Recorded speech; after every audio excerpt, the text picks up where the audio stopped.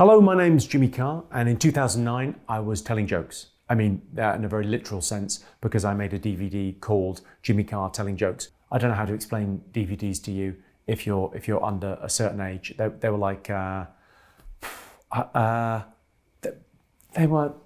they were more trouble than they're worth. Now you can watch it for free. Just enjoy yourselves.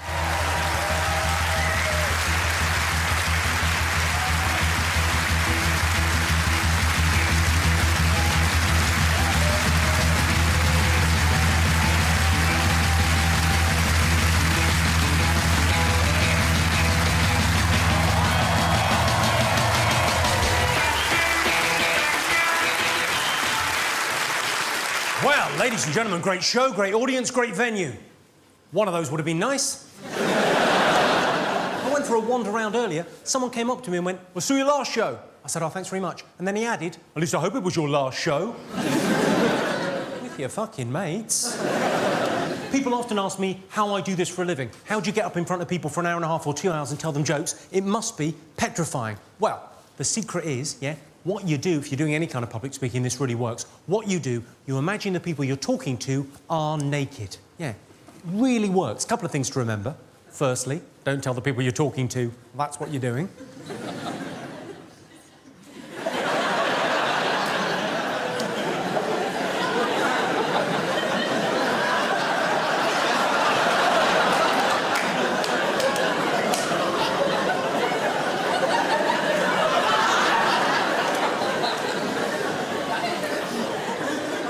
Because that could be a little bit creepy. And secondly, it doesn't work as well if you work in a primary school.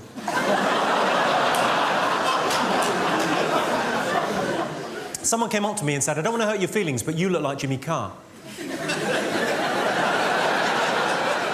How am I supposed to not take that personally? That's my face. That's all I've got to work with. I realise I've got quite a broad face. I've got quite good girth on my face. And girth is not a term traditionally associated with an attractive face. You know those things you get by the seaside? The big cardboard cutout thing by the seaside? Big, fat, jolly man in an all-in-one red and white striped suit running down Skegness Beach. You know the one? And they cut the face out so you can stick your head through, take a hilarious holiday photo. Well, when I stick my head through one of those, it just looks right. I look like a Down syndrome Roger Federer.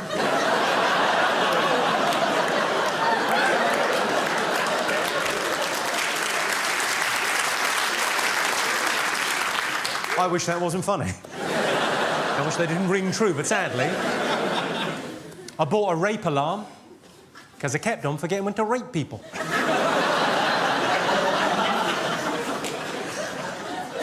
They're bloody marvellous. I was going to tell you a little bit about behind the scenes. Not behind the scenes here at the Bloomsbury Theatre, because there's fuck all going on back there.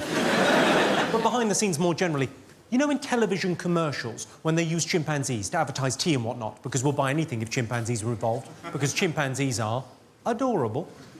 Well, what they do when they're filming a commercial with chimpanzees is they give the chimpanzees peanut butter, and the peanut butter sticks to the roof of the mouth of the chimpanzee, makes the chimpanzee go... because they're not used to the peanut. They quite like it, but they're not used to it, so it makes them go... makes it look as if the chimpanzee is talking. Well, that's also how they make Hollyoaks.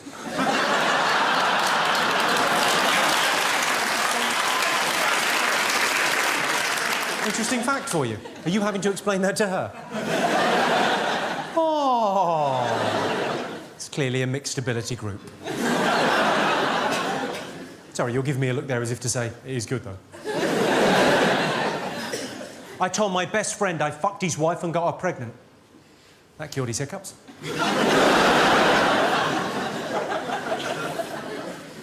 I'm in a long-term relationship. Who else here is in a long-term relationship? Give us a shout. Oh, loads of you. You sound thrilled. I've been with the same girl for 8 years and we're very happy together, but how's this for mental? She still gets annoyed if I use her toothbrush. That's mental, isn't it, when you consider how intimate we've been over those 8 years? And if you can tell me a better way to get dog shit out trainers... I'd love to fucking hear about it, because there's nothing finer. Dog excrement can blind a child. But it's much easier just to use a finger. If you really want to be sure, smear dog shit all over both fingers. From the shoulder, jab. There are a lot of obese children in Britain today, but focus on the positive. The pensions crisis is over. Come on, those tubby little fucks are going to see 40. Never mind 65. There's quite a lot of young people in. If you're young and your parents are getting divorced, it can be a very difficult time. But remember, it's not your fault. Your mum's a slag.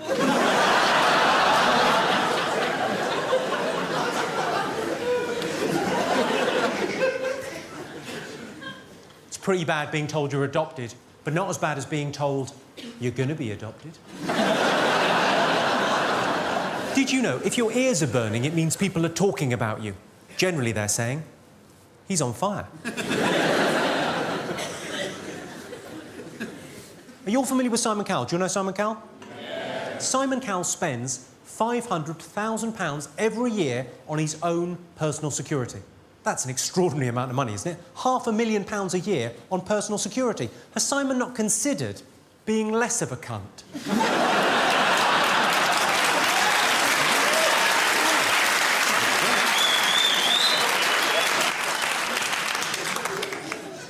What happened there?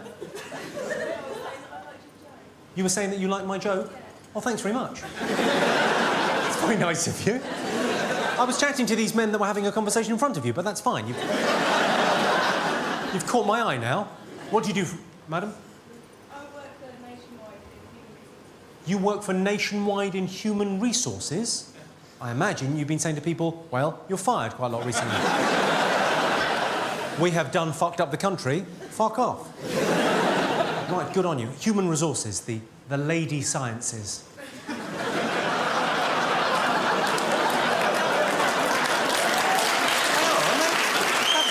are.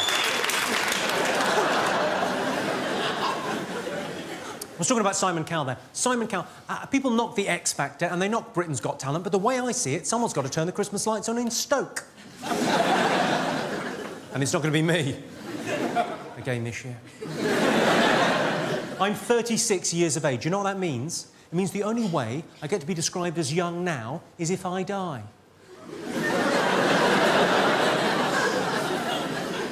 I think you know you're getting old. I was watching porn last week. I found myself thinking, that bed looks comfy. The worst thing about being told you've got Alzheimer's is it doesn't just happen the once. And I'll be telling that joke again later on, if I remember. Of course, a lot of people try and fight the ageing process. A lot of people use anti-wrinkle cream. Does anyone here use anti-wrinkle cream? Yeah. A few of you. Is that a fella up there? You know they're meant to be wrinkly.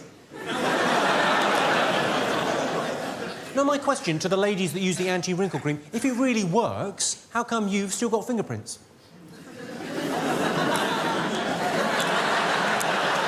Yeah, that's right, I made you look a fool. I saw a thing on the cover of Elle magazine. You're all familiar with Elle magazine for the ladies. It said on the cover, what to buy and how to wear it. Buy a dress and zip it up, you fucking moron. What kind of idiots are reading Elle magazine? Who's standing in a newsagent naked thinking, help? A lot of women worry about one breast being smaller than the other. But focus on the positive. One of them is bigger.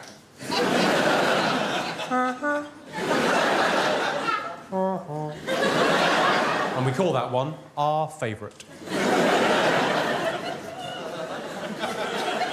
This is interesting. There's an evolutionary reason why men love breasts.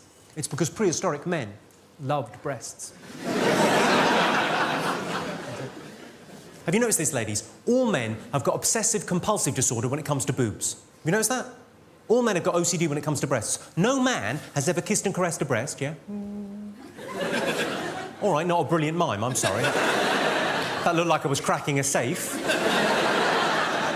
whilst trying to get the temperature right in a hotel shower. Pretty multitasking. Turn on the taps, test the water. That's how I remember it. That's very much foreplay for beginners. Not ready yet.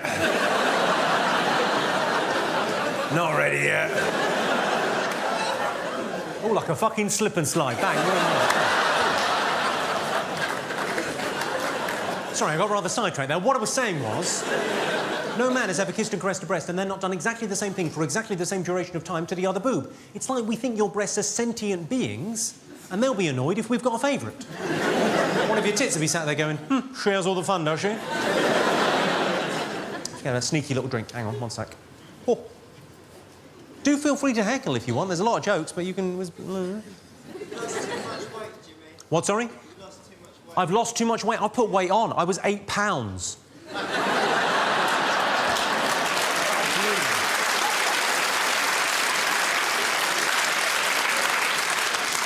I don't know what's the matter with me. Also, if we're going to sort of be, I don't know, maybe concerned about others' personal appearances... maybe the man that looks like a microphone... shouldn't be talking. What do you do for a living? So you look as if you should be a drummer in a band. I am in a band. You are in a band. Of course you're in a band. Of course. There's no other excuse for that. Not that a lot of people don't like my hair. A lot of people think I wear a wig. Or it's a comb-over or something. I haven't got a comb-over. Well, not there.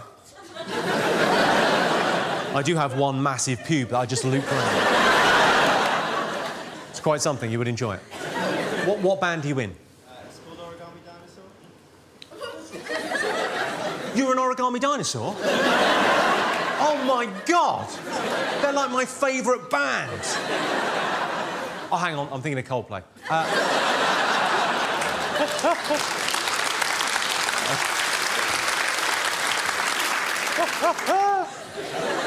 We'll check in again with Origami Dinosaur later. Mortgages.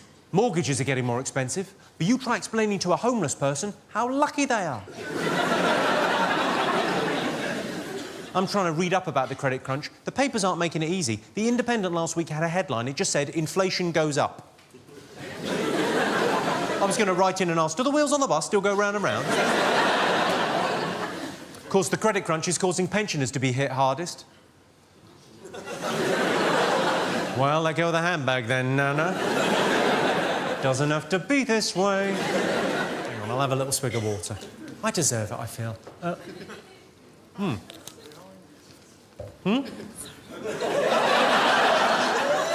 Well, thanks very much for that, ladies and gentlemen. That could have been a fucking terrorist. She could be here to get... This could be Serin Gas. She's... I don't even know who the fuck that is. She's got a nice arse.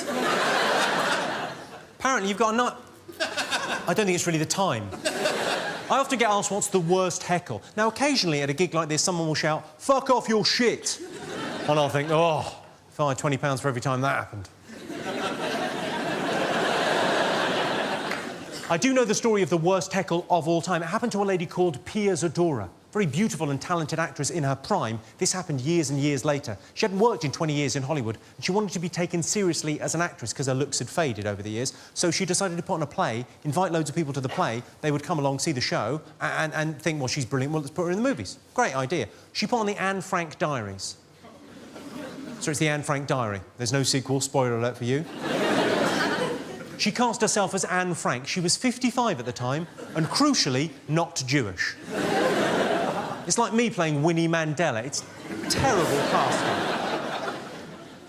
So the play was meant to run for 6 weeks, and she was going to invite all the Los Angeles kind of glitterati down to see the performance and make a big deal of it. It ran for 2 nights. Because on the second night, 40 minutes in, someone from the back shouted, "She's in the attic!"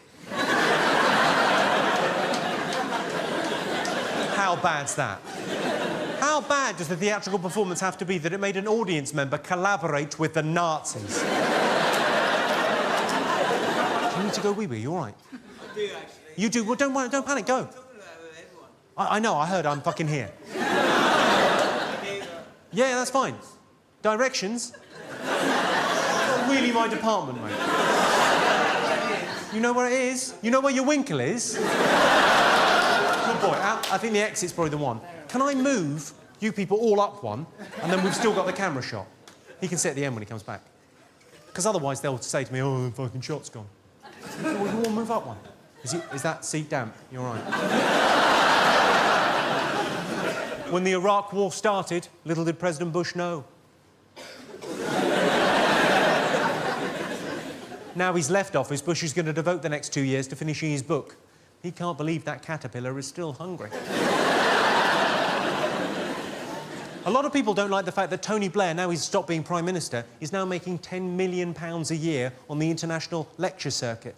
I don't mind, I think it's fair enough. You know, he's got mouths to feed, one of which is enormous. What did you guys make of Barack Obama getting in? What do you think? Pretty good day, wasn't it? Yeah. I watched it all day on the news, that inauguration. 2 million people turning up in Washington to see history being made. And all the pundits were queuing up to describe Barack Obama. And they all said the same thing. They all described Barack Obama as being like a cross between JFK and Martin Luther King. I thought, yeah, we get it. He's going to get shot. You might as well call him the new Jill Dando. What did you make of Hillary Clinton? Because she came that close, didn't she? She was that close to the biggest job in the world, President of the United States of America. Yeah, she's been an inspiration to women all over the world. She's shown women everywhere that there are limits. Back in your box. Thank God you're back.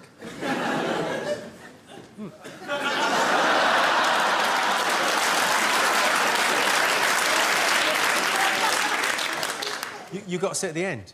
No. No, you've got to sit at the end. We moved them all along so we had the camera shot. Mongo, don't try and pick a fight. Just sit down there in the empty seat. Don't pick on him, he's clearly very ill.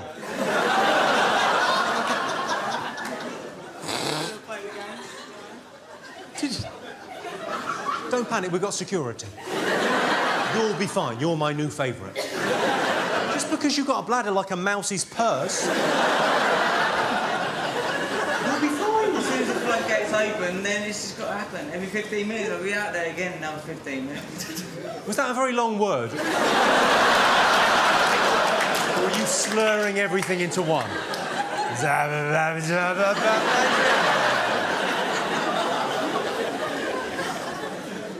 You can now buy a baby monitor with a range of 1 mile.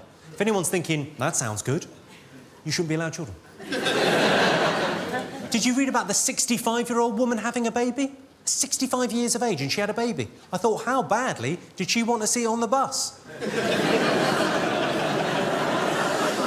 Did you all see the story about the man having a baby? That was the headline around the world. Man has a baby.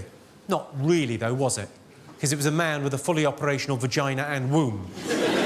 So, womb man has a baby. Womb man sounds a bit clunky. What could we shorten that to? Oh, I know. Woman. The headline should have been incredibly ugly woman has a baby. And that happens all the time. That's what beer is for. He was interviewed, this guy Thomas Beattie was interviewed. He said, just because I don't have a penis doesn't make me any less of a man. That's exactly what it means. You are precisely 8.5 inches less of a man.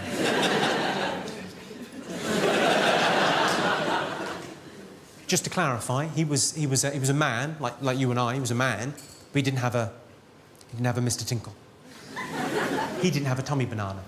But he was a man, so he had a man fanny, a manny, a mange, a mash, a manhole, a munt. Can be a bit depressing being a single man, can be a bit of a ball ache. I've got an inspirational story, this will cheer you up. Concerns my friend Emily. She's beautiful. Who the fucking hell is he? I tell you what, video piracy is becoming a real fucking problem.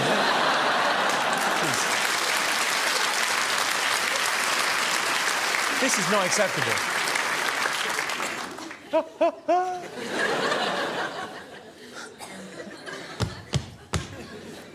Good. OK. I get asked this from time to time by broadsheet newspapers. Proper journalists ask, what celebrity would you most like to have sex with? Well, Angelina Jolie. I would love to have a go about... Oh, sorry, Angelina Jolie. I got excited about it, I'm sorry. What celebrity would I most like to have sex with? Oh, I've lost the ability to speak. That'll come in handy. Is there a growth on my face? What? Hello. How are you? You all right? How are we doing for time? You all right? Okay. Oh, do you not have one of these? What, seriously, you don't have one of these? You should get one. You just...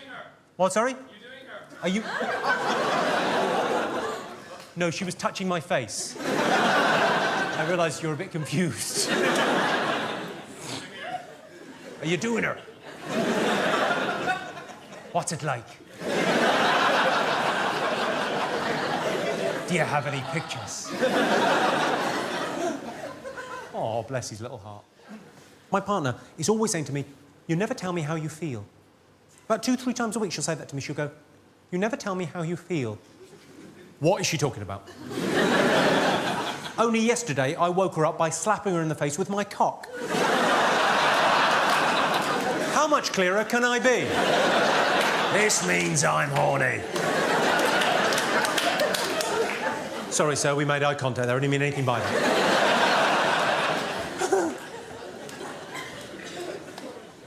I was by the seaside recently, and I was thinking about rising sea levels. And this guy next to me was throwing stones into the water. I thought, that's not helping. If anything, you're making matters worse. Any Welsh people in? Any Welsh? Yeah. Oh, it's quite a few. Well, we seem to have contained the problem. I'm loving the Welsh. I like the Welsh language. And I like the Welsh language because it was clearly invented by a dad losing at Scrabble. That's clearly what's happened there. That's not a word. It starts with 3 L's. It is a bloody word. Well, how's it pronounced?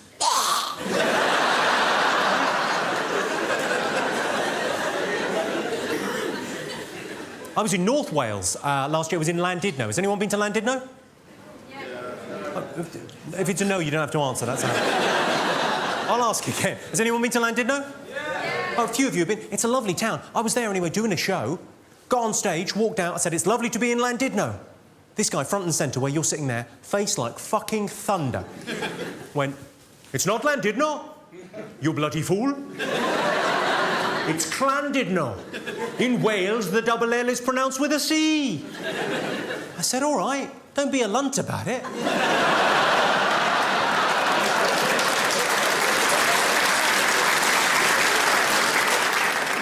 Well, ladies and gentlemen, this is what I do for a living. I think of little jokes in my head, and then I tell them to you so that you'll like me. It sounds a bit tragic when I say, "What was that? It's not working?" Well, you can fuck off. This is as good as it ever fucking goes. I don't come to your work and knock the sailors' cocks out your mouth, do I? Where are you? It's not working, man. Give us a wave. What do you do, sir? You do telecoms. What do you do? Do you... I do you. I do you telephone. What, sorry? You build them networks. Ironically, you work in communications and can hardly string a fucking sentence together. Jesus. Well, broadly speaking, as I say, this is what I do for a living. Sometimes it doesn't quite work out, because sometimes I'll have an idea for a joke, and then I'll sort of look at it in the morning and go, you know, if I've scribbled it down on a bit of paper at 4 in the morning, I'll look at it in the morning and go, well, it's sort of half a joke, but it's not the funny half. Sort of a bit more, you know, challenging. It's a bit more esoteric and oblique. Means difficult to understand. Make an effort, Mongo. So I thought we might go through some of these, right? I've got visual aids.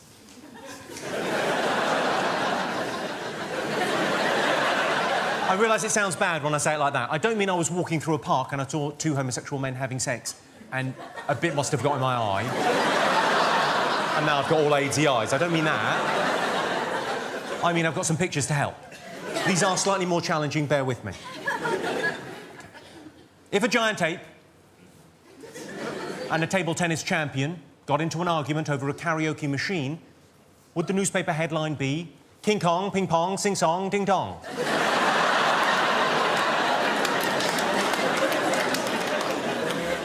I'm writing a diet book. It's called Put That Down, Fatty. Pedophilia is wrong. It's paedophilia. Of course, the main cause of paedophilia, good-looking kids.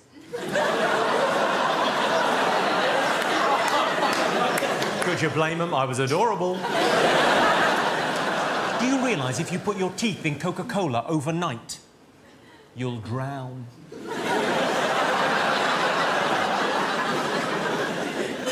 People actually believe Neil Armstrong was the first man on the moon.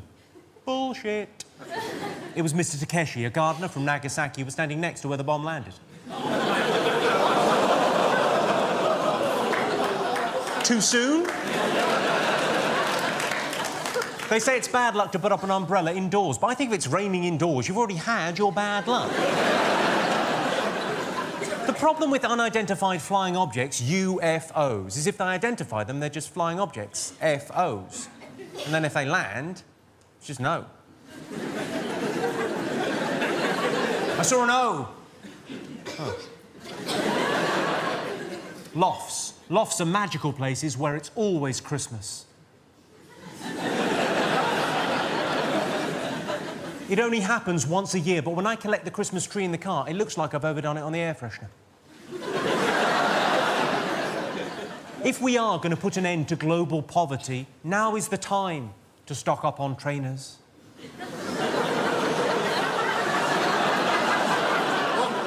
I'm joking. We're not going to put an end to global poverty. They now make non-alcoholic cider. Now, correct me if I'm wrong, that's apple juice. 1 in 3 Scottish women is clinically obese, as are the other 2. When you think about it, a bowls club full of pensioners is like an upside-down graveyard. If ever I'm in a cemetery, I like to think that's what's going on underneath. Whenever I talk to an old person, I always think, what a privilege. But they never thank me. Of course, talking to an old person is like having access to living history, which is a lot like normal history, but reeks of piss. There is a law that states pregnant women can urinate anywhere they want. Brilliant news. I think my nana might be pregnant. The big shopping centre near us is called Lakeside, and my girlfriend said the other day, Lakeside is so crowded, no one goes there anymore. We were in the car. She said, where would we be without sat-nav? I was looking after a friend's cat while my friends went on holiday, and I was worried about overfeeding the cat, so I asked her about it because I thought, well, she'll know about that sort of thing. Here's what she said. She said, don't worry, cats aren't pigs like dogs. What the fuck does that mean? Cats aren't pigs like dogs. Good, well, that's really clarifying this. I used to have table football in the house. We had foosball in the front room of the house. It was brilliant. Then she moved in. She hated it. She said it was too blokey. So what I did was I filled the table football up with water, and now we play synchronised swimming.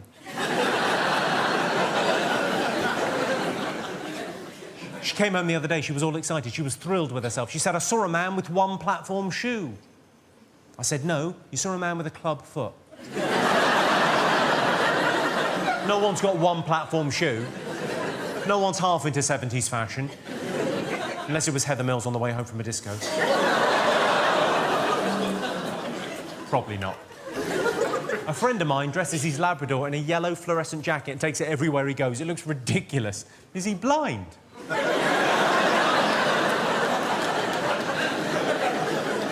Don't worry, he's never going to see the show. Why do deaf people watch TV so late at night? Is it because they always sleep through the alarm? I'm not sure if it counts as incest, but I'm pretty sure when I was growing up, my dad was fucking my mum.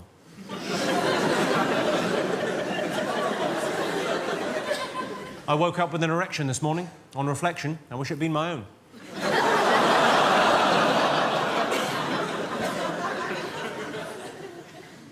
Saw a headline in the paper. It said, homeless shelter burns down. I thought, well, what are they now? Homelesser? No, they were trapped inside. They were all dead.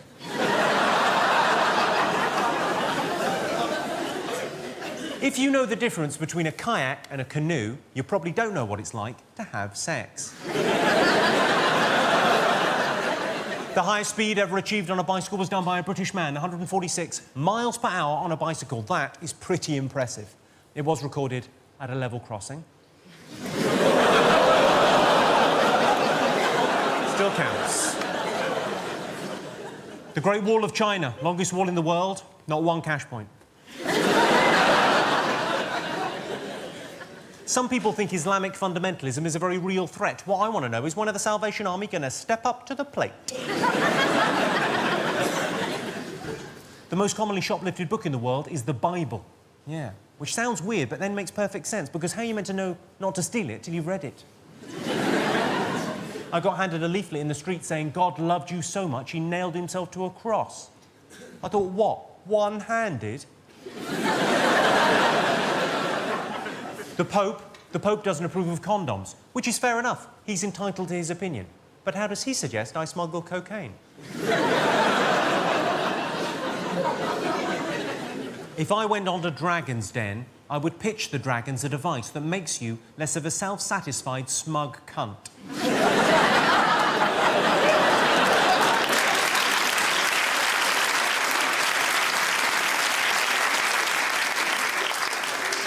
I've discovered there's a big difference between having something engraved for someone and having something of theirs keyed.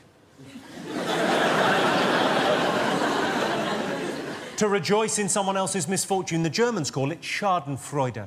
We call it you've been framed.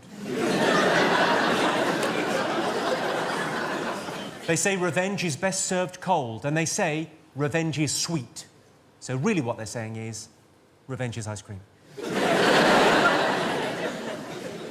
I think it goes without saying.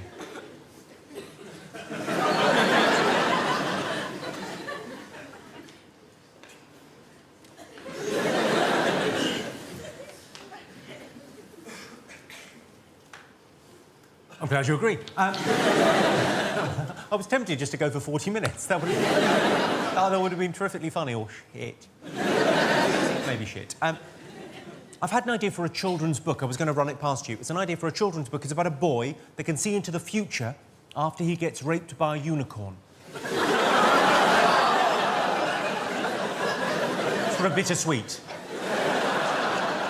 We don't have an ensuite bathroom, but we do have plastic sheets. If anything, it's more convenient.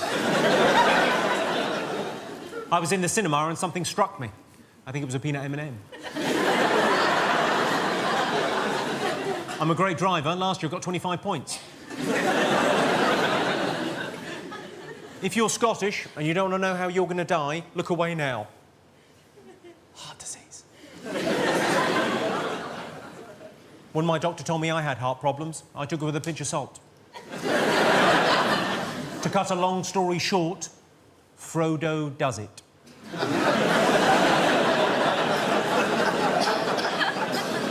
What we've just done, ladies and gentlemen, somewhere in the region of 60 jokes in 10 minutes. That's quite a lot of jokes per minute. That represents value for money during the credit crunch, I believe. Well done, me. What I've been trying to do is write the shortest joke possible so I can pack even more jokes into the show. So last year in the show, I had a 4-word joke. It's only 4 words long, but it's a proper joke. Yeah. Venison's dear, isn't it? It's only 4 words. That doesn't fuck about. It gets straight to the point. So this year, I thought, well, I'll go one louder. I'll attempt a 3-word joke. So for your delight and delectation, stationery store moves. Clearly not impressive enough. I will now attempt a 2-word joke. Dwarf shortage.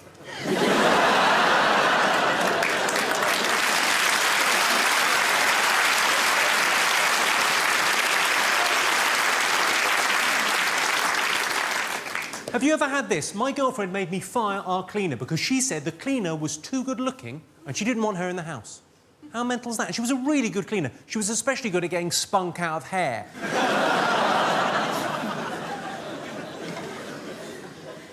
Did you know every day nearly 4,000 serious sexual assaults occur in my mind? In America, in Oklahoma, where that fertilizer bomb went off, they've now got a garden of remembrance. And it has come up a treat. So every cloud. These kids in American high schools, I'm sure you've read about them, 14, 15, 16 years of age, they go into their high school with automatic weapons and handguns, they go apeshit. They shoot 20 or 30 of their fellow pupils before turning one of the guns on themselves. What is their fucking problem? Do they not know where the staff room is? They could be heroes! There's two ways to stop bullying. As I see it, ladies and gentlemen, there are two ways to stop bullying. Firstly, you can stop the bullies. Well, that's been tried. Secondly, you can stop the kids that are being bullied from being such faggy dicks. And really, the best way to do that is bullying. My what, sorry? Were you bullied at school, sir? Was I bullied at school? No.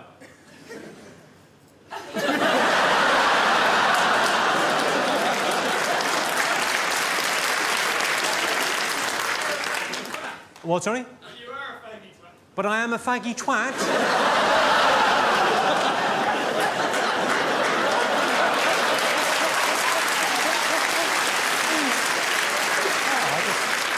We're all having fun. I'll just open this can of whoop-ass. Pop that there. You're remarkably confident for a man in some sort of hooded top. What do you do for a living, sir? Do you mind me asking? I'm a student. You're a student. What are you studying? Still in secondary school in Ireland. You're still in secondary school in Ireland? And what do you want to be when you grow up?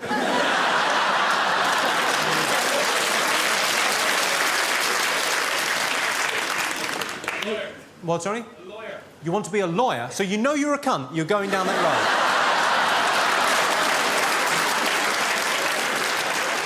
road. And who are you here with this evening? I'm alone. You're alone? So far we know you're alone and you're a bit of a cunt.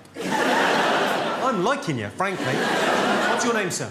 Chris. Chris. Hey, Chris. You all right? And have you just come over for the show, or have you come over for the weekend? Just come over for the show. Well, God bless you, Chris. Feel free to join in any time you want. The more aggressive, the better, frankly. I quite like it.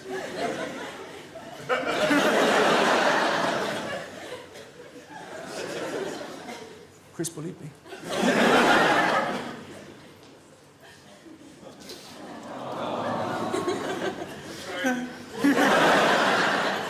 Yes, you will be. If you're being bullied because you've got a speech impediment, maybe you're from the Republic of Ireland. Now, if you're being bullied because you've got a speech impediment, there are people you can talk to. But it will take fucking ages. And they may giggle a bit. I had a friend, she had a speech impediment. It was quite a severe sort of lispy thing. She was bullied so mercilessly at her job that she left. She's moved down to the coast now to work in the tourism industry. She sells seashells by the seashore. She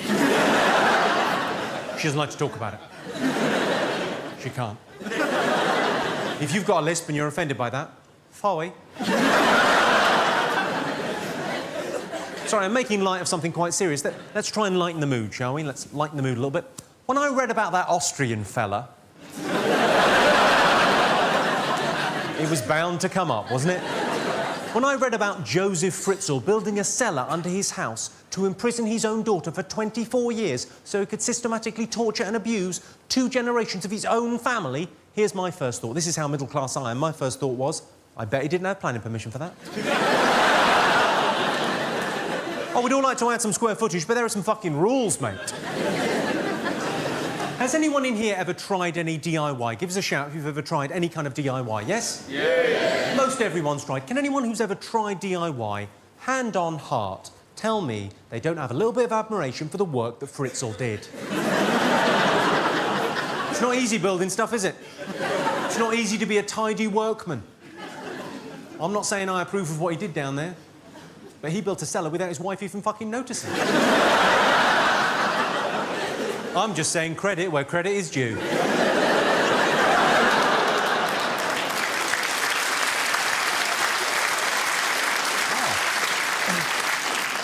A round of applause for a Fritzl joke.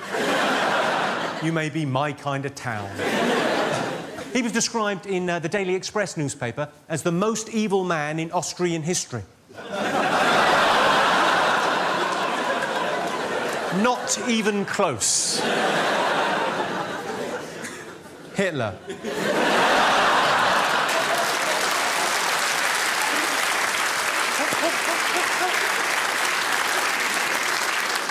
Exam standards are coming down in this country.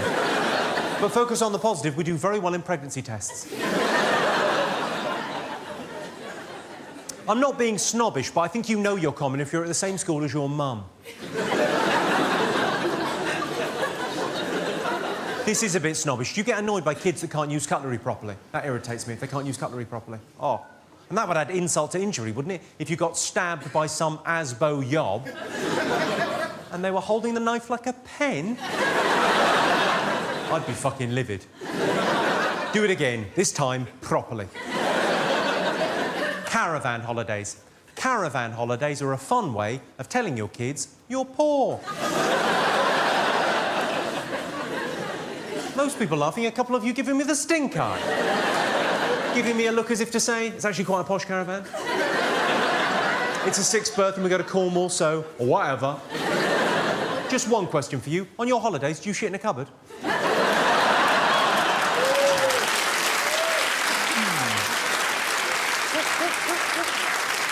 You just about cracked a smile, but it really took some effort. What's your name, madam? What's your name? It's not the telly. I can see you.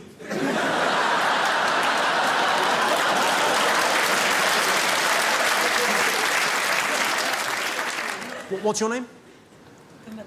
Camilla. And what do you do, Camilla? I suppose it depends on the guy.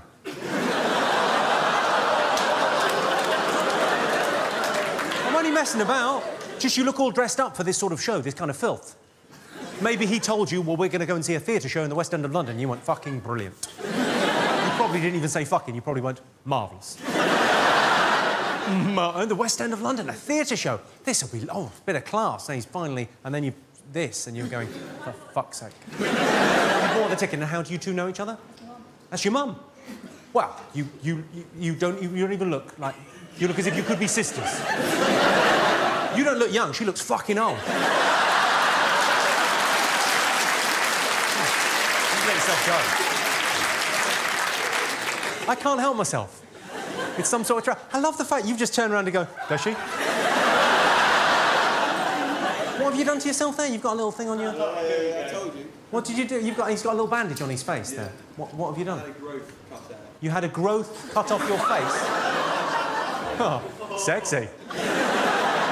Wow. It'll look better after. No, I like the little thing. It's very, very macho. You could make up a better story than that, I feel. There's got to be a better story than I had a growth. I had a black eye a while back. I had a black eye because I was playing tennis. I got a tennis ball in the face, so I got a black eye. Obviously, that's a shit story. So what I said to people initially was, you should see the other bloke. Fun for about half an hour. Then I hit upon this. People said, what happened to your eye? I go, you should see my wife.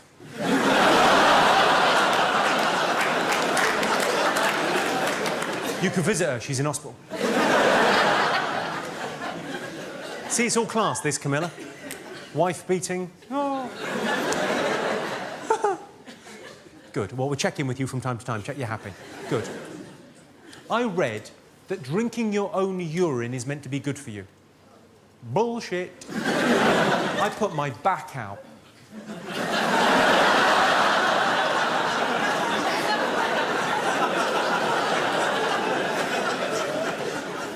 Just a little tip for you, if you ever find yourself in front of 500 people you don't know that well, miming drinking piss out your own cock, make it a double-hander.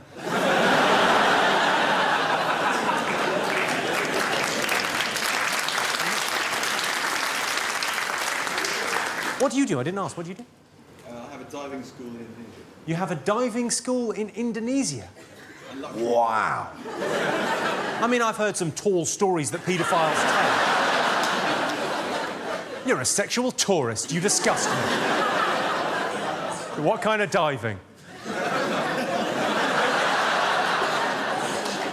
That sounds fucking great. Cool. Well done, you.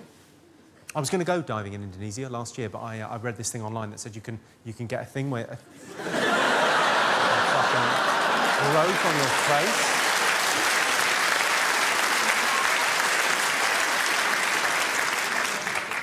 Tiny little things irritate me in life. I don't know if you get this, but really quite trivial things annoy me. You know when you go into a fish and chip shop, let's say on a Friday, right? And the guy in an all too chirpy voice, it's the chirpiness that gets me, goes, as you walk in, he goes, chips will be 5 minutes.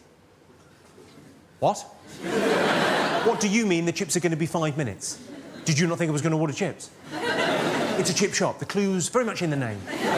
This is the one scenario you really should have been prepared for. It's like when you go into a Greggs or any high street bakery. Go into any high street bakery at 4 o'clock in the afternoon and they will say, in the same voice, wherever you go in the country, they'll go, "We've run out of rolls."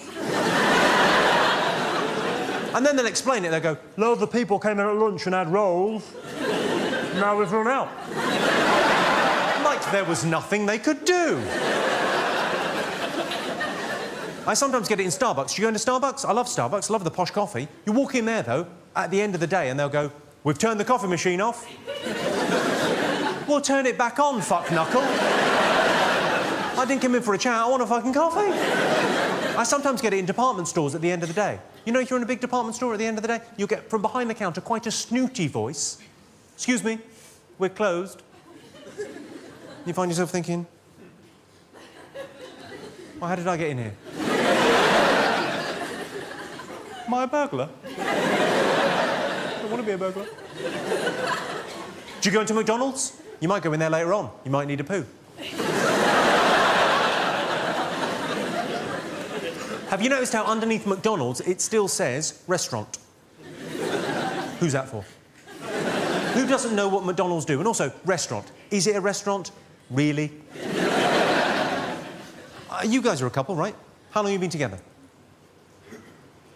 A year and a bit. OK, so long-term relationship, a year and a bit, you've been together. How annoyed would you be, madam, on a scale between 1 and fucking very, if next Valentine's he said to you, yeah, I booked a restaurant, yeah. Yeah, I spoke to the maitre d'. Yeah. Ronald, I think his name was. He was either the maitre d' or a 5-star general, because he had the whole bit, aren't he? I've organised a table for 2 and he recommends the filet-o-fish. You'd fucking kill him, wouldn't you? And who doesn't know what McDonald's do at this stage? You'd have to have been living underground for 25 fucking years.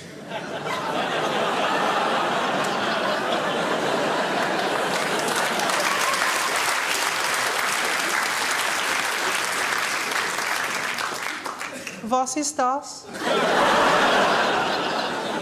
Hamburger. Schnitzel. Schnitzel for the fritzer.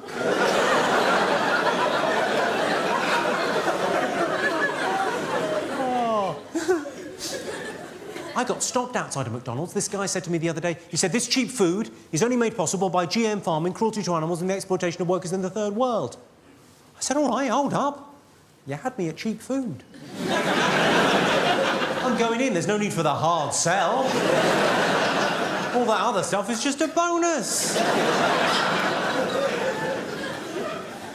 Do you get this? Do you get the super patronising warning from the waiter about the hot plate? Do you get that when you go out for a meal?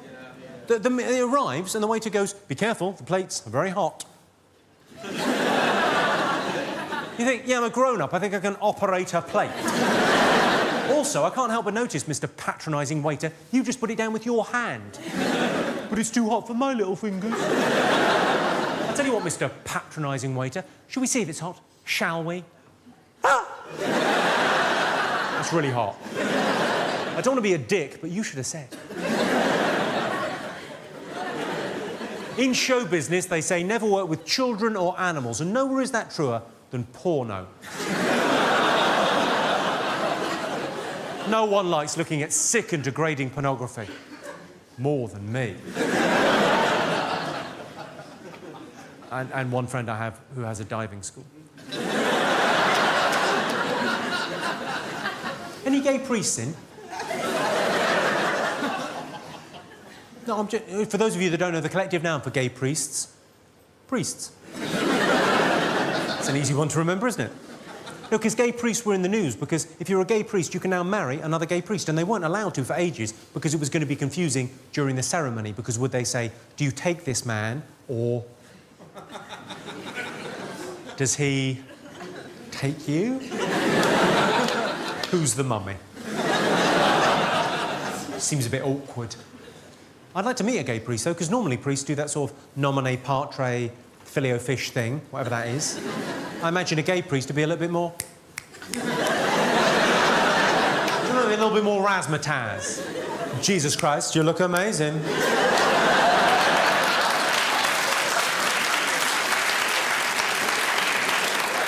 Yeah, I'm going to kneel down before you. What? Come on. Jesus was definitely a fag. What, he hung out with 12 sailors? Fishermen, whatever. I'm going away, we're having a dinner, no girls.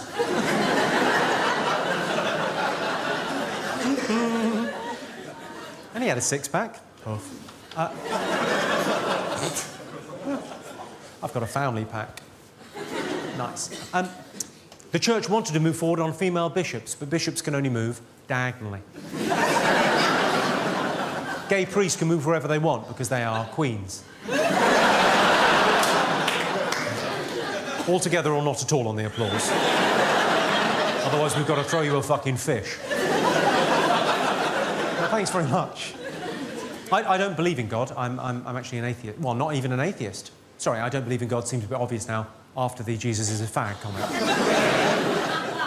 But I don't believe in God. I'm not even an atheist. I'm what you might call an anti-theist. I think religion is a bad idea. I think it's a tool used by the powers that be to control the weak-minded in our society. But you can't pull that on a form, so I just write Church of England. I'm actually a lapsed Catholic. Any Catholics in? Oh, quite a few over there, yeah. I'm a lapsed Catholic. I knew my days were over in the Catholic Church when I found myself at communion thinking, I like the wine, I'm loving the wafer. Any chance of a bit of cheese? Don't get me wrong, though, I still respect the Pope. I like to think of the Pope as king of the pedos. He's the best one. He's the ringleader. He's Gary Glitter's boss.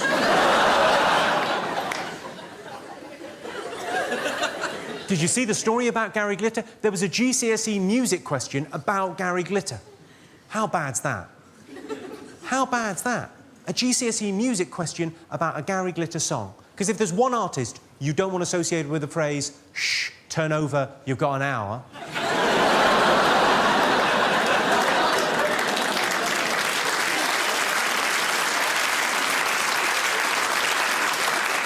I should probably leave Glitter alone. He just wants to settle down and have kids. Well, I thought we might have some questions from you, the audience, but I often get asked the same things by audiences around the country, so I've prepared some frequently asked questions to go through first.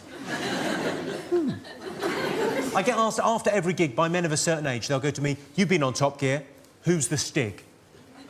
Do you want to know? Yeah. It's the girl from the Zavirax ads.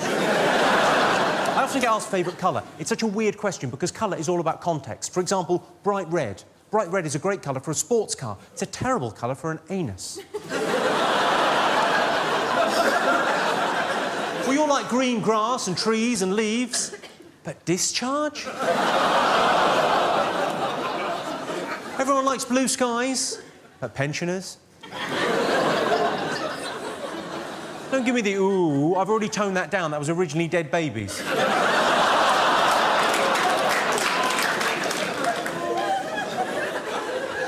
Someone asked me recently, any grooming tips?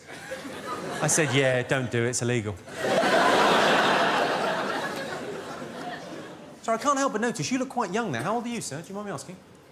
You're what, sorry? 13. You're 13? And you're... Did you understand that grooming joke? Just, I could explain it to you backstage after.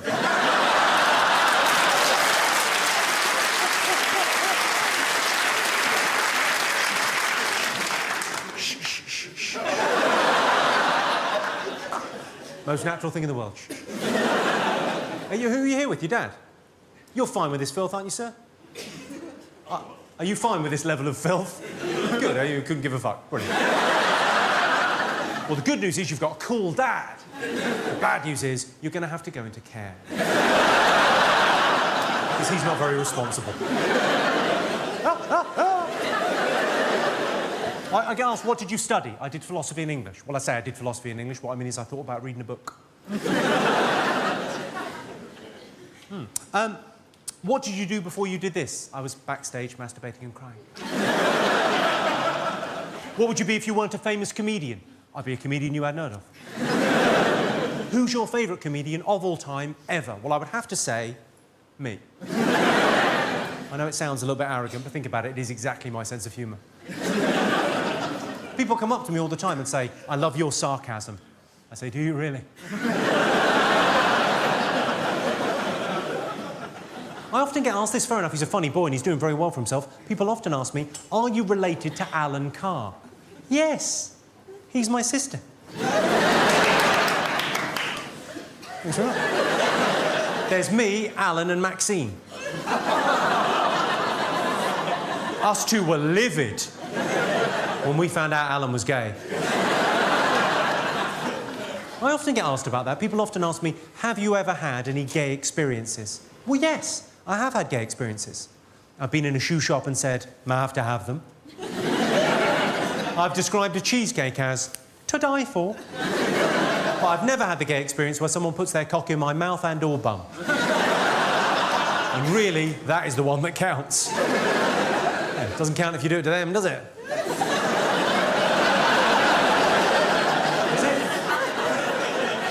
I thought it wasn't gay if you didn't push back.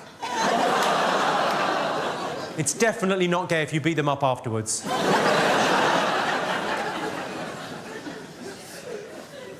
I often get asked this, what celebrity would you most like to sleep with? Angelina Jolie. I'd love to have a go on that. She's an attractive woman, isn't she? I had a dream about her a couple of weeks ago. I'm not saying it was sexy. I had to get the sheets off with a toffee hammer.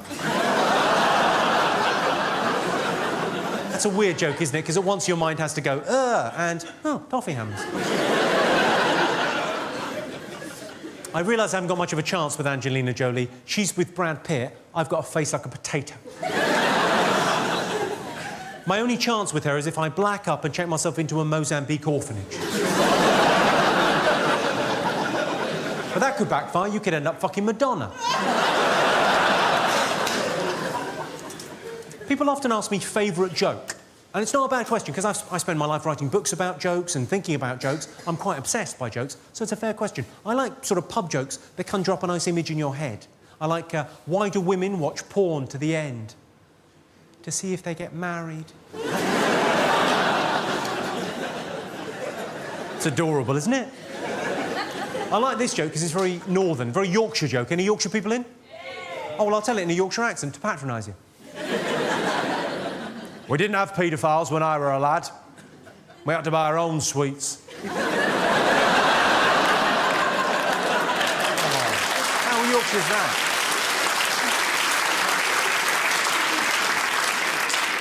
I got told this one, just a pub joke. I got told it a couple of months ago just by a friend, and it just really tickled me. He said, what's the difference between jam and marmalade? I said, I don't know the difference between jam and marmalade. You'll have to tell me. He said, you can't marmalade your cock up a bird's arse.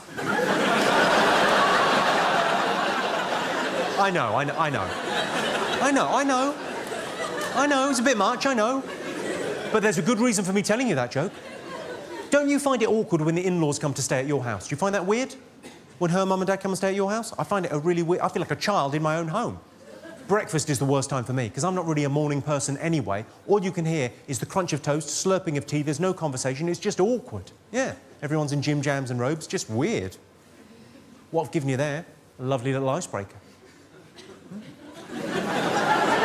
Because when her dad says, could you pass the jam? Here's one for you. No, don't cry, because you can jam your... Has anyone got any questions this evening? Anything you'd like to know? Jimmy? Yes. If you weren't a comedian, say, like, If I wasn't a comedian... if you couldn't be a comedian... If I couldn't be a comedian, many people would say I can't be. There is a school of thought that says, what the fuck is he doing? But go on, if I couldn't be a comedian... What would you do for a living? What would you like to do? The same as you, I would dress up as Amelie.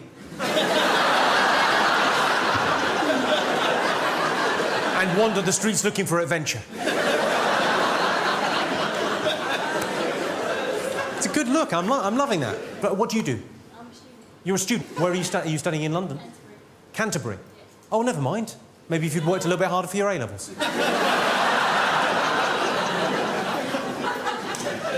Canterbury University. You say Canterbury, but what I hear is clearing. Yeah, there's no shame in that. That's fine. Any other thoughts? Oh, go on. You've got one. What's the best thing? The time we fucked.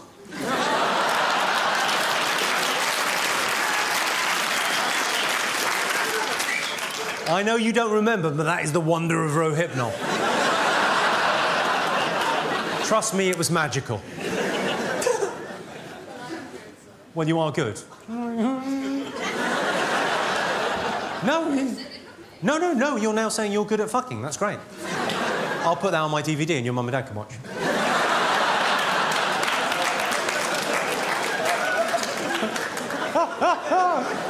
The man next to you, incidentally, is sort of going...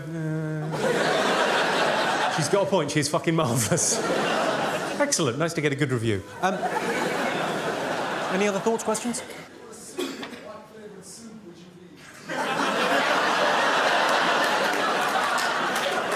He said, if you were a soup, what flavoured soup would you be?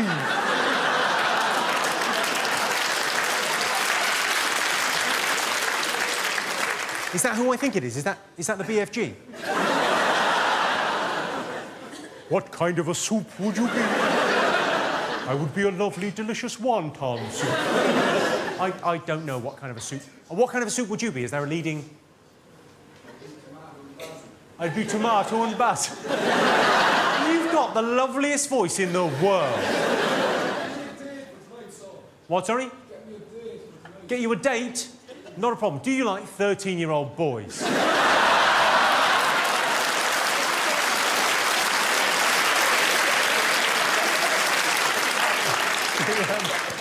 Sorry, mate. We're all having a laugh. You're going, is that going to happen? I don't know. You're fine. You're golden. And what's your name, sir? Stephen. Steve. What do you do, Steve? I'm a dentist. And I like soup. You're never going to chip a tooth on soup. Said the BFG. You're wasted. You should be doing voiceovers. It's lovely. I'm going to date with you. There is a large titted slag that will fuck you. That's fair, isn't it? That's okay. It's lovely, isn't it? She's pretty hot. She's all right. I don't know if you can see her. Can you see her there, Steve? She's all right. Could she stand up? I don't think she could because you'll topple forward. Would you like to have a go on that?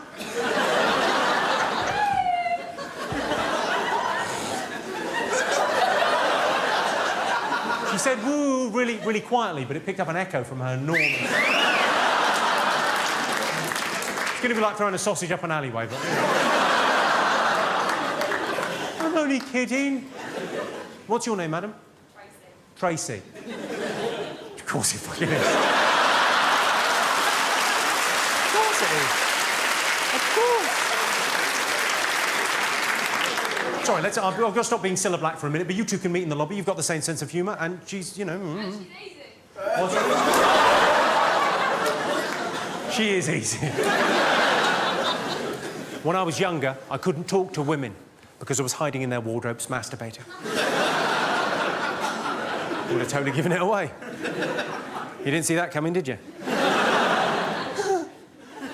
Oh, I've written a rom-com. I wanted to tell you about this. I've written a romantic comedy. It's about a guy and a girl. Classic. Yeah? Initially, they hate each other. Classic. But they end up in bed together. Classic. It's called The Rapist.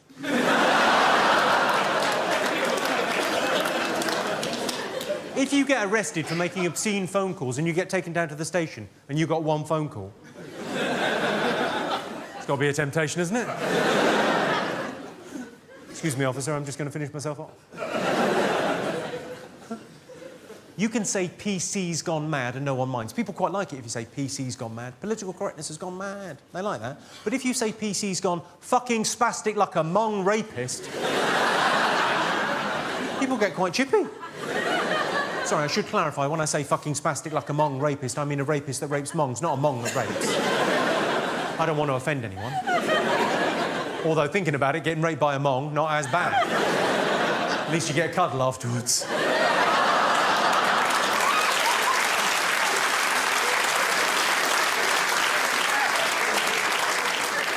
Although, good luck in the police lineup. They all look a bit samey. Swings and roundabouts are what they like. While we're on the subject of Down syndrome, and that's not a line you hear enough, but while we're on the subject of Down syndrome, don't they have enough to worry about without the haircut? What sadistic barber is thinking this fella's not getting bullied enough? What about a bowl cut? Last July, I was in Regent's Park, just hanging out with a couple of friends on a beautiful summer's day. I saw a Muslim woman in full kit. Well, it's not called kit. Hijab, burqa, yashmak, the full thing, yeah? Rollerblading. It looked amazing. Because it was such a hot day, it looked like someone's shadow had got up and fucked her.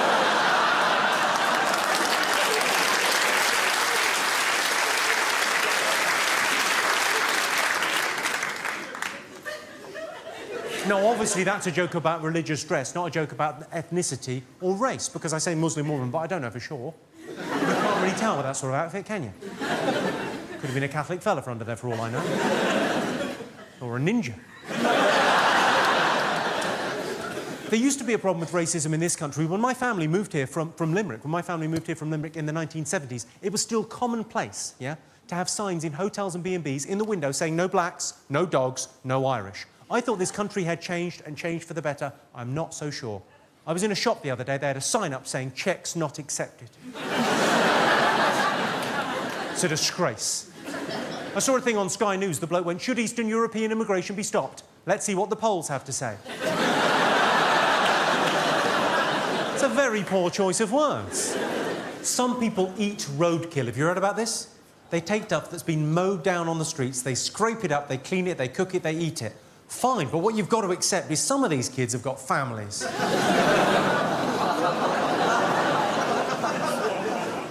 I got a couple of speeding tickets last year. I've got to be super careful now. I've got 6 points on my licence, so I've got this special device. Some of you have probably got it too. It sits on the dashboard, tells you if there's a speed camera in the street, makes a beeping noise. Goes beep, beep, beep, to warn you if there's a speed camera. Also makes a noise if there's a child in the road. It goes ba-dum, ba-dum.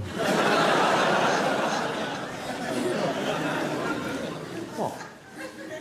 Last week I ran over a kid carrying a cymbal. Ba-dum-ch.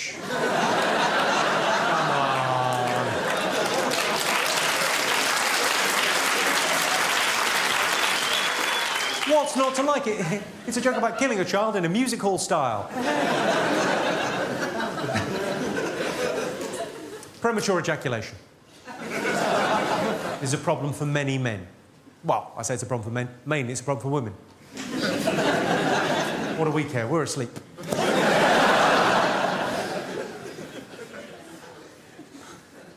You can now get practically invisible spray-on condoms, which have been designed specifically for gullible women.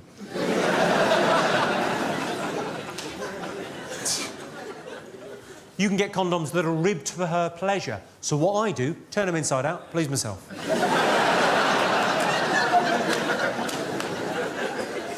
Oh, you're probably wondering why I've asked you here this evening. I wanted to talk to you about relationships and sex and love, and I wanted to give you some advice, yeah? Because it is nice to talk about that sort of thing, and everyone can relate to it, because you're either in a happy relationship, yeah? Or you want to get into a happy relationship, yeah? Or maybe you're comfort eating and living with too many cats. Or happily single, as you call it. So I was going to give you some advice about relationships and, you know, that sort of thing. I thought we might talk to the single men first. Who are the single men? Give us a shout. Yeah. said the single men. Yeah, that's probably why you're single. OK, if you're on a date with a woman, do tell her you've got feelings for her. Don't tell her it's an erection. Do walk her home. Don't follow her home. Do surprise her. Don't wear a balaclava. Do offer to pay for dinner. Don't offer to pay for anything else. Unless it's Tracy, in which case a bag of chips will get you laid. Hey, Tracy. It's a good indicator that a woman fancies you if when you're talking to her, she touches her hair.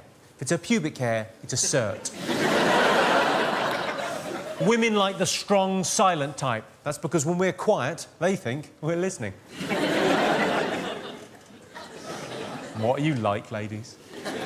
Can be a bit depressing being a single man, can be a bit of a ball ache. I've got an inspirational story, this will cheer you up. Concerns my friend Emily. She's beautiful, she's intelligent, and she's funny. She's a triple threat. She's on a date with a guy about 2 months ago. They're having dinner across from each other. Main course arrives, lasagna as it happens, OK?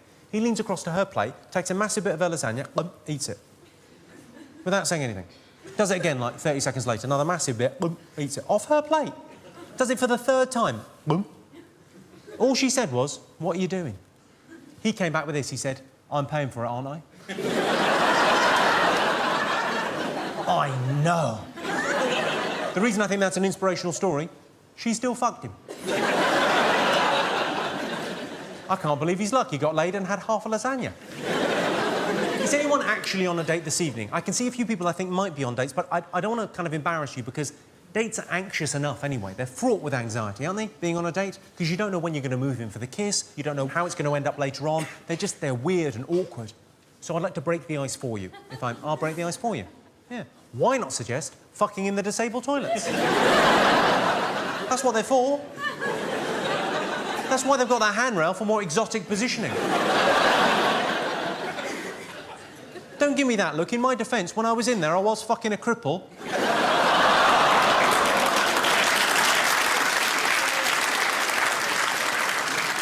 And I'm 90% sure it was consensual.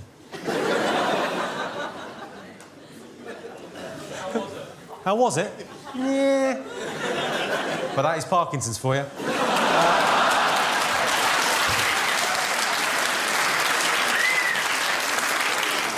I think clapping a Parkinson's joke is in poor taste, ladies and gentlemen.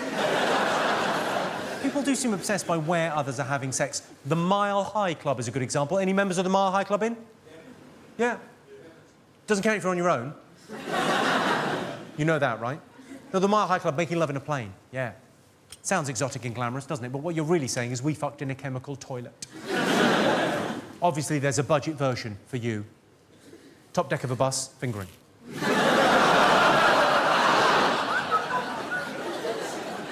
Are you paying attention? That's all in the wrist. Don't go in with that hand, you're a fool to yourself. You put your shoulder out, keep that hand free for ticketing.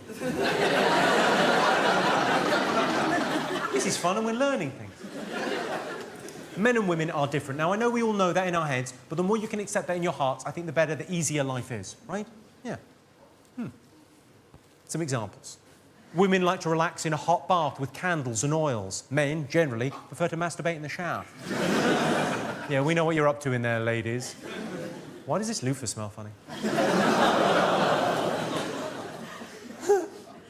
Some advice for the ladies. I had a woman come up to me after the show a couple of weeks ago. She said, "I think you're very sexist." I said, "I think you find it's pronounced sexy." Run along, grown-ups talking. Ladies, if a man says he likes foreign films, porn.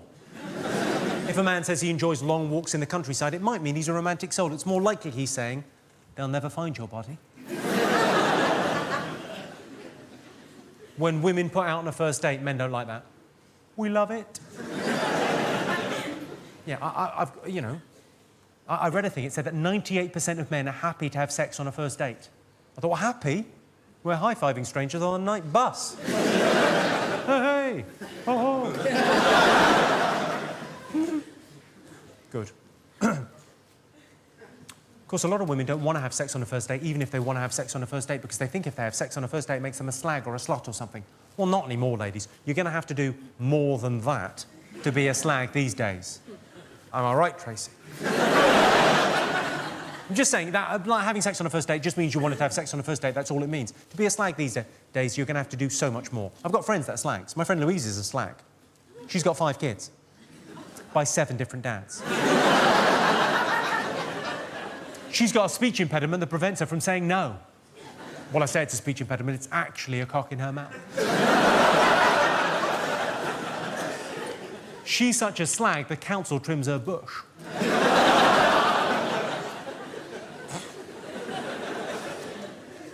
I've got a question. I've got a question for the men.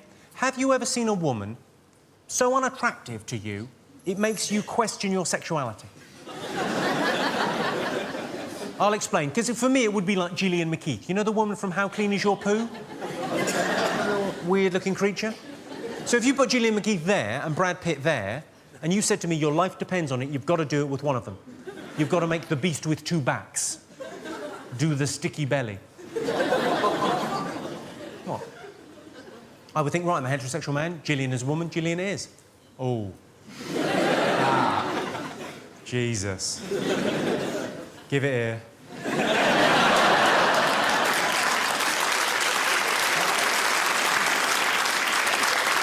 Is that bad? Does that make me half rice, half chips? I was right. You were right. Well, OK, let me give you a moral dilemma. What's your name? I didn't get your name, Ali. Marcus. OK. Moral dilemma for you. All right. Anne Widdecombe.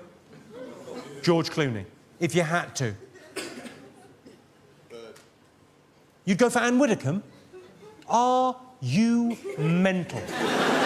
She's got a face like a bulldog licking the piss off a nettle. And she's a hell of a size. You're a slip of a lad. She'd fuck you in half. And that is only where your problems begin, because I imagine her peachy pouch, her Lala, her Fufu, her Wendy, her special lady garden, call it what you will, I bet it looks like a badger that's been hit with a shotgun.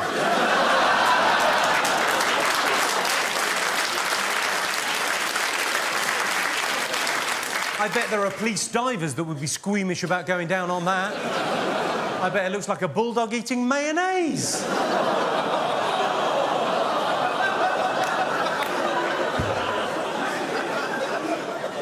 I bet George Clooney's got the prettiest cock you've ever seen. Why don't you just spit roast her? You're suggesting I double team Anne Widdecombe with George Clooney. Now that is a celebrity sex tape that would sell.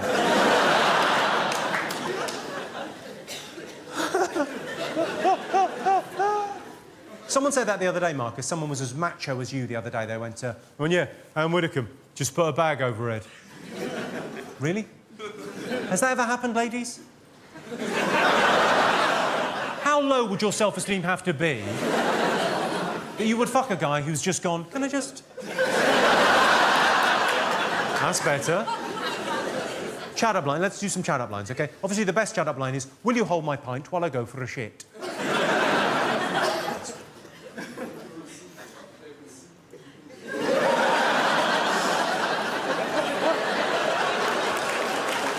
Steve, everyone.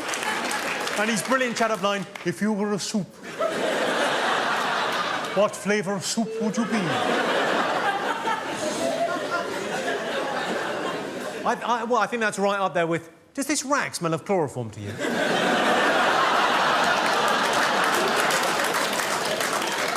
And the evergreen, let's not turn this rape into a murder.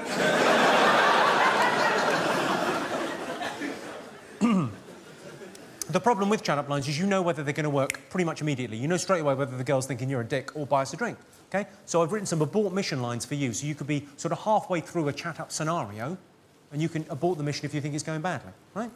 So it would work like this. You would say, do you want to dance? She'd have a face like thunder. You'd go, can I have your seat? Yeah. Did you hurt yourself when you fell from heaven? Because it looks like you landed on your face. I've never seen a more beautiful woman in my life. So can you move? Here's 10 pence, ring your mum. Tell her I'll be round in half an hour to fuck her. Get your coat, you've pulled. Hang on, wait, you probably don't own a coat. Girls your size tend not to feel the cold. And my personal favourite, save this for someone special. Your father must have been a thief, because you look like a pikey.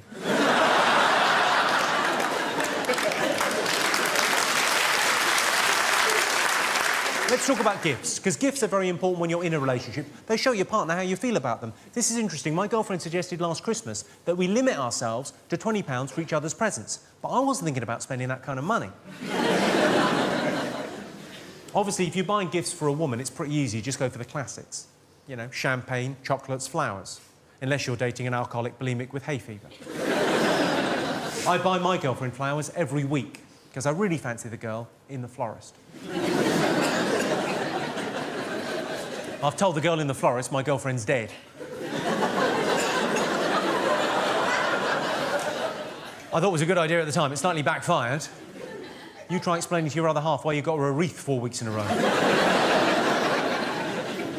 Obviously, different flowers express different emotions. So, for example, red flowers say passion.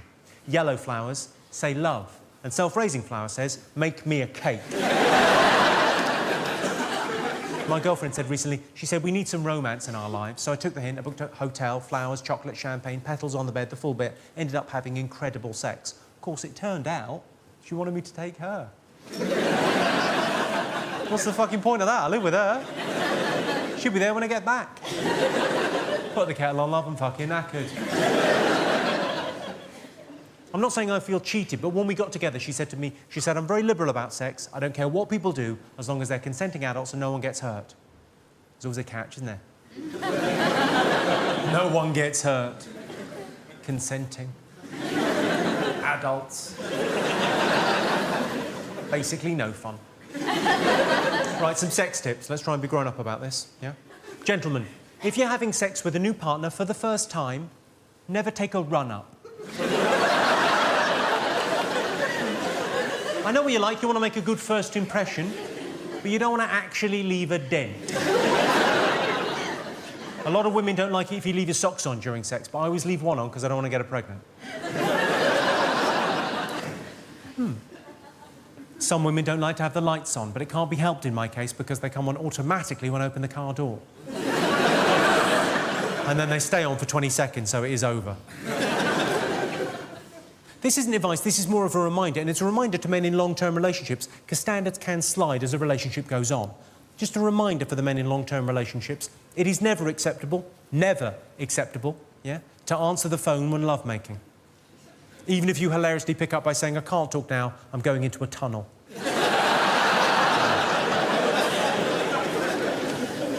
Some common myths, you may have heard these, they're just myths, they're not true. The best lubricant for anal sex is not tears.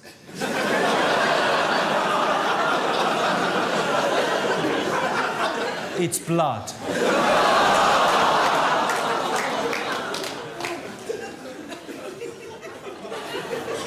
I bought some KY jelly. It said on the box not to be taken internally. I thought, where do they think it's fucking going?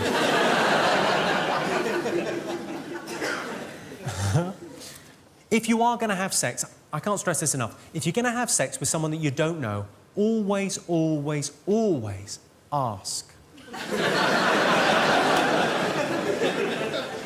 Very important. Let's talk about sexual health, shall we? STDs, STIs and the like, because there's a big difference, my young friend, between giving a girl goosebumps and giving her a rash. What? Have you all seen the advert where the girl's got AIDS written on a bra and chlamydia written on her knickers? Well, that is no way to tell your partner. It turns out. Chlamydia, though, that's the one you want to get. That's the gold standard of STIs. It's the best one. I was chatting to a friend who's a proper doctor. He said, chlamydia is rife, and the worst thing is, there are no symptoms. I said, how's it even a disease? He said, it can make a woman infertile. I said, I'll throw away these condoms then, shall I? The only way chlamydia could get any better is if the discharge was a pizza. The women are thinking, that is disgusting. And the men are thinking, that would be brilliant. Can I just make the point, there's a lot of young ladies in today, can I just make the point, it is totally socially acceptable for young women to carry condoms in their purse or in their bag, of course it is. But a young man carrying a coil is weird. Do you know how the coil contraceptive device works? No, well, I'll explain. Think of me as a kindly uncle.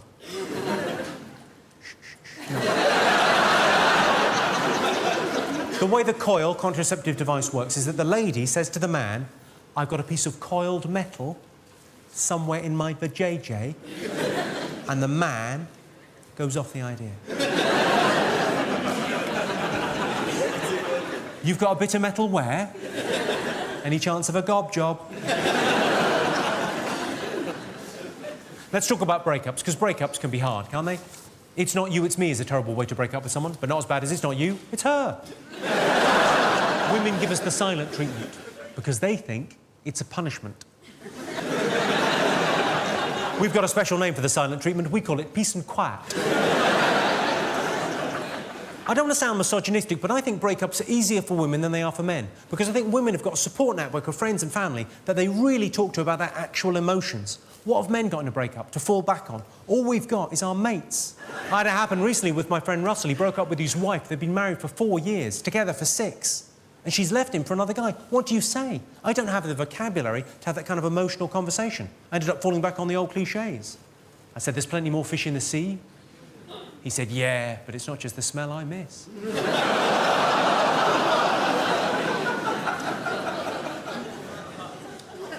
Well, on that cerebral and edifying note, has anyone got any questions or queries about sex or relationships? Anything you need to know? What's your favourite position?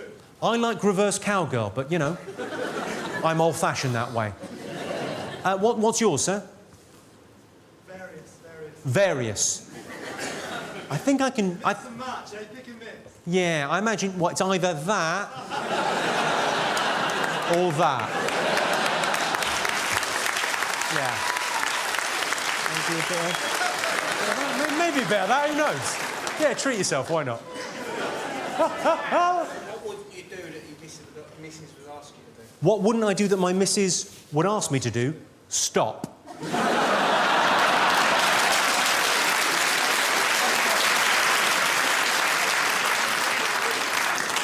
I was parked earlier on a single yellow line and I was worried about the traffic warden coming when I wasn't there, so I left a little note on the windscreen for the traffic warden. Do you do that? I always leave a note saying, oi, traffic warden cunt, I fucked your mum. Apparently, the rear passenger side of the car is the safest place to be in an accident. Yeah. Although I think if you're back there, it might explain why you crashed. If it's an offence to impersonate a policeman, why have we got community support officers?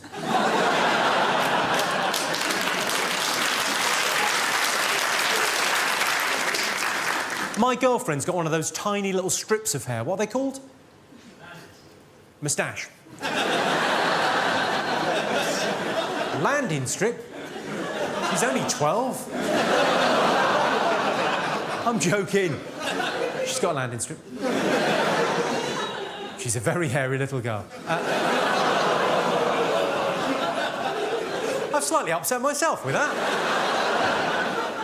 She's a vegetarian. Any other vegetarians in? A few vegetarians around? Caroline's vegetarian. She thinks it's disgusting that I eat veal, but she eats baby carrots. They're babies. Of course, some women can eat whatever they want, they don't put on any weight, and they're called bitches. Not that I don't mind the fuller figure, I quite like the larger lady. I went out with a girl once who was quite a lot larger. Yeah. When she sat around the house, she sat around the house. If you had a pillow fight, you had to use a duvet. I undressed her with my eyes. It took me 45 minutes. I tried to spoon with her. It's more like a ladle. I've got a photo of her somewhere, taken by Google Earth. My girlfriend and I are trying for a baby. We got pretty close outside Asda last Saturday.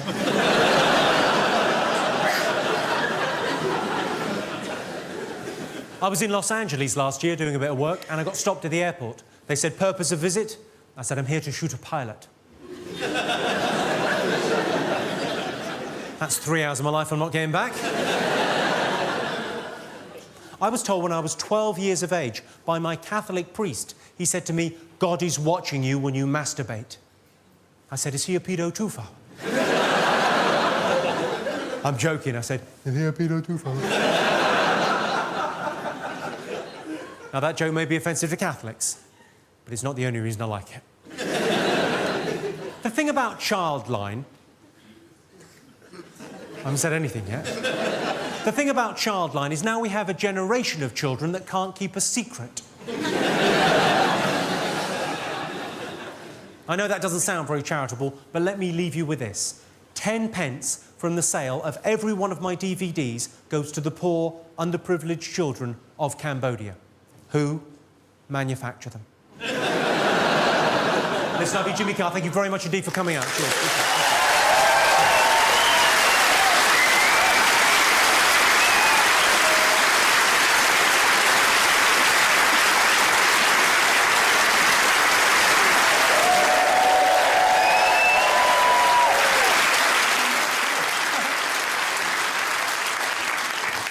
I'd like to take this opportunity to dedicate the gig this evening to Tupac.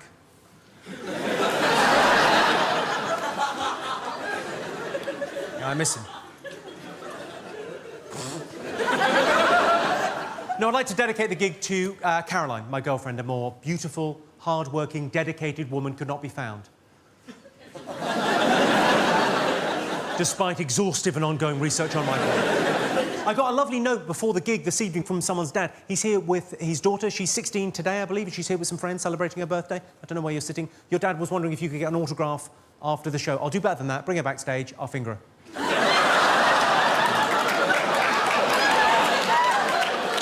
I'm joking. I'll fuck her. I often get asked after the show, the most common question after a show is, what's the most offensive joke? What's the worst joke? Now, I don't think I can tell you the most offensive joke, because I think offence is taken, not given. That's not just an expression. That is how it tends to work. Different people take offence at different things. So I can't tell you what the most offensive joke is. But we could see. We could start gentle and work our way up and see at what stage, as an audience, you go, oh, for fuck's sake. Do you want to give it a go?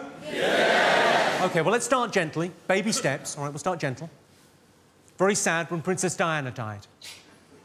And all London got was that shitty fountain. Still better than Paris. All they got was a slow down sign. No one that offended. But you should have heard the fuss when I suggested it on the Raw Variety. Do you remember where you were when you heard Diana died? Yeah. I was in Kensington Gardens thinking this place needs something. The Twin Towers was the best of the Lord of the Rings films. No, the Twin Towers. Do you think it would have seemed less tragic if they hadn't been twins?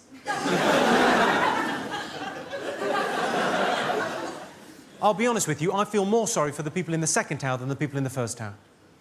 Do you? Because the people in the second tower, imagine that. Imagine you get into work one morning, the building next to yours, identical to yours, gets hit by a fucking plane. What's your first thought going to be? We dodged a bullet. Unlucky. 5 minutes later, oh, for fuck's sake. OK, you all seem fine so far. Let's go up a gear in terms of offence. When a dog is on heat, it means it wants sex.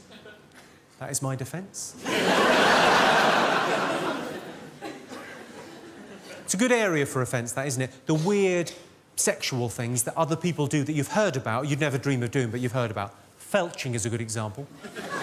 It's even a horrible word, felching. For those of you that don't know, felching is the retrieval of sperm from the anal canal via suction. I know. How mental's that? It's like fucking someone in the arse and then going, I take that back. No one offended by felching. OK, let's go up another gear. I've got a friend that recently had an abortion. But on the positive side, Slimmer of the Month. She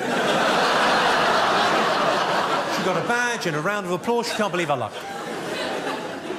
On the subject of abortions, a lot of people support a woman's right to choose. But I think, if I'm paying for it...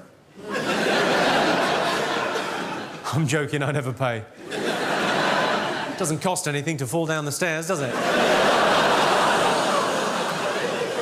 Some of these girls, I swear, they think I'm made of coat hangers.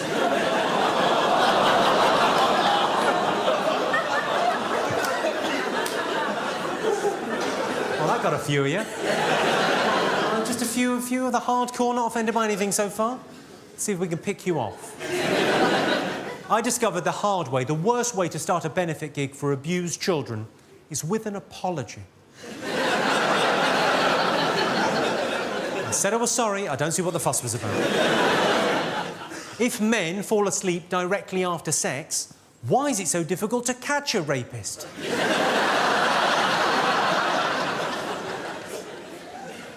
No one offended. Right, let's bring out the big guns. Hitler and Pol Pot. Unquestionably two of history's biggest cunts. But let's try and see the good in the bad. And both Hitler and Pol Pot managed to conduct an awful lot of medical research without hurting any animals.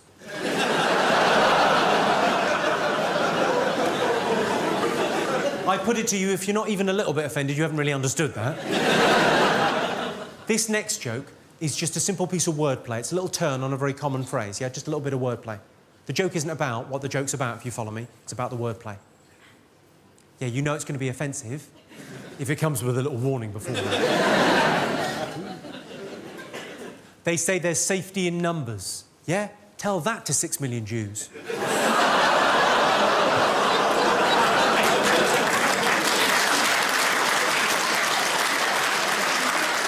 Really, London? Really? A round of applause? Because to my mind, that should be the most offensive joke, not just in the show, but in the world ever. Because content-wise, that's a joke about the worst thing that's ever happened. The Holocaust. 6 million lives taken by an industrialised killing machine, the Nazis. That's the worst thing in human history, and that's a joke about that. But it's not that offensive a joke. It's not anti-Semitic, it's not racist, it doesn't hate anyone. I mean, it's in bad taste. I'll give you that. Because it's taking lightly something very serious, and that's like the definition of bad taste. I put my hand up to bad taste. Obviously, I'll put my hand up like that, not like that. That's only going to make things worse. Never high-five a rabbi. No, the most offensive joke in the world, if you judge it by offence caused, yeah, the kind of consequence of the joke, rather than the content of the joke, is actually a cartoon done 4 years ago, yeah? Caused more offence than any other joke in human history. It was of Mohammed with a bomb as a hat, done by a Danish man. There was protesting all over the Islamic world. They don't like iconography at the best of times. They certainly don't like people taking the piss. So there was protesting all over the Islamic world. Some of those protests turned into riots. 3 Danish embassies burnt to the ground and 10 people lost their lives in rioting. All because of a joke about somebody's imaginary friend.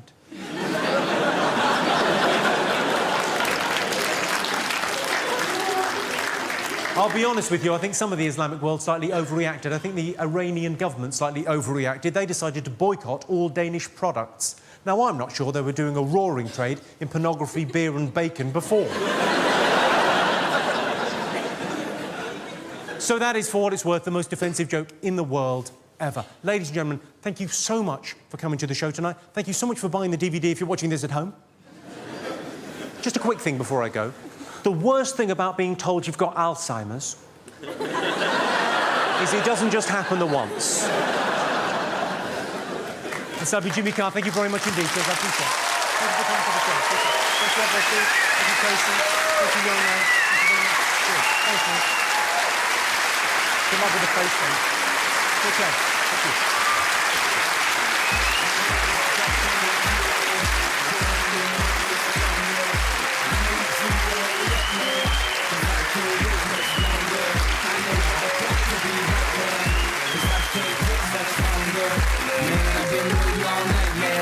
That's how long I've been on ya.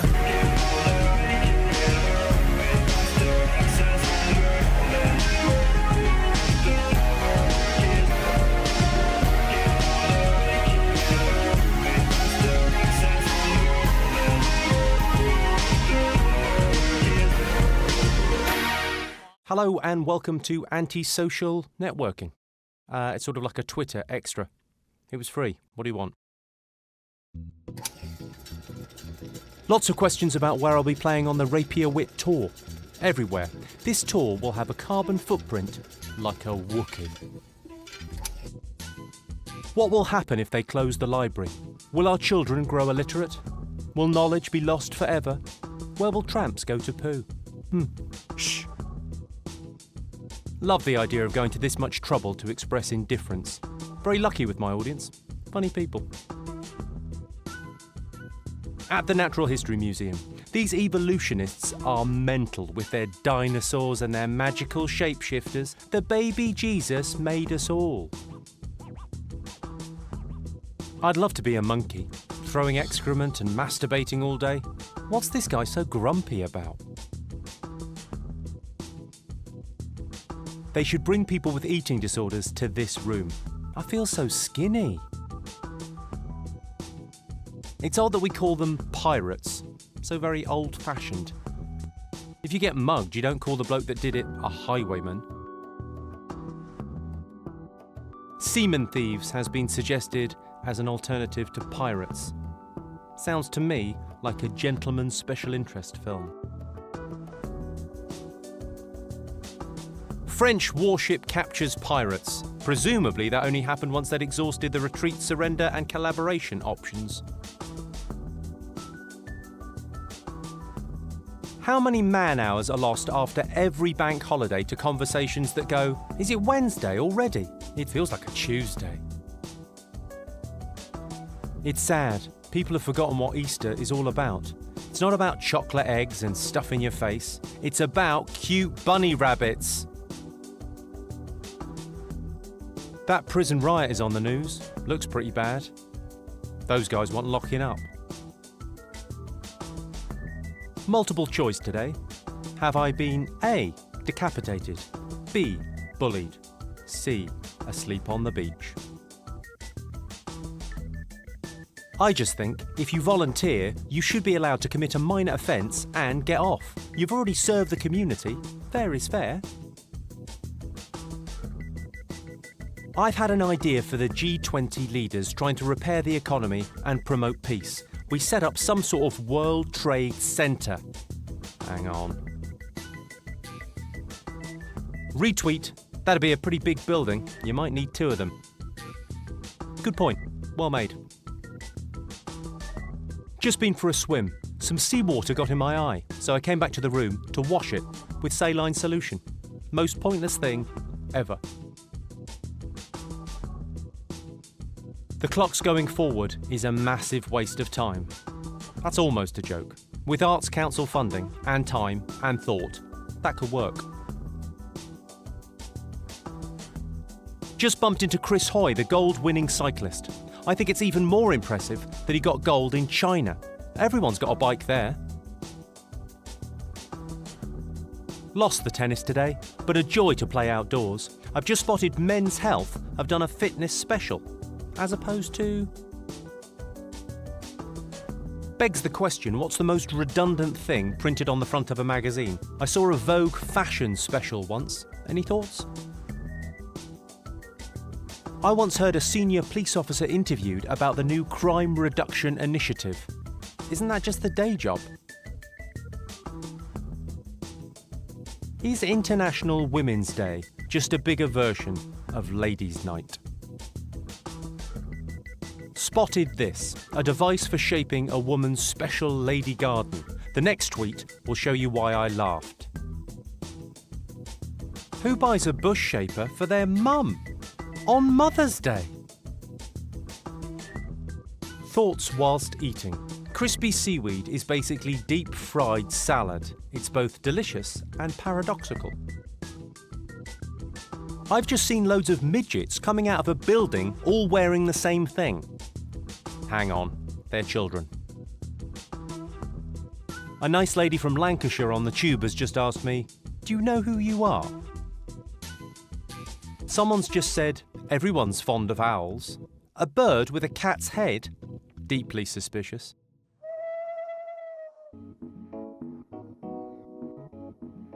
The politicians' expenses thing is just embarrassing. There are South American politicians laughing at our £23 for cat food bullshit scandal. Twitter is now an important tool for Iran's pro-democracy movement. When will they realise it's not for that, it's for celeb tittle-tattle? Swine flu panic. It was only a few years ago that bird flu killed half my friends and family. Hang on, wait, my mistake. We'll be fine. This piss-poor political scandal is making me misty-eyed for the days of amyl nitrate-soaked oranges and suspender-clad death wanks. I spent the whole day listening to the radio. Such a good week for news junkies. Weird that the papers are the same size, whatever happens. Everyone's still going on about Susan Boyle. I can't see it. I just don't think she's that hot. Can you hear me? Is maybe the most pointless thing you could possibly say, along with no comment and are you asleep? Justin Morehouse made an interesting point this morning about the difference between comics you go to see and comics you go to listen to. I'm about to go on stage in Southend. It would be Southend-on-Sea, but the tide is out. You know when you get Scottish money and people can be a bit weird about accepting it? Well, it's not like that in Glasgow. Brilliant. At Biggest Doggus. If Captain Cook was indeed born in Middlesbrough, that might very well explain him fucking off to the other side of the world. Has anyone ever seen a more welcoming pub? The glamour of Cleethorpes. What now? According to one Twitterer earlier, Dundee has only one nightclub, Fat Sam's, named after the local beauty queen. I've got to stop. Glasgow on a Friday night. I love a challenge. A heckler at the Empire in the 50s once shouted, "It's all very funny if you like laughing." I like to think of Dundee as the Paris of the North, because it's covered in dog shit and nobody washes. Good idea for an opening line tonight? Just been told Dundee is the city of discovery, presumably because the Discovery Channel made a wildlife documentary about the locals. Just got talking to a woman who said Manchester's Chinatown is better than London's Chinatown. I said, you should see the one in Hong Kong. From Manchester to Cheltenham to Birmingham today, I'm really getting value for money out of that road tax.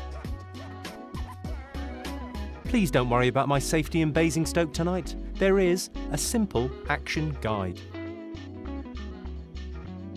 Central Station on a bright, crisp day. This statue outside seems to say, Glasgow is the future.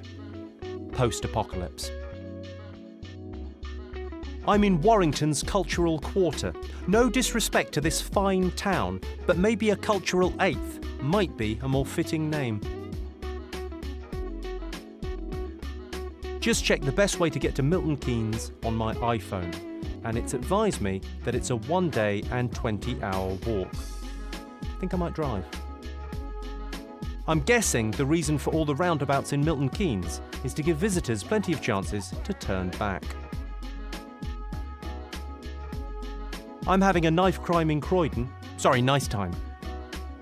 It's 1974 here. Just spotted this statue in Leicester. I think it should be called Badly Organised Sports Day.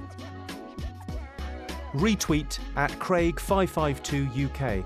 It commemorates the Battle of the Double-Booked AstroTurf. We lost many good sportsmen that day. Milton Keynes on a sunny afternoon looks like the future looked in 80s science fiction. And someone's stolen my tent. I'm sure I remember Stonehenge being bigger and more, well, stony. 2 shows tonight in Dunstable, which sounds like a brand of hair removal cream. Dunstable. What happens if an unattractive woman wants to use these facilities? In Brighton, the gay capital and the fastest growing city in Britain. How's that happening exactly? I'm in Chatham this evening. The town planning was done by German men in planes in the 1940s. A bit of reverse inventing today. Off to lunch with some old school friends, like a real-life version of Friends Reunited. Can't wait. Coke without the sugar or flavourings. Good idea, but if this clear liquid doesn't taste of anything, won't people think it's spit? What if there was a live feed of the iPlayer beamed into your house, so you wouldn't have to choose what to watch or when to watch it? I'm loving the indoor cash machine that's actually a person idea. Lovely reverse inventing. I've had an idea. You know the I Love You Man bromance movie? Well, we make one, but instead of a guy mandating, he goes out with a girl. This is just getting better and better. An invention that allows everyone to have bottled water on tap. I love it. At Missbox. Very good idea, but what if one of these motionless escalators broke down? People would be stuck forever. At Chubby Ewok. Quality reverse inventing. A solid brick tent. I'm interested in developing a remote control that's actually integrated into the TV so the buttons are on your television. What about if contact lenses were massive, really, really big, too big to go in your eyes? You'd have to sort of wear them on your face.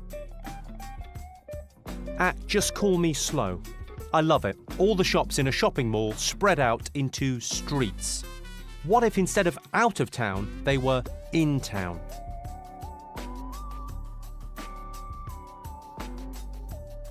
You know sat-nav? I've just come up with a way of printing it out into a large format book. You could keep it in the car. I call it Maps.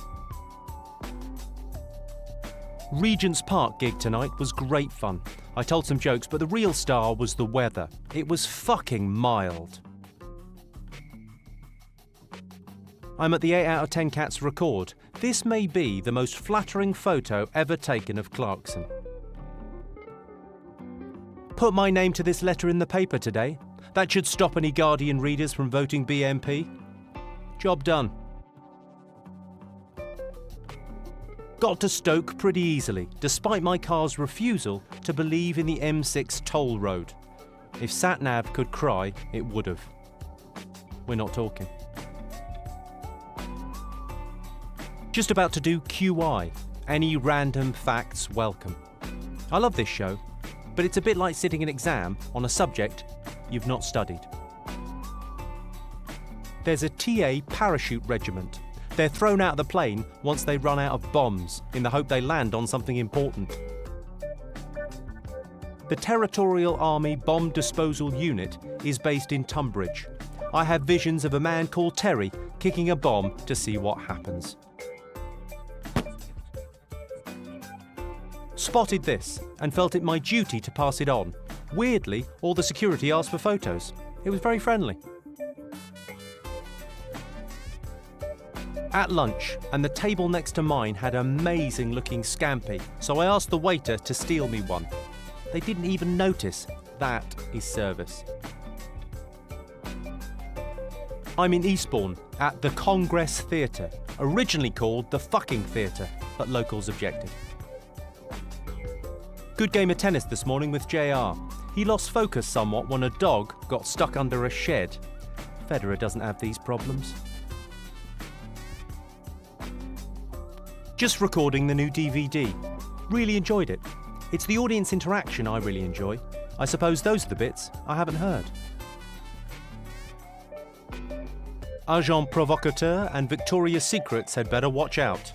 There's a new player in the market, and they're classy. The Côte d'Azur is all very well, but does it offer Folkestone's parking facilities? I think not. A few people let me know that they were offended by some of my tweets. Maybe when I do it, it's anti-social networking. Hello, I'm Jimmy Carr, and you're listening to my special, Making People Laugh. That's what I call my special. I called it Jimmy Carr, Making People Laugh. Yeah, does what it says it's going to do. Well, I hope so. Enjoy. Tonight's gonna be a good night. Tonight's gonna be a good night. That tonight's gonna be a good night.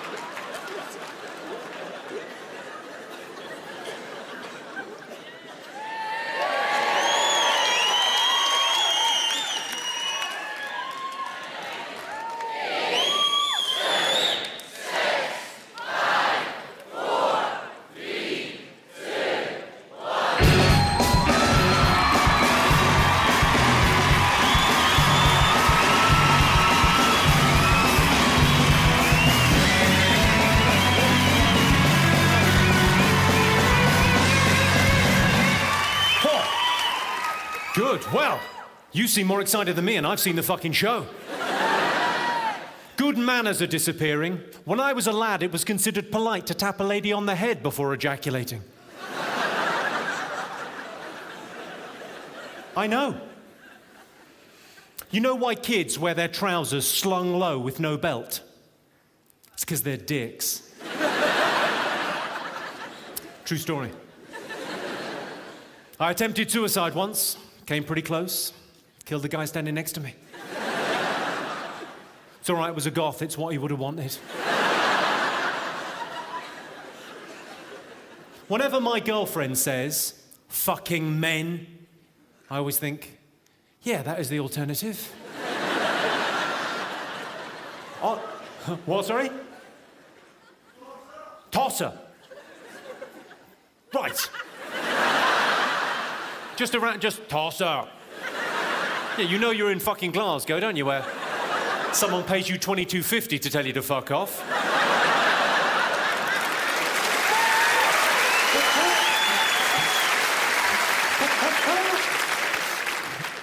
Fair enough, fill your boots. On average, in the Northern Hemisphere, January is the coldest month of the year. But if you were in Australia, you'd be surrounded by cunts.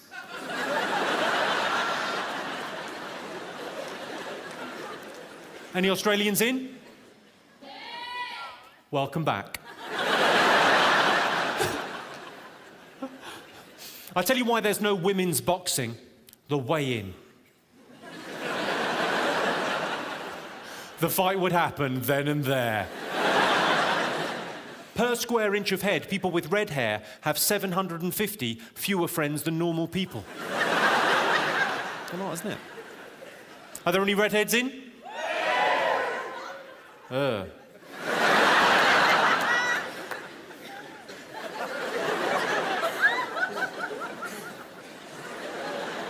think I'm all right if I look away. My partner recently lost 11 stone. Well, I say that, I left her. Fat cow.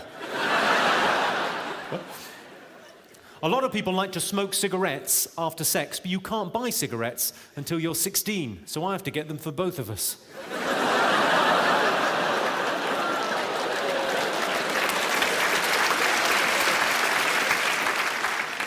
You think it's wrong I'm buying a 15-year-old girl cigarettes?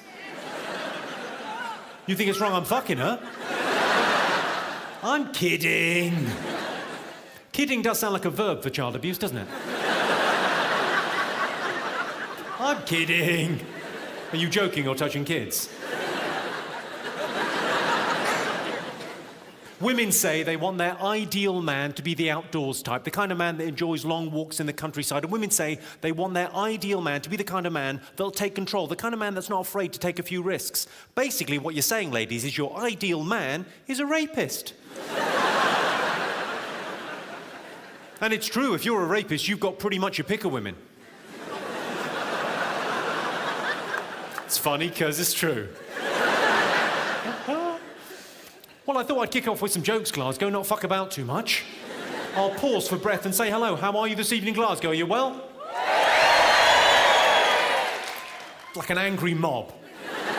Well, I thought we'd kick off properly. We're in a beautiful room, the Armadillo in Glasgow, bloody marvellous. I thought we'd start things properly, yeah? Because everyone's dressed up, it's a Saturday night. Let's start things properly. Let's have a round of applause for the ladies. Let's have a round of applause for the ladies. Yeah, quite right, yeah. That's probably enough. Looking round, some of them have made no effort. You've not made an effort, have you? Oh, bless him. Mongo no lie. Look at you. And so your comment there is I haven't made much of an effort. Well, there's some cameras and some fucking lights. I don't know what you had in mind. It's not like I come to your work and knock the sailors' cocks out your mouth, is it?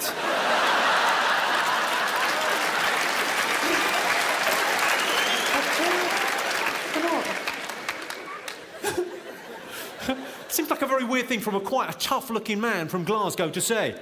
Oh, you've not made much of an effort. I thought you'd be dressed up prettier. It's a little bit prison rape coming from you, sir. That's what it feels like.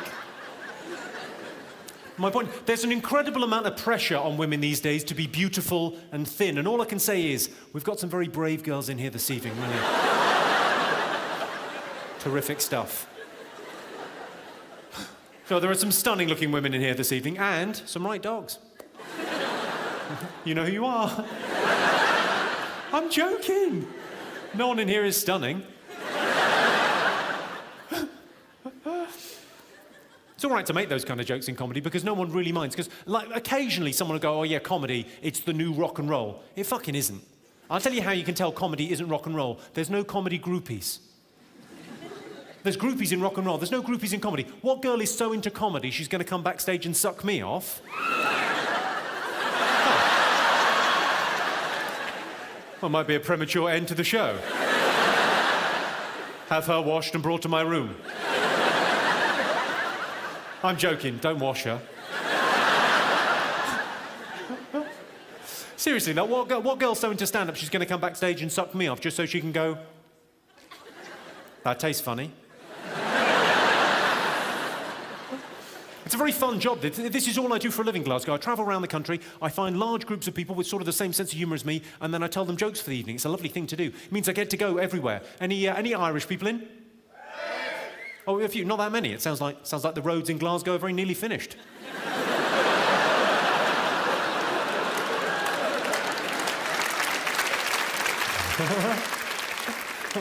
I was in Dublin recently doing a show, and I was there with a friend hanging out in Dublin for the day. What could be finer? And he dared me to say this at the end of the show. So right at the end of the show, I went, Dublin, I don't know much about Irish politics. That was pretty much their reaction. A couple of thousand people going, I bet you fucking don't, no. I said, I don't know much about it, but he dared me to do it, so I had to say it. I said, I don't know much about Irish politics. I just think we should have one island united. They were on their feet in Dublin. This guy is all right. And then I added, one island united, under British rule. They went fucking spastic. Any Welsh people in? Any Welsh? Just one. We seem to have contained the problem. Good. I'm loving the Welsh. I really like. Every time I go to Wales, I have a lovely time. The people are very friendly. But I get annoyed every time I go to Wales, not by the people, but by the signs. All the signs in Wales. Have you been there? All the signs. Road signs, tourist information, shop signs. Every fucking sign has to be in English and Welsh. Everything English and Welsh. It's ridiculous because it costs a fortune to do, and only 5% of the population of Wales can read. Well, I like to think of myself as an equal opportunities offender. We've done the Irish, we've done the Welsh. Any Scottish people in? Imagine my surprise. Here's a question for you, my Scottish friends. If you were a homeless, alcoholic Scot and you had Tourette's, how would they ever know?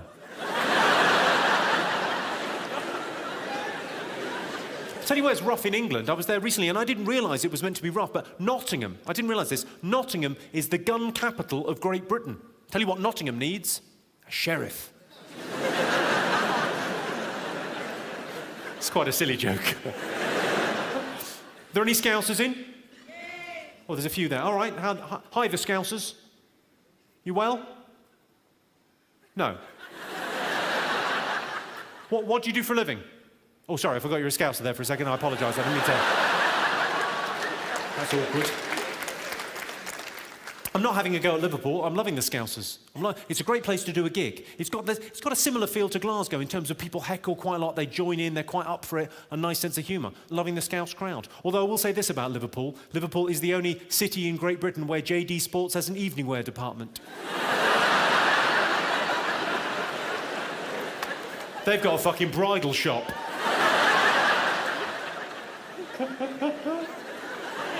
Can I interest madam in an off-white tracksuit? I always make a bit of an effort, when I'm travelling around the country doing this job, I always make a bit of an effort to do the accent of wherever I am. And I think generally people take that pretty well. They like the fact you've made a bit of an effort. But sometimes people get chippy if you don't get it exactly right. I had a guy come up to me, I was doing a gig in the north of England, and this guy came up to me after the show, quite aggressive. Yeah. He said, all right, our kid, I don't think you've got any fucking respect for this town. Try and do the voice, we don't even fucking talk like that. Not bad. I said, no, you've got me all wrong. I love Newcastle.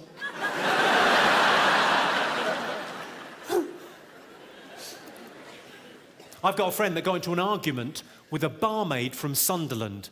Long story short, he ended up calling her a fat, ugly, Geordie cunt. And she said, I'm no a Geordie. I'm no a Geordie. Sorry, that's a terrible accent. But it is how they talk.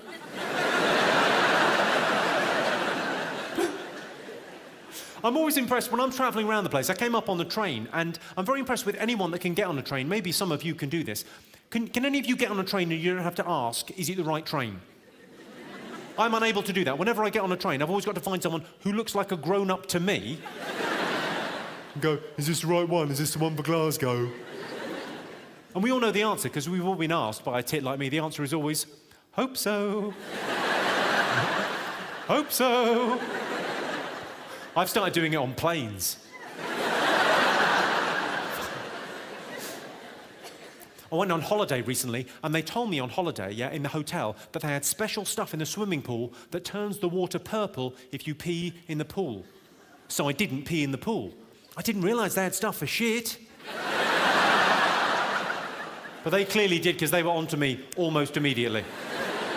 I told them it was a brown shark. They were having none of it. I met a fat vegetarian. I thought, well done. All that on salad, you go, girl.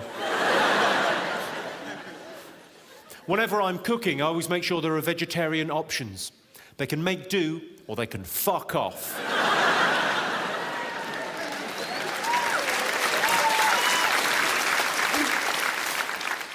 Women have a go at men for overreacting to man flu, but I think AIDS is pretty serious.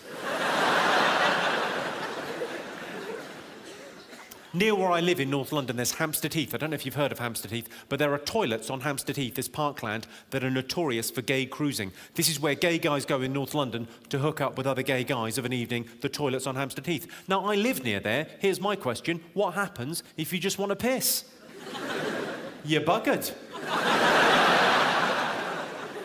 Yeah, you can laugh. I found out the hard way. The hard way's not the phrase to use there, is it? I've got loads of gay friends, and I'm sure there are loads of gay men in this evening. A few, certainly, dotted around. Are there gay men in?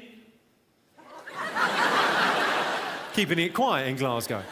Well, I've got loads of gay friends. I'm sure there are some gay men in this evening. How do you decide who goes where in a gay relationship? Because when it's a man and a woman, you know what goes where, don't you? Pretty much, most of the time. Apart from birthdays and Christmas. That was a good little nudge. Told you that was normal. But if it's two guys, because it's two guys, is it like calling shotgun in the car? Because I get annoyed if my friend gets to sit in the front. I'd be livid if he got to pop his cock in my bum.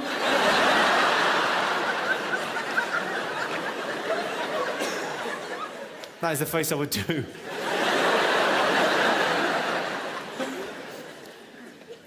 Do you know how to tell if someone's gay, Glasgow? Do you know how to tell? You know when you get a posh lady, if like a posh lady is drinking tea from a cup and a saucer, and she'll do the thing with her pinky? She'll do the... Oh, delicious morag. Another spoon.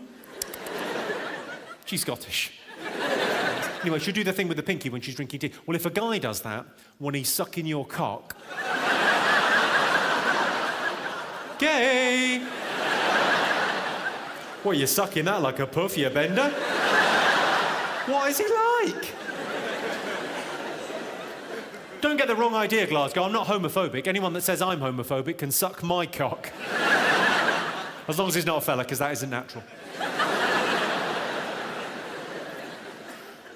And I think I should be allowed to tell these jokes, because although I've never had sex with a man, I have fucked a girl ugly enough to count as a man.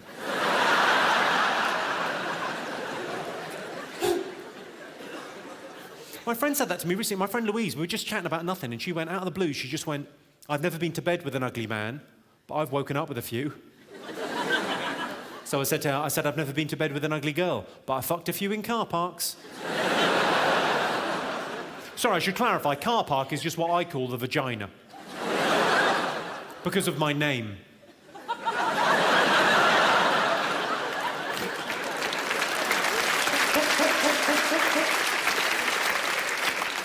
You don't look at all happy with the euphemism car park for the vajayjay.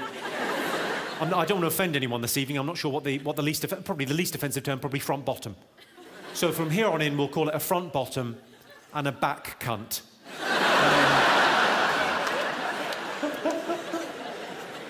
Who's seen me before, Glasgow? Who's been out to one of my shows before, yes?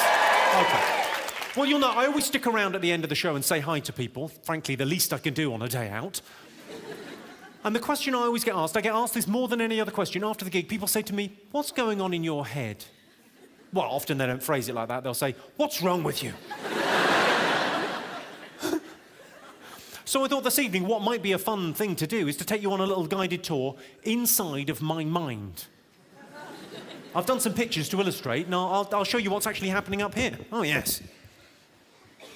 Sorry, I've just noticed some people wearing masks of my face in what could only be described as a fucking freaky incident. Why have you've got a mask of my... Could you just hold it up so... Could you turn that around just so other people can see how fucking freaky that is? Do you know what the odd thing about that is? I was looking at you for a second, I was going, that looks familiar. That's something about... Hang on, I'm usually shaving when this happens. Well, thanks for fucking freaking me out on the DVD record. I really fucking appreciate it. You crazy bin. What's your name, madam? Claire. And what do you do, Claire? Depends on the guy, probably. If it's a one-night stand, you really let your hair down. Cool. What do you do for a living, Claire? A student. You're a student. Ah, thus the free time to be making masks of comedians' faces. And who are you here with? Who's your friend? Is she your special friend? Your special friends.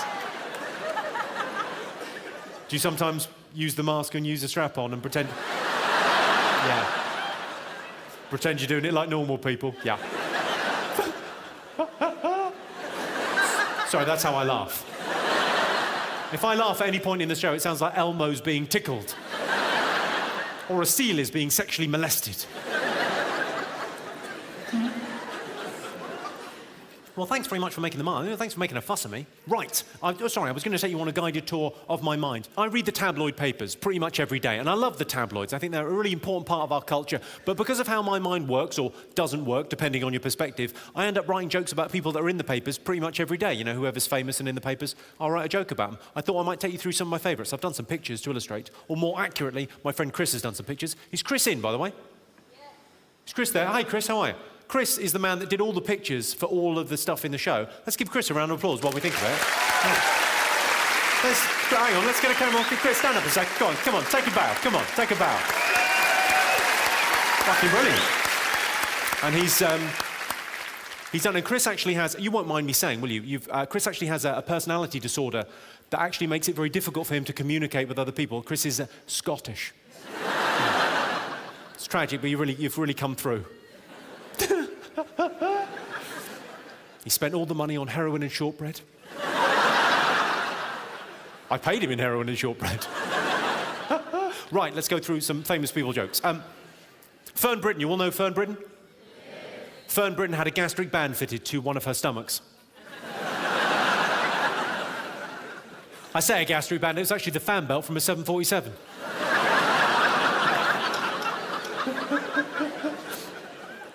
Keira Knightley was in Heat, so I fucked her.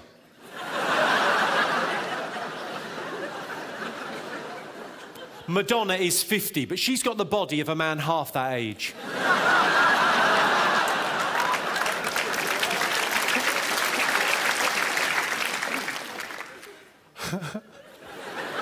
It's a funny picture, man.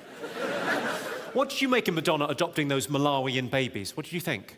I mean, I can see why she's done it. We've all seen the adverts in the papers for African children. They're only £1 a week to feed. Must be weird for those two kids now, because they're now wearing clothes they made 6 months ago. Jordan Split's been all over the papers. She should be more careful getting out of the car.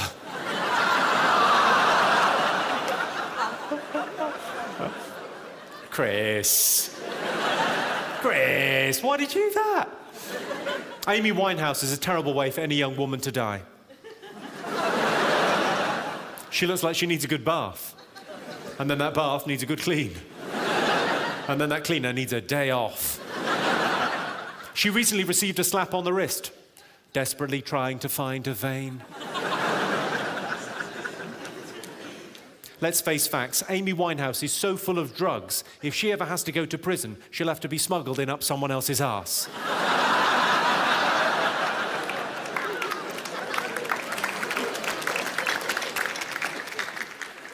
I would just like to say that Amy Winehouse is no longer on drugs. I think she possibly, there were rumours in the papers that she did drugs at some stage, but she doesn't do them anymore. And really, you know, it's none of our business whether she does or not. I'm only saying that because I like that joke and I'd like it to make it onto the DVD. Hello, the lawyer at Channel 4. Don't fucking cry. People give Susan Boyle a hard time, but I think she's a good-looking fella.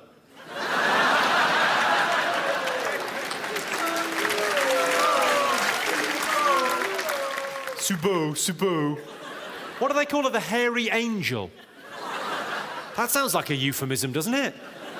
As in, well, she's not a bad singer, but I wouldn't want to see a hairy angel. People give her a hard time, but she shares over 97% of her DNA with humans.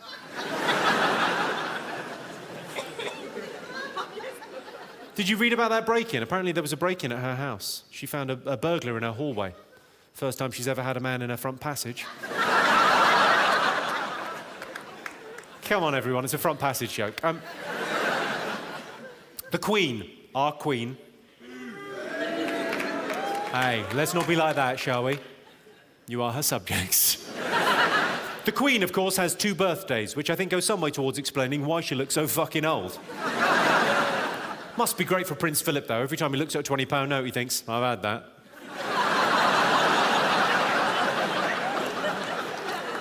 His favourite sexual position is the stamp.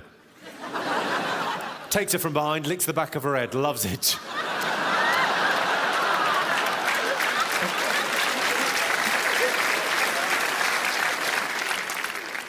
Of course, the Queen has her real vagina and her official vagina for special occasions, as do all women. No, you're quite right, Glasgow. Talking about the Queen having sex is actually a bit of a grey area. Now, the big tabloid story the last year was the death of Michael Jackson, and for me, it was very much like when Diana died. I couldn't give a fuck.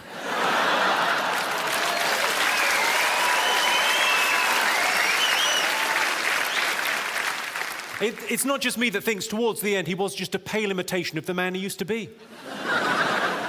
He'd lost face. And now he's gone, the rumour mill is in full swing. There's a rumour that the real reason Michael Jackson died is that when he was rushed to hospital, somehow he ended up in the burns unit. And then he wound up in the children's ward. And then he had a heart attack. He's gone, but I like to think he's up there somewhere, walking backwards on the moon. He wore one white glove. Part-time snooker referee. It's quite a stupid joke. Before his heart attack, he had a series of strokes, which ruined his career.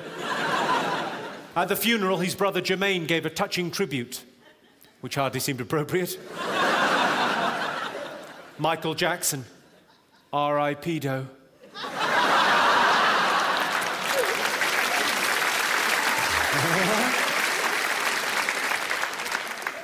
Should we treat ourselves to one final Michael Jackson joke? Yeah. Before he died, Michael Jackson picked the hymns. He said, I'll have hymn 14, hymn 13, hymn 12.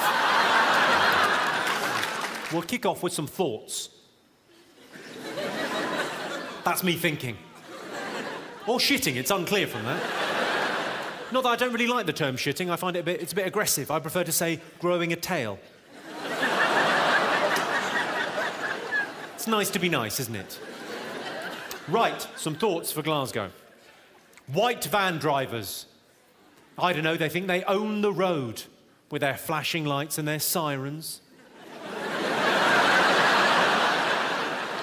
Oh, there's been an accident. There fucking will be. Of course, the thing they never do on soaps is watch TV, and that's because they'd see all their dead friends on the bill.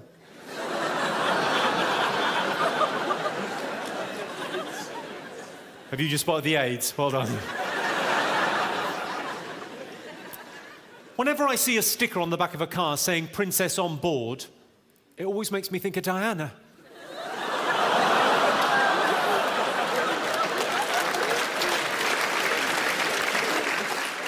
I always think, don't upset Prince Philip, you'll be fine. What? I didn't fucking kill her, don't give me a hard time. What superpower would I most like to have? I've given that quite a lot of thought. I think that's the sort of thing men think about quite a lot. What superpower would be best? I think invisibility would be the coolest superpower to have. And really the question is, if I was invisible, what would I do second? I think we all know what I would do first. Let's face it, if I was invisible, they'd think the ladies' changing rooms were haunted. Where's all this ectoplasm coming from? It seems to be...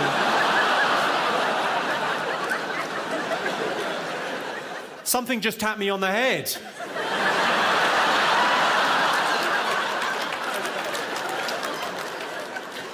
Manners cost nothing.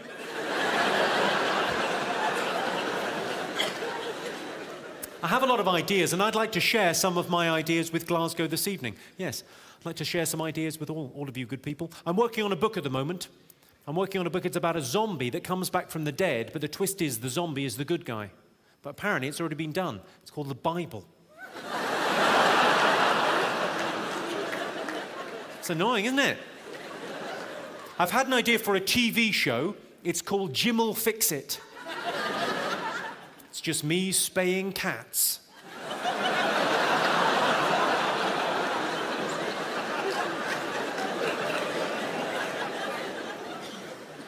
The first guy that persuaded a blind person they needed sunglasses, he must have been a hell of a salesman.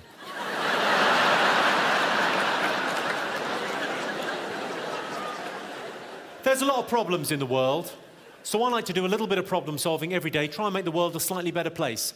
British women, that's you ladies, British women last year spent £280 million removing unwanted body hair. Surely it would be cheaper and easier just to move to Germany.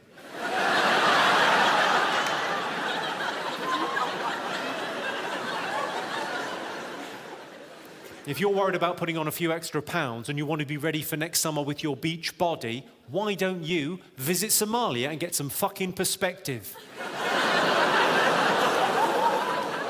There's people with real problems, you fat cow. I've solved another problem. It's only a little thing, but little and often with problem solving is probably the best way to do it. I've invented a bird table for my back garden. It's 3 foot tall and it saves a fortune on cat food.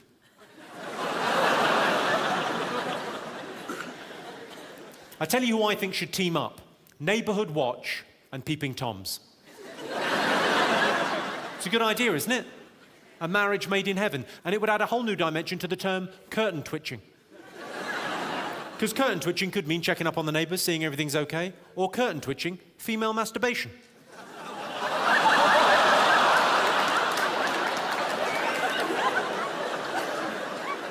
I feel we've crossed a line, haven't we, Glasgow? We've definitely crossed a line. Facts. We've all got loads of facts inside our heads. It's something to do with living in this internet age. British people are at least 1 inch taller than we were 20 years ago. And that's because 20 years ago, we were all children.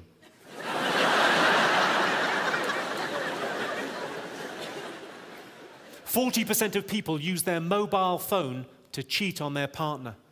I use Mr. Tinkle.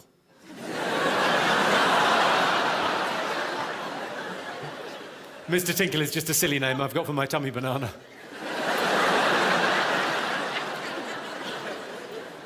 Most bingo winners don't tell their other halves about their windfall, and that's because their husbands are dead.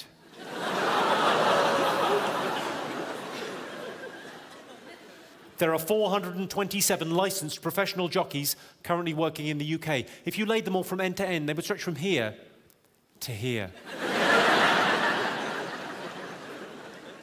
An iguana can stay underwater for 28 minutes, or longer if you don't mind it dying.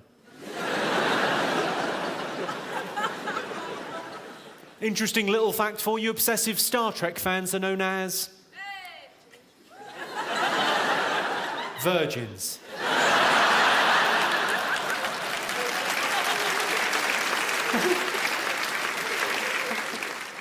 Sorry. Are you a big Star Trek fan? But how old are you? Do you mind me asking? You seem like... What, sorry? 20. 20? Right. So definitely not a virgin in Glasgow. What do you do for a living? I'm a secretary. You're a secretary? Yes. Nice. Is it 1950 already? 2010, actually. What? 2010, actually. All right. You seem a bit chippy. Oh, it is Glasgow, sorry. I'd love to chat more, but I'm at work. So...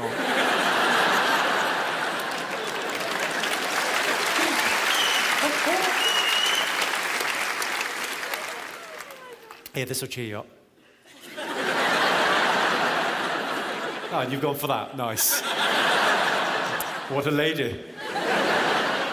Let's talk about language. I'm slightly obsessed by language. I spend my life toying with it and messing around with it and trying to, write jokes for you good people to laugh at. A lot of people don't like it when language changes. A lot of people don't like Starbucks, for example, because what was small, medium and large is now tall, grande and venti. But I like the fact I've now got a tall cock. That's taken away a lot of the stigma. A lot of people change the language that they use so as not to offend certain interest groups or individuals, which is fair enough. You know how touchy queers are. PC has ruined some things. You can't say fruit salad anymore. It's now homosexual salad.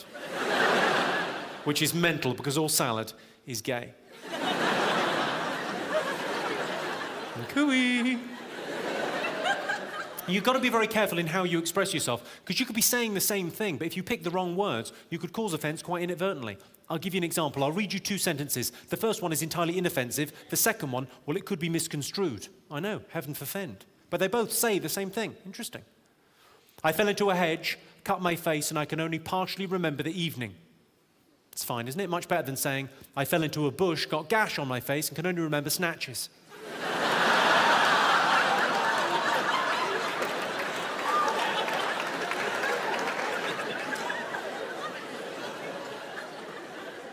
Doesn't maternity makes it sound like you're going to be fat forever. And some of you will be.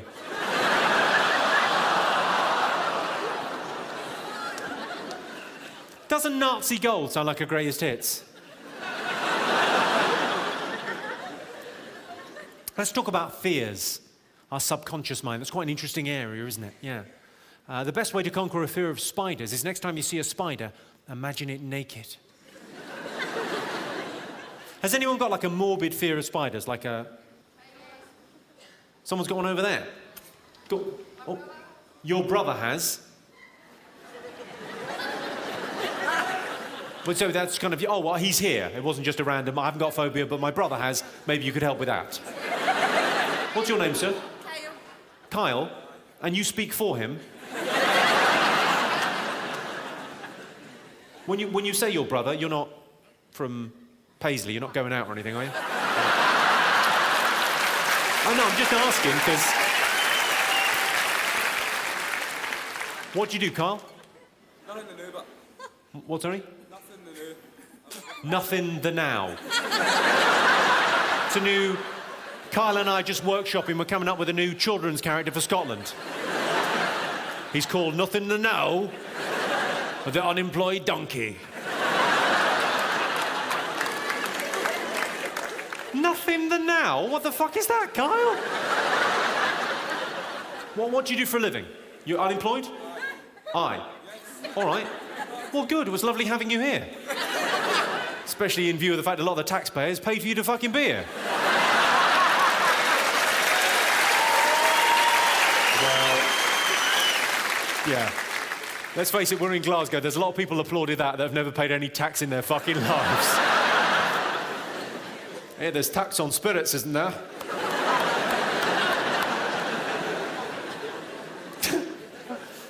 And what I'd like to do, Carl, my gift to you, give something back to the community.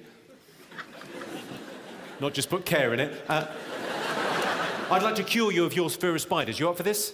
Like Derren Brown style, with sort of hypnosis, cure your fear of spiders. You up for this? Fabulous, all right, because it's happening. OK, imagine, Carl, you're at home, in bed, under the duvet, as snug as a bug in a rug. And you're dreaming of whatever unemployed people in Glasgow dream of. I don't know, being on the social for another few years. I don't fucking know. Oh, and then I sign my name and the cheque keep coming. Oh, lovely.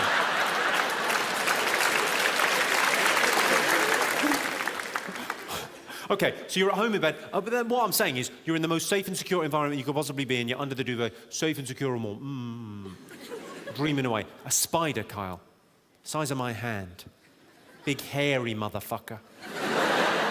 Crawls on your face as you lie sleeping. Doesn't wake you, Carl. You're still dreaming of nice things. Buckfast and the like.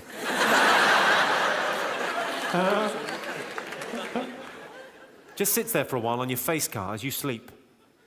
Lays its eggs in your tear ducts. And scampers away to its enormous giant spider nest under your bed where it lives. You can check later if you like. Okay, you wake up in the morning fresh as a daisy. Lovely, ready for a busy day. Well, you're awake anyway.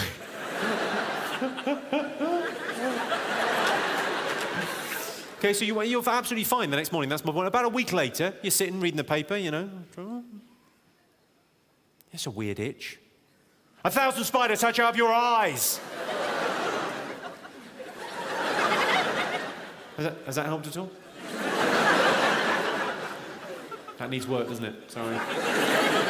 If it's any consolation, it's only Carl, doesn't matter. Franklin D. Roosevelt famously said, there is nothing to fear but fear itself. Of course, he's dead now, killed by a spider.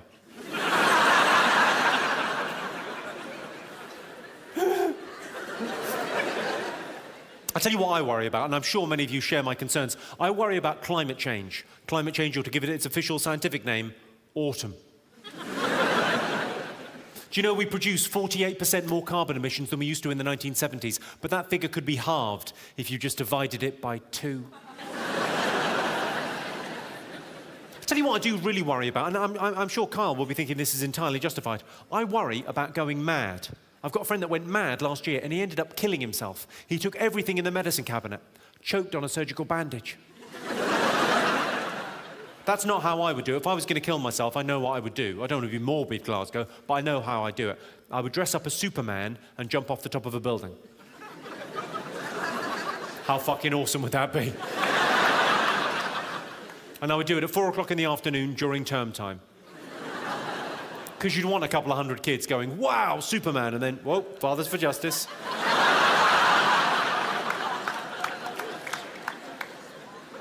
Rape. Such a harsh word. I prefer to say when Kiss Chase goes too far.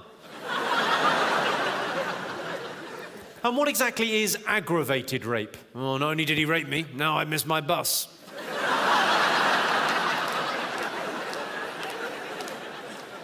On the positive side, at least with Rohypnol, there are no bad memories.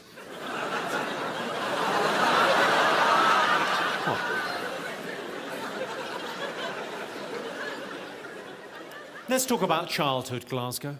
Yeah, childhood memories, childhood thoughts, yeah. 1 in 10 British kids has never been to a beach in this country. Imagine that, growing up without ever having seen a dead cormorant with a tampon on its head.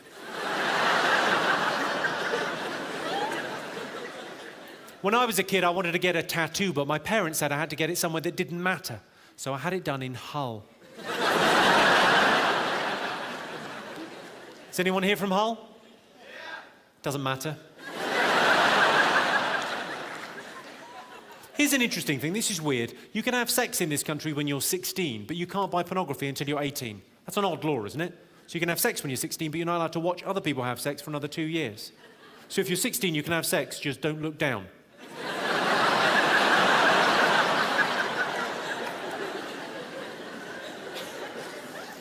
Let's talk about faith and spirituality, an important part of our psyches. I'm sure you will agree. Christians say, and there may be Christians in this evening, Christians say, Jesus died for your sins. Be good.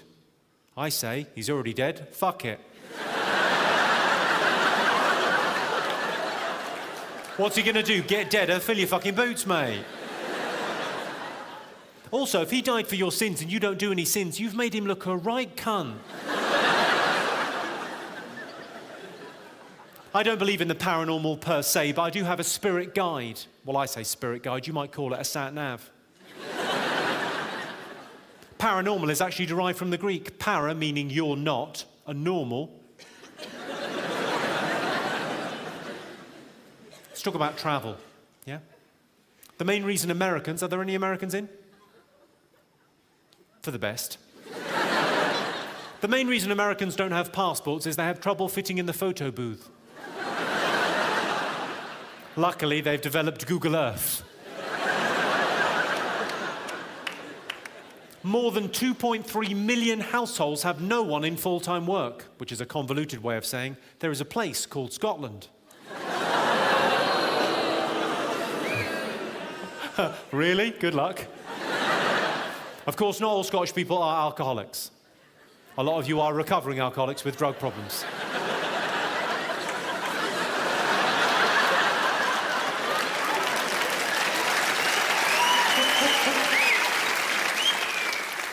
Let's face facts, Glasgow. If you Scottish ever find a way to deep fry whiskey, you are fucked. Interesting little fact for you, hopscotch was originally invented in Glasgow by children trying to step over their alcoholic parents. True story. Let's talk about some dumb things. I see a lot of dumb things around. I see a lot of dumb signs. I was in a supermarket, I saw a sign that said, buy 2, get 1 free. I only wanted 1, so I took the free one. I don't want to show off about my showbiz lifestyle, but I was in a Yates's wine lodge. Yeah, I was in a Yates's wine lodge, and I got talking to the barmaid, and I asked her how many types of wine they did in Yates's wine lodge, and she said, both.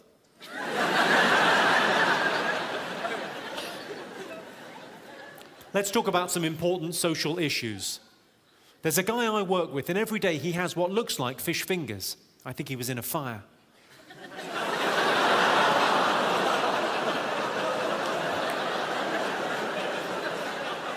Don't tell me that's too brutal for Glasgow.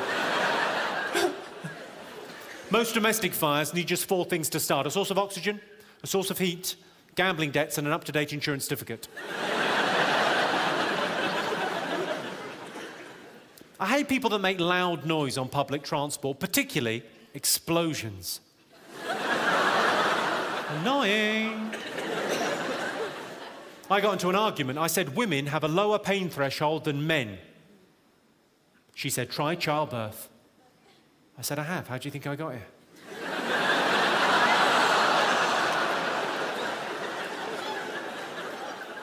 Do you know the NHS is currently so underfunded that couples wanting IVF treatment to help them conceive are being told to go and fuck themselves?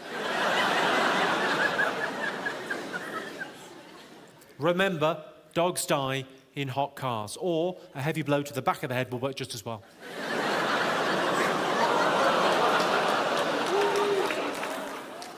Really? That's the one that got you? Okay. I came home the other night. My girlfriend was dressed up as a French maid. Very disappointed. The house was a fucking state.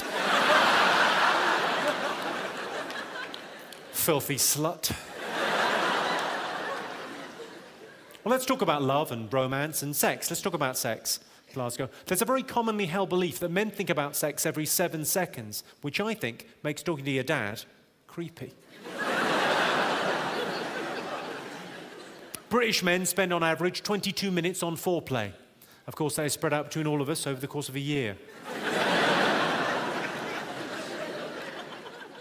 women who read romance novels have twice as much sex as the national average.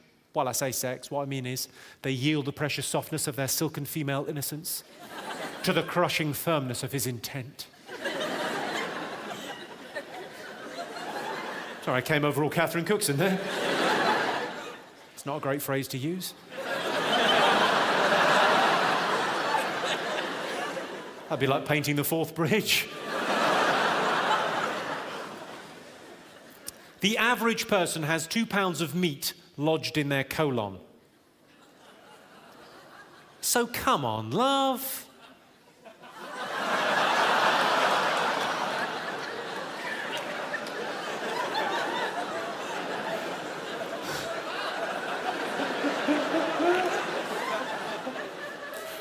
Of course, most people don't know this, but confetti, you know confetti that you get at a wedding? Confetti represents fertility and the seed of man, which is quite accurate because a lot of it does end up in the bride's hair. Women have a go at men because we're no good at multitasking, but then you have a go at us when we piss in the shower. It's like we can't win. Speaking of multitasking, I had a threesome last week. My girlfriend is pretty cool, but if she finds out about this, I'm in trouble. I did have a threesome. I know you're probably thinking, yeah, probably you, a girl, and another bloke. No, it's actually me and 2 blokes.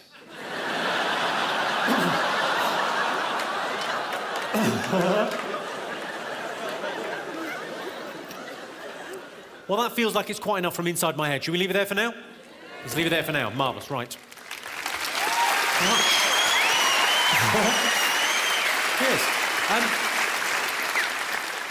Do you ever do this, Glasgow? Do you ever get asked to do the washing up and you do it really badly on purpose so you never get asked again? Do you do that? My girlfriend does that with blowjobs. Seriously, her blowjobs suck. And it's not just me, a lot of my friends have commented. My girlfriend likes to have the lights on during sex, because she likes to be able to read. Which I think is to be encouraged in a girl of her age. I'm kidding. She's actually scared of the dark. That divides people, though, doesn't it? Some people like the lights on, some people always have to have the lights off. I like the lights on during sex. My best mate likes to have the lights off. And fair enough, his missus is a pig. My girlfriend and I, we do a little bit of role play in the bedroom. I pretend to be a swarthy Italian Lothario, and she pretends to be asleep. She gets pretty into it as well. Sometimes she's there for 7 or 8 hours. I'm actually quite conservative sexually. I tried S&M once. Well, I say I tried S&M. I punched a girl. Who's in a long-term relationship? Give us a shout if you're in a long-term relationship, yes? Oh, loads of us to see. OK, well, you'll know, as I know, in a long-term relationship, it's all about compromise. It's about finding that common ground, because if you're not both happy, neither of you can independently be happy. No one's happy when the other half has got a face on, are you? So you've got to find that common ground. Here's a good example of compromise from my life. This happens a lot in our house. I want to go out for the evening, a night out. She wants a romantic night in. So as a compromise, we go dogging. We don't. I suggested having sex outside once, and she went, "What if someone comes?" I said, "We'll go home." OK, I've got a question for the men of Glasgow, OK? You're representing the men of Britain this evening, OK? I've got a question for you, gentlemen. Has any man in this room ever used the phrase, making love? No. Why, no, of course fucking not. Purely the preserve of the ladies. Ladies love that phrase, making love. Making love. Making love. But you know why it's called making love? It's because we're going to make you do it, love.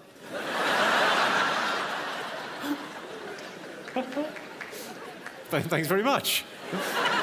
Fucking right.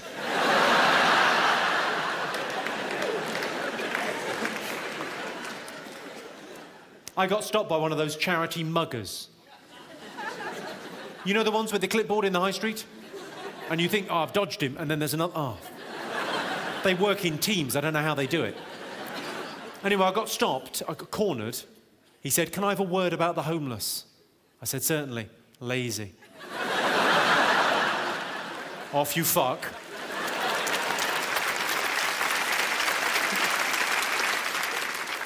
I was in London and I saw a homeless guy with a dog on a piece of string. Classic look for a homeless guy.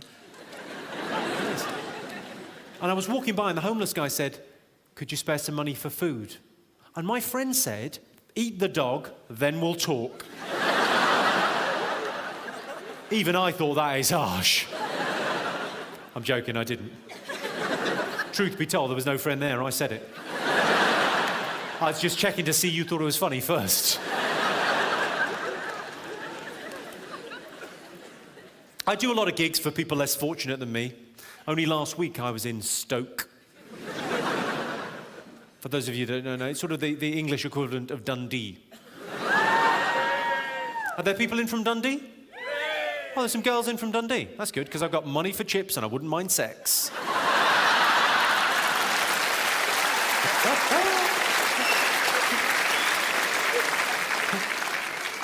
I like the fact the girls from Dundee applauded that.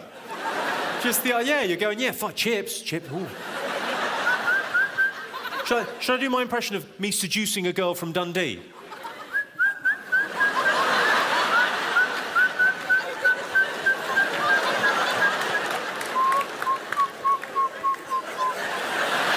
That's all you need. Oh. Fucking marvellous.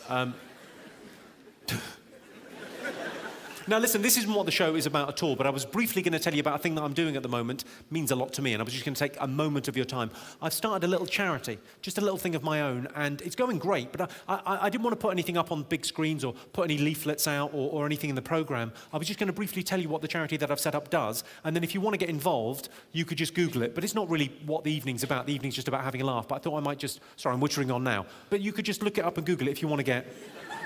You know, I'm just saying, you know, because you could be proactive rather than me sort of forcing it down, because people get bored of that. OK, what we do is we send obese children to the rainforest.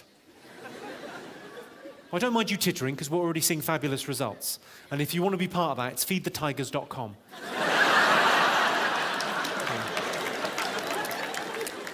Their faces light up. Not the children, obviously, they're fucking petrified.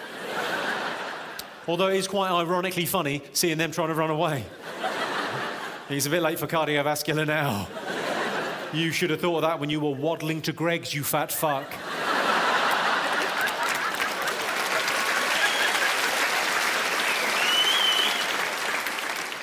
Flooding. Flooding's pretty bad. I saw a woman on the news in her flooded front room crying. I thought, crying's not open.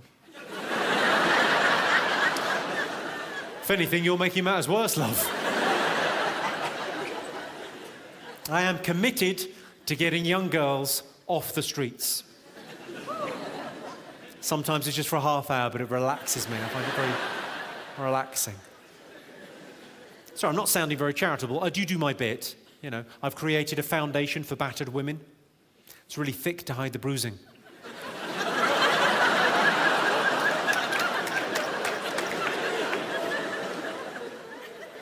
It's weird. Domestic abuse is still a real sort of taboo subject, isn't it? People don't like talking about domestic abuse, and ironically, that makes the problem much worse, because the charities that deal with domestic abuse, their problem is a problem of communication, because the women that they're trying to reach out and communicate with, the battered wives, are the very women that won't shut up and listen. Tragically, this is the only language they understand.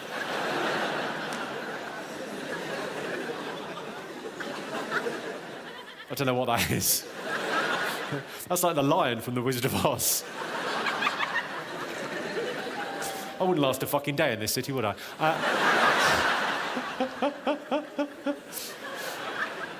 Sorry, I know there's a degree of civic pride in Glasgow because domestic abuse was invented right here, wasn't it?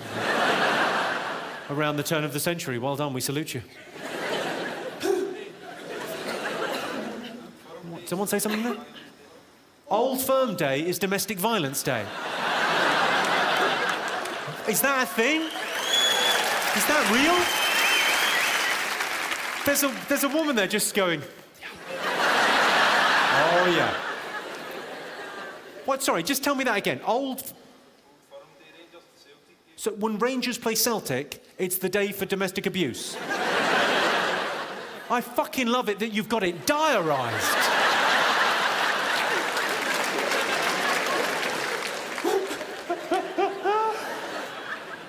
Has anyone had this recently? Has anyone made an appointment with the doctors recently? I phoned up for an appointment with my doctor and I got an appointment in 3 weeks' time. I thought, that's good, I'll either be better or dead. But then they gave me option B. They said, well, you can come down and see the locum doctor. It's not your doctor, it's just our doctor we've got down there. And if it's serious, you can come down and wait. So that's what I did. I went down to the doctor's surgery and I waited for like 4 hours. And eventually I got called into the little treatment room with the doctor. Walked in there. Stunning looking doctor. I mean, properly 10 out of 10. Absolutely gorgeous. Exactly my type. I went, I'm embarrassed. She said, I'm a professional, you're a grown man, just tell me what the problem is. I said, okay.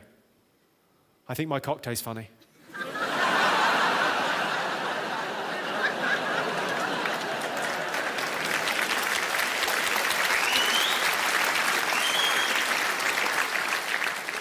I don't know if you got a test for that, but I've had an idea.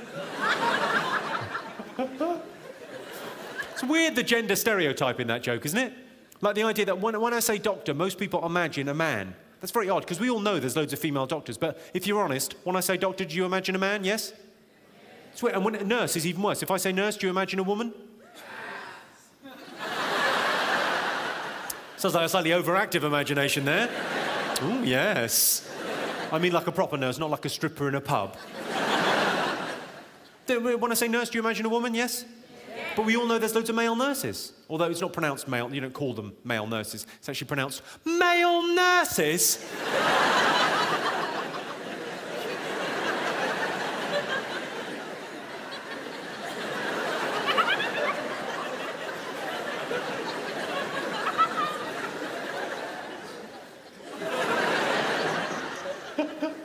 Not that I don't want to offend any male nurses, or indeed your boyfriends.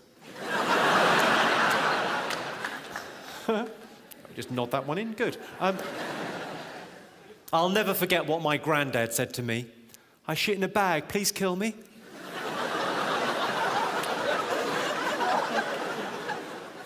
A great way to warm up pensioners in winter is cremation.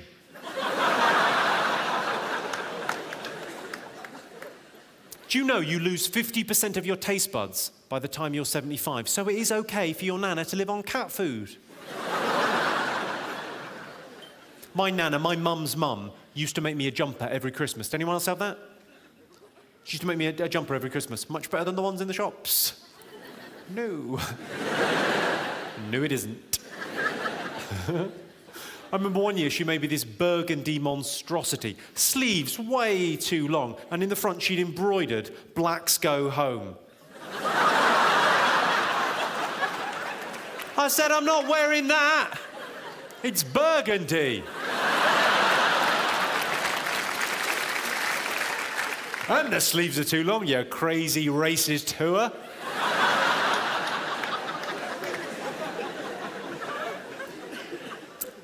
My girlfriend recently had a phantom pregnancy, and now we have a little baby ghost. It's quite a sweet joke, isn't it? It's not hurting anyone, and that's why every time I tell that joke, I kick a tramp. Even things up karmically. Who's got kids? Have you got kids? You've got kids? Okay, I've got kids. Well, I've adopted, but it's the same, innit? It's a family. Well, fostered, but as I say, there's a bit of paperwork, it's nothing. Sponsored. I've sponsored a child. Well, it's not a child, it's a panda. Well, it's a donkey. I didn't sponsor her, I gave it half an apple through a fence. That always gets the same reaction. It's always the woman going, that's not the fucking same. And the bloke going, have you? Good. As long as I don't have to see a fucking photo of it. A lot of men use moisturiser, but I'm old-fashioned. I just spit on my hand.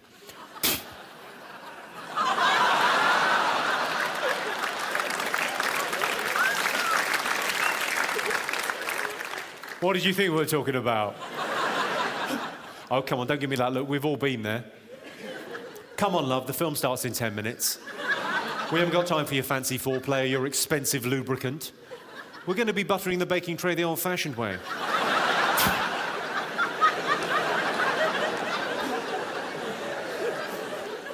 Ironically, buttering the baking tray is the phrase that will stick.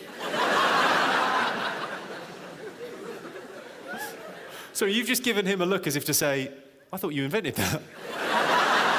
How does he know what we do?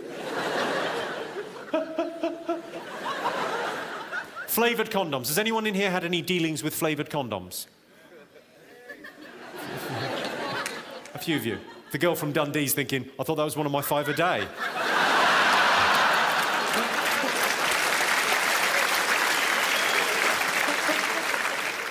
Another banana, lovely.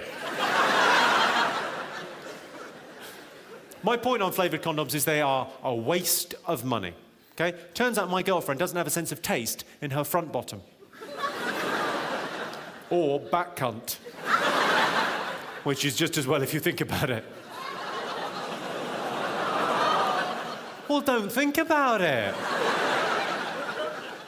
I feel like I've been up here long enough. I can open up a little bit. I can share with you. Glasgow this year, I can share, yes? Okay. My girlfriend has fallen asleep during sex before. That is embarrassing. That is awkward. But not as awkward as the time she woke up during it.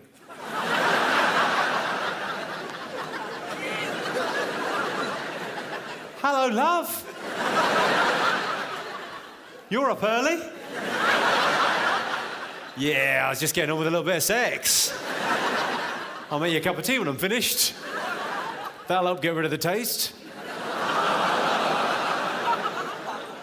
Yeah, I know it's weird. I've seen a doctor. Good, well, that's pretty much the first half of my show, ladies and gentlemen. But it's mainly me talking in the first half. Any questions so far? Anything else you'd like to know? Yes, I'm going to presume all the questions are for me. If I'm not being too starry and arrogant. Although there's something about my name in this town. Jimmy! Just sounds right.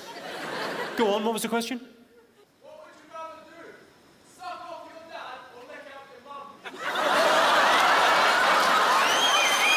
Wow. Yes, I think if I'm not mistaken, that's one of Wittgenstein's theorems. You'd suck off his mum. He's done you. He has done you.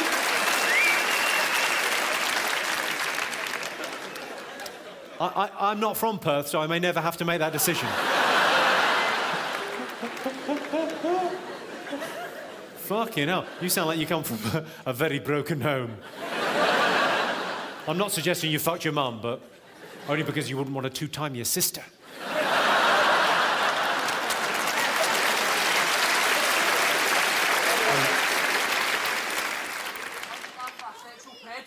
Why do I laugh like a sexual predator? I like the way that sexual predator sounds better in your accent than any other. A sexual predator. I don't know why I laugh like that. It's one of life's mysteries. In the same way as why you dressed as a gay lumberjack. We may never know. I like big, thick logs. Yeah. How big's my cock? Well, I'm not sure whether your mother would be comfortable discussing it, but it's...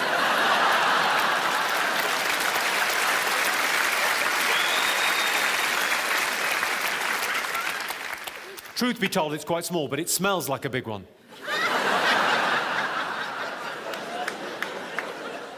What, sorry? Where's the weirdest place I've had sex? His mum's bum.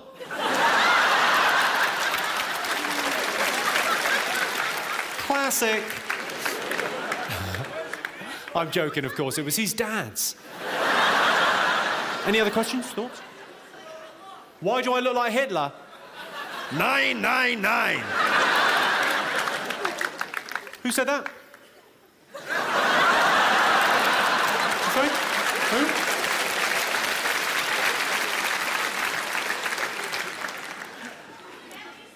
What hotel?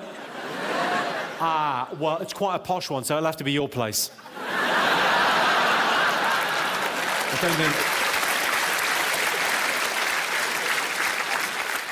I don't think they'll let you in. They've got a policy on that sort of thing. And even though I'm not paying you, it looks like I am. Yeah, go on. Best audience? What, sorry? Where's your best audience? What's the best audience? Well, without being sort of, sycophantic, sir, without sucking up to you, he said in a very patronising manner. Glasgow's pretty good. I mean, that's why I'm recording the DVD here. But I don't know if you noticed the cameras, but it's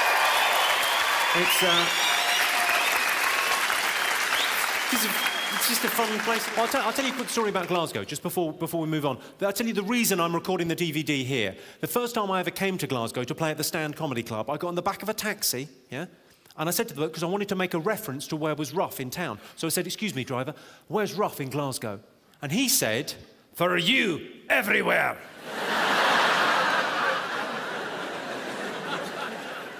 And then I was on stage later that night, on stage, and I told that story on stage, and all I said was, and I thought this was a comment that was beyond any kind of argument, all I said was, Glasgow is quite an aggressive town. And a guy down the front went, no, it fucking isn't it?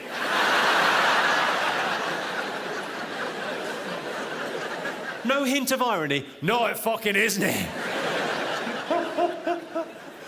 I thought this place will do for me.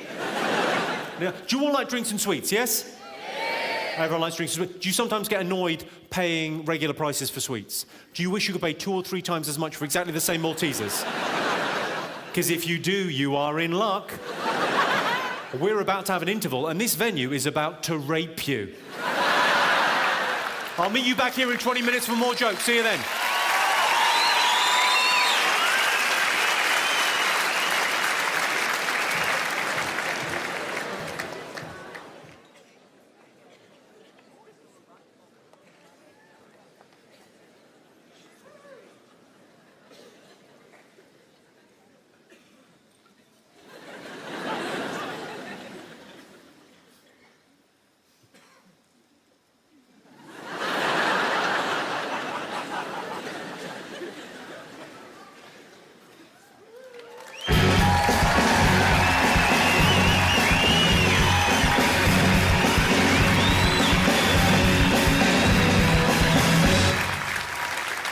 Do you ever get that thing where you walk into a room and you totally forget why you've gone in there? You just kind of go, what am I meant to be? Do you ever get that?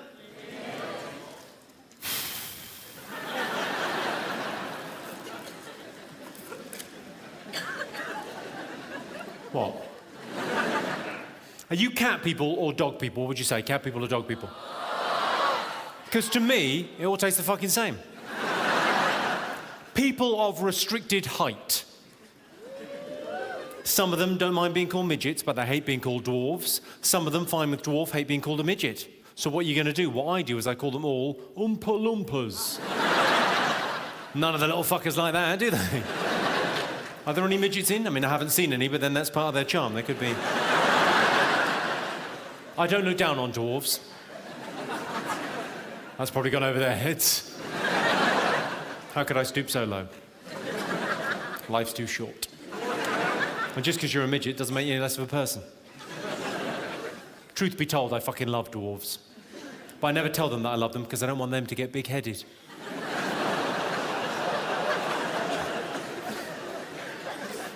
A lot of people say women get more attractive after a couple of drinks, but I think they lose a lot of their charm vomiting and pissing in the street. Welcome to Glasgow. They just put speed bumps outside my local school. Wow, I'm pretty sure it's a speed bump. I'm 90% sure it was a speed bump. With a satchel. I make my own vegetables. I've got a hammer.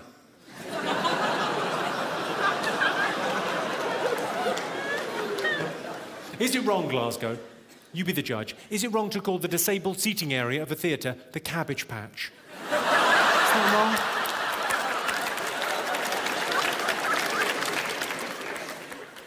Double amputees, you got to hand it to them. But they will drop it. If I lost both my arms, I'd probably just shrug it off. I had a guy, I was doing a gig on this tour, I was telling that joke, and there was a guy sitting where you're sitting, right down the front there, missing both his arms. And he laughed at that joke, but then at the end I noticed he wasn't applauding.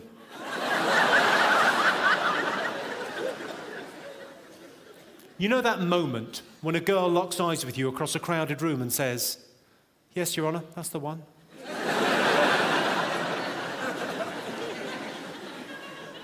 I saw a headline in the paper, it said, "Rapist strikes." I thought, what does he want, better pay conditions?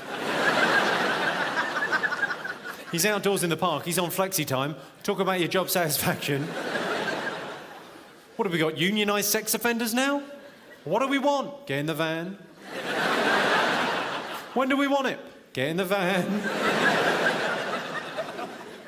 Women ask weird questions. Well, the women in my life have always asked weird questions. My girlfriend said to me recently, she said, "Which of my friends do you think is prettiest?"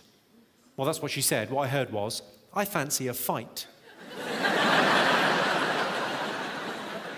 I don't know much about women, but I know there is no correct answer to the question, "Which of my friends do you think is prettiest?"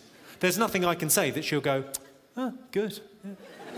And there's going to be trouble, so I thought, well, I might as well be hung for a sheep as a lamb. So when she asked, "Which of my friends do you think is prettiest?" I said, "Well, Karen is pretty, but Susan does that thing with her tongue." Talking during sex, Glasgow. Where do you stand on talking during sex? I think there should be very strict rules on talking during sex. Rule number 1, don't. Rule number 2, shh. And those are the rules. My girlfriend talks during sex. I don't mean sexy, dirty, filthy talk. I'd love that. That'd be awesome. No. She says the most mundane shit you've heard in your life, mid-coitus. That means whilst fucking. The thing you do for chips.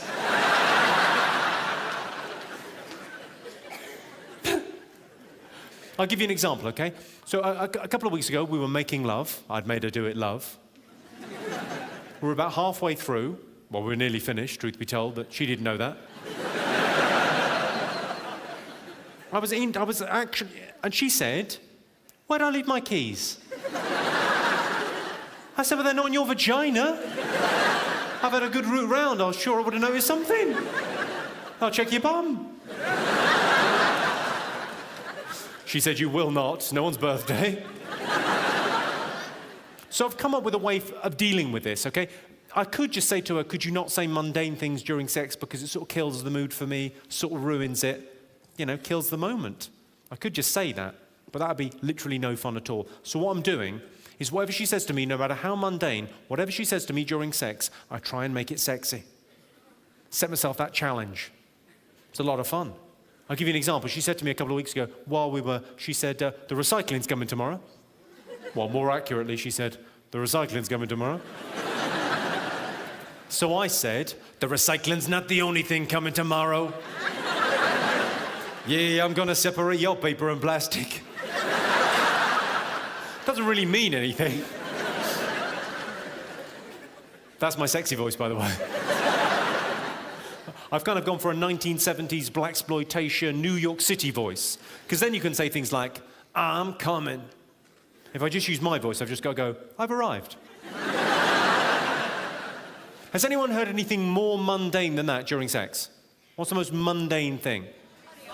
Hurry up. Hurry up. What was that? These chips are cold.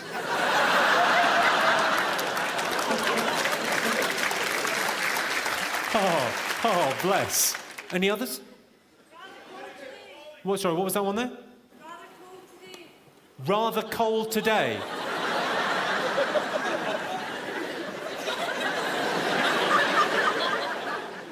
Cold today. Aye. That's like small talk at a bus station. I suppose we're in Glasgow. It could well have happened at a bus station. I got the little... Oh, yes. Any others? Is it in yet? So have you said to this boy here, there's a man covering his eyes now with the... Oh, God, she hasn't. That's not your boyfriend? I'm sure you don't limit yourself to one. But you've said to a man, is it in yet?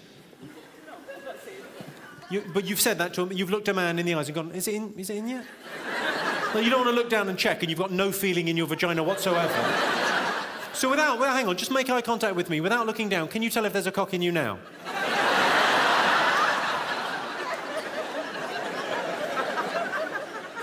What was your one? My grand's in hospital. You were fucking someone and they said to you, my grand's in hospital. Oh yeah, baby, tell it like it is.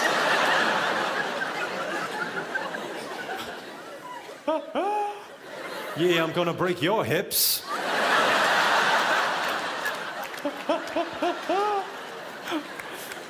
Any other mundane things during sex? There's the ice cream van. There's the ice cream van.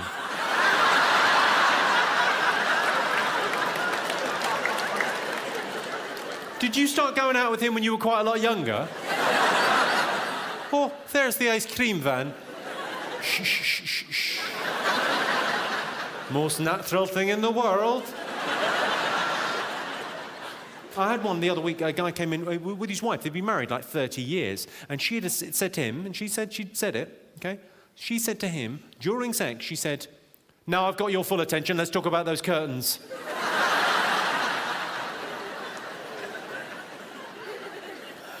I wish I'd been him, I would have gone, curtains look fine.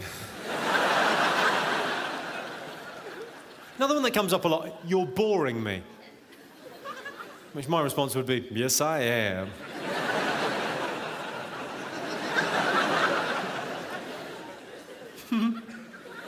I don't know what this says about us as a nation, but one that comes up all the time from audiences is change channels. Are we having sex with the television on, people? I think if someone said change channels to me, I would know they were talking about the television, but I would be very tempted to go, thanks very much. I don't mind if I do.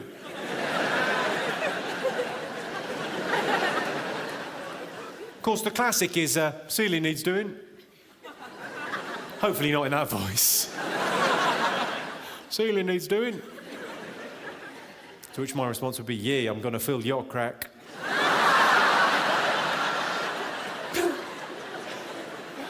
Gentlemen, if you're in a long-term relationship, you'll be familiar with this conversation. It's the conversation that happens 5 minutes after you think you've gone to sleep.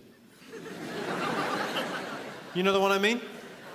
TV's off, lights are off, books are down, everyone's washed their teeth, you're in bed, night, night, love you, night, night.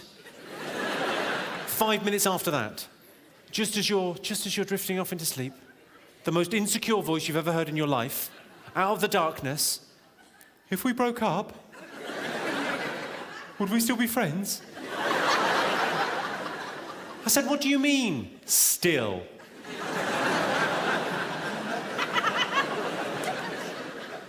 I bought my girlfriend some lingerie. It was her birthday, and she'd hinted at the stuff she wanted. So I went to, I think it was Agent Provocateur, for these fancy kind of set of pants and bra and stuff. Well, quite right. So she was quite impressed. She opened it up on her birthday morning. She was really kind of into it, and she went, oh, these are beautiful, darling. But they're not my size. I said, don't worry, I've had a chat with a woman in the shop, and she says, you can have an operation.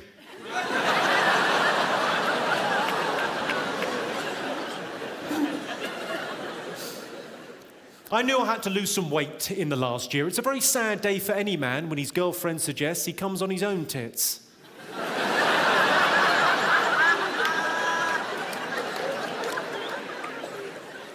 You ever done that? Have you ever mixed up a fat person and a pregnant person? It's embarrassing, isn't it?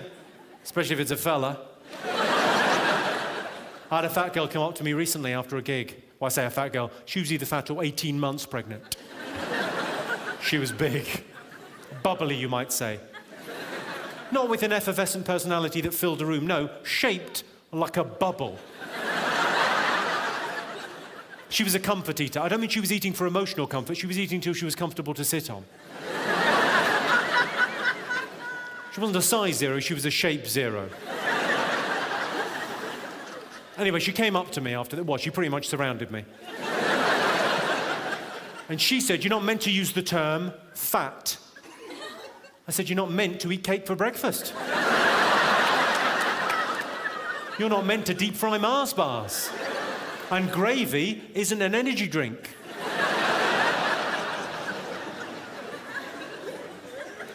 And if I can't say fat, because I wasn't using fat in a judgmental way, I was just purely being descriptive on stage, I was using the word fat. Apparently I can't use the word fat now. If I can't say fat, what term does she prefer? Chunky monkey wobble slob? Fatty boom batty? Or blubbernaut? And if you're offended by any of those terms, how about a salad? I'll tell you what, I'm a bit, not distressed at, but a little bit upset. The term real woman. I used to really like the term real woman. It meant a voluptuous, fuller-figured, curvy, beautiful, buxom, plump lady. You would say she's a real woman. Doesn't mean that anymore, does it? Real woman is now a euphemism for chunky monkey wobble slob. You say she's a real woman when you mean she's a really fat woman. She's dangerously close to being two women. Have you ever fucked a girl so fat you think it might count as a threesome? And I tell you when you know you're with a fat lass, when you find yourself in the throes of passion thinking, is that boob or arm? I'll give it a lick just to be sure.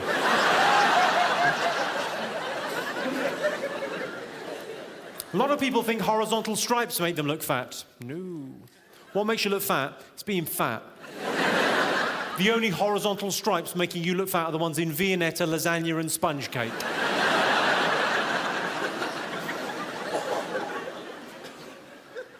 I had a fat girl come up to me after a show a couple of weeks ago, a very nice girl. She said, look, I really enjoyed the jokes, but I'm a fat woman. How do you think I feel? I said, squidgy.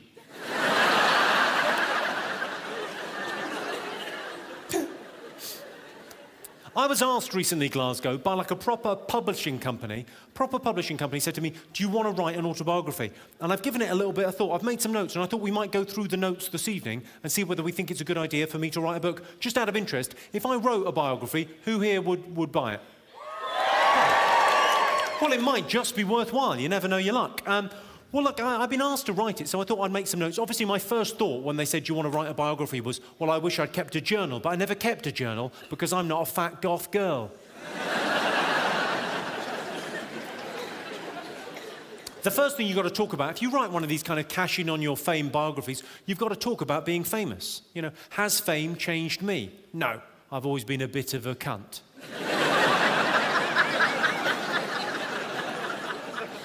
It's a very odd thing being famous. I get this thing happen now where about once a week someone will come up to me in the street and go, I know you from somewhere. Did we go to school together? And I've discovered there's no way to say to another human being, no, we didn't go to school together, but do you own a television? Without sounding like a total fucking arsehole.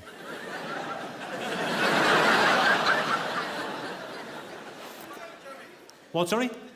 Is that Buckfast? No, that's water. You've probably heard of it.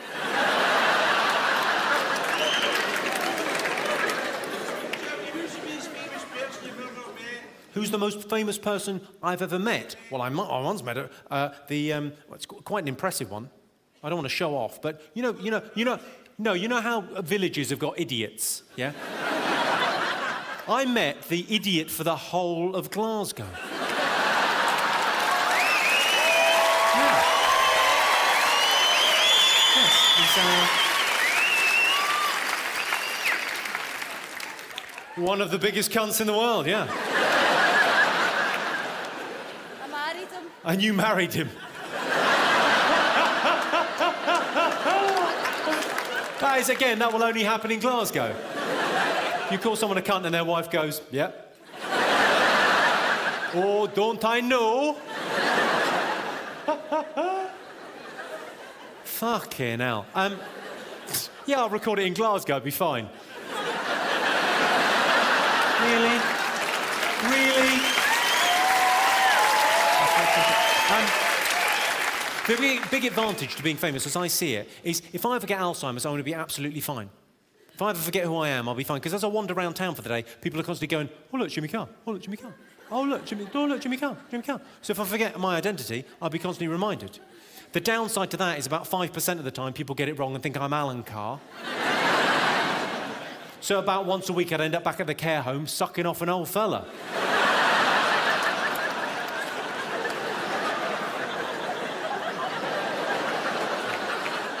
Oh, I don't really like it. Looks. Let's talk about my looks. Well, could be worse. It could have been a pop-up book. Looking at me, you wouldn't think I was voted the fourth sexiest man in Britain. And you'd be right. I wasn't. People often ask, how do you get the Jimmy Carr look? Well, get your mother to drink heavily during pregnancy. Sorry, mate, no offence.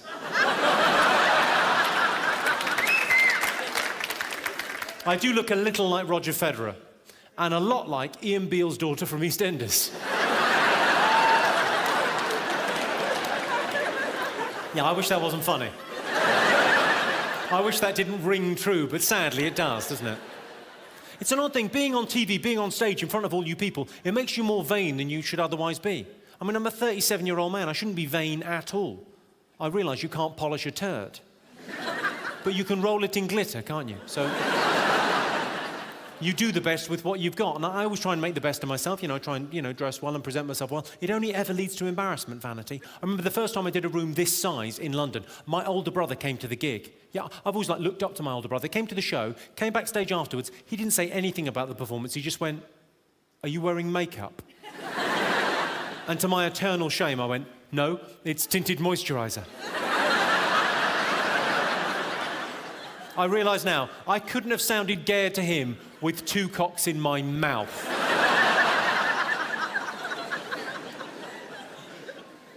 Let's talk about my career. I've got a terrible boss, self-employed, and I'm currently on sexual harassment charges. Of course, on the other hand, you are looking at Employee of the Month. How can I explain what it's like? You know when you walk past like an electrical goods store and they've got all the TVs in the store hooked up to one camera and you kind of do that weird thing of waving at yourself as you walk by? And there's an odd moment where you go, well, I don't want to stop waving because I'm still waving. That's what Channel 4 is like for me. I'm like their fucking screensaver. And for the moment, it's just stand-up and TV for me. My acting career has been put on hold, and that was a decision taken by you, the British public. Yeah, a lot of comedians that I started with have now gone to Hollywood to make movies, which is great, well done them. But there's something called loyalty, and there's something else called a lack of talent and no offers. I've just noticed, can you all just keep a little bit quiet for a second? I've just noticed there's a man over there, that pit in a blue jumper. I think he might be asleep. If you could just keep quiet around him. Just shush, shush. Oh, fuck, he's woken. Fuck. Hello? You're having a fucking weird dream, aren't you? I wouldn't fall asleep again. Something very bad will happen. I was going to teabag him. Shit. It's annoying, isn't it? Sounds like it would have been a very popular choice. What's your name? Stephen. You had to have a little think, though, didn't you? All right, and what do you do, Stephen? Footballer. You're a footballer. Who do you play for? Stranraer. He's a footballer. He plays for Stranraer. Okay, I'm fucking shit at football as well, mate. Don't worry about it. That's fine. Don't worry about that. Don't feel bad. Stranraer, and is that five-a-side, is it? You got a full team? Wonderful. Well, I bet you're a great kicker. You lazy fuck. Try and pay attention. It's not like people fall asleep when Stranraer play. Oh, no, hang on. That's a bad analogy. You lazy fucker. I've noticed a trend in publishing, just the last couple of years. The more depressing the childhood segment of the book, the better the book does, the better the biography does. People love reading about kind of horrible, depressing childhoods. So I've had a crack at writing a heartbreaking childhood memoir, which wasn't easy for me, because my childhood was actually fine. I was in a lot of fights at school. Well, not a lot, one. And it wasn't a fight, it was a debating society. And I wasn't in it, I was watching. Still, don't fucking mess. We were poor, But we were happy. I remember every Sunday morning you could hear my dad banging away trying to get some life out of the old boiler. Then he'd give up, go upstairs and fuck my mum. I simply adored our pet dog, Patch, but one day my parents called me in and told me that Patch had been called away to the giant potato sack with bricks in it in the sky.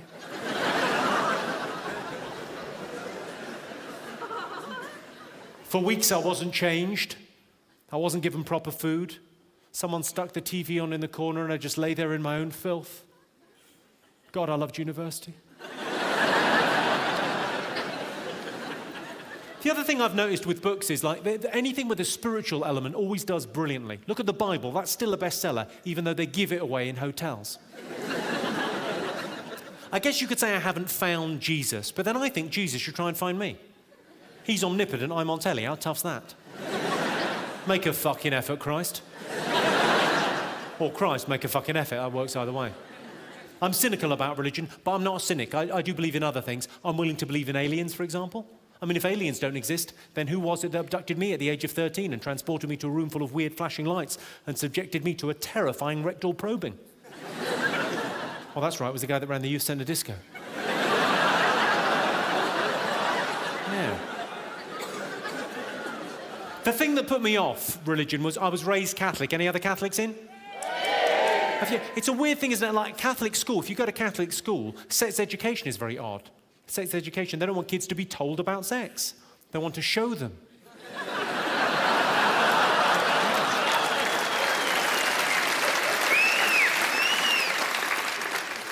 The Catholic Church are weird. The only kind of contraception they seem to approve of is fucking young boys.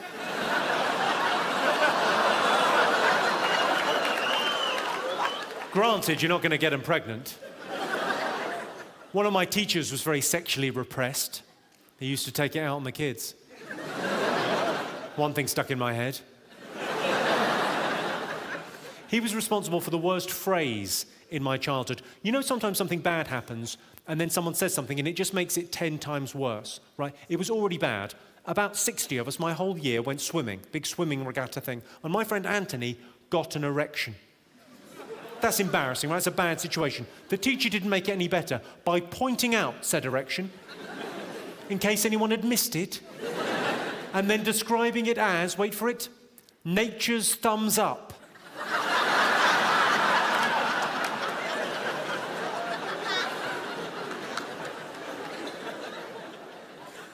It is weird, the stuff you remember when you look back. Like, I've sort of made some notes about my childhood. I thought I'd be able to remember the stuff they taught me.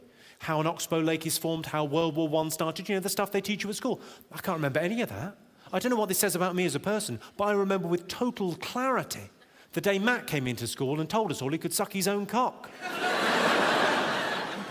I remember clearly because he told us how he did it. He said he did it by falling backwards into the bath.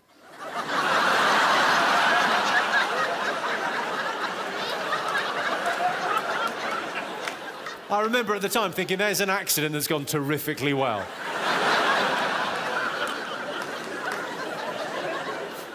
Most people laughing at that, just one man down the front giving me a look as if to say, I might have a bath later on.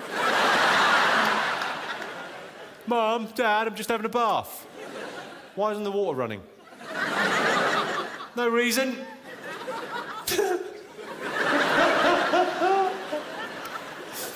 It's an interesting area. I think sexual awakening is, for a biography, that's always a good chapter. My uncle actually taught me the facts of life, but I can't tell you what they are because it's a special secret between me and him. Seriously, I can't say if I tell you my mum and dad will both die.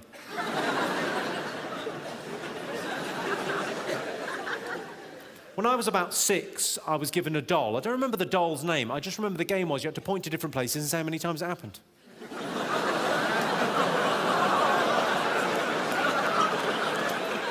Did you not have that game?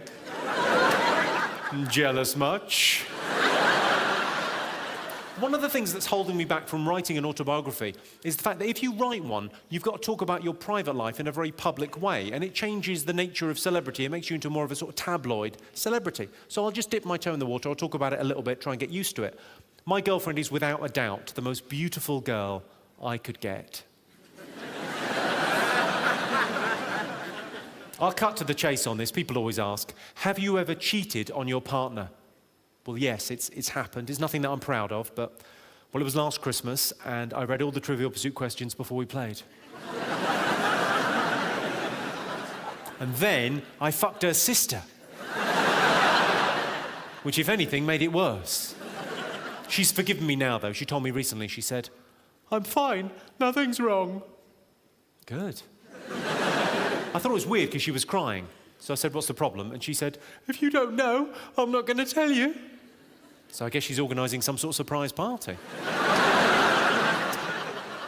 I thought it'd be romantic to take my girlfriend back to where we first met. But she said, don't make me go back there, Mr. Jimmy. I'll cook, I'll clean, I'll be better.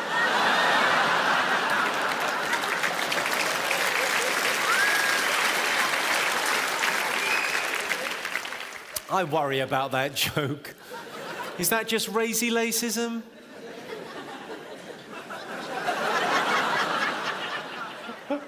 Oh, you racy lacist? It's not, it's an accent, it's fine, don't cry. I get asked, what's the secret of comedy? Graham Norton's got a wife and 2 kids. Doesn't leave this room. People ask me what I'll do if I ever run out of jokes. Well, I could always write an episode of 2 pints of lager. People seem mildly sort of obsessed. I always get asked, what did you do before comedy? Well, I used to work on the oil rigs off the coast of Aberdeen. I did. I was a male prostitute. I knew you from somewhere. Never forget a face. Or the back of someone's head. I often get asked, what's your pet hate? Well, he doesn't like it if you put things in his bum. But who can resist a cat's bumhole? It's like a towel holder from the 70s. They're strangely alluring. Right, I tell you what, I was going to talk to you about this. This is the question on this tour that's come up more than any other from audience members, yeah? What order would you do Girls Aloud in? Most men in this room have given that concerted thought. Even though we know it's never going to happen, we want to be ready just in case. In case we ever get a knock on the door from the 5 girls saying, I want you now, we want to be able to say, come in, ladies, the rota's on the fridge.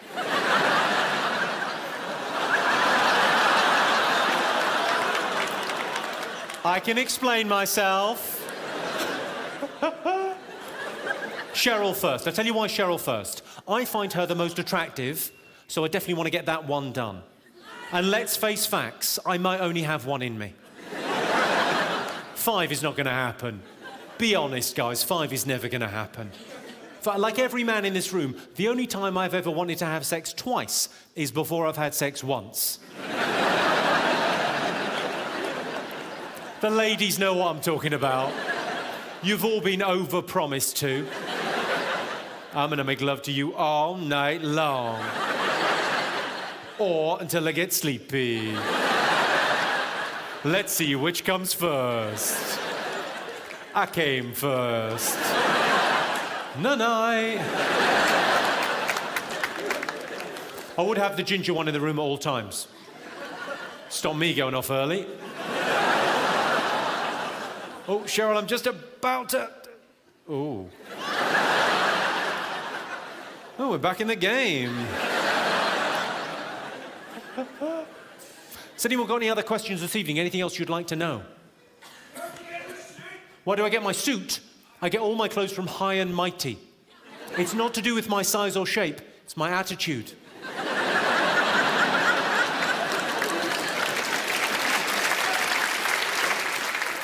This is actually a suit for an 8-year-old giant. I don't know why that's a giant. It's more like a Thunderbird.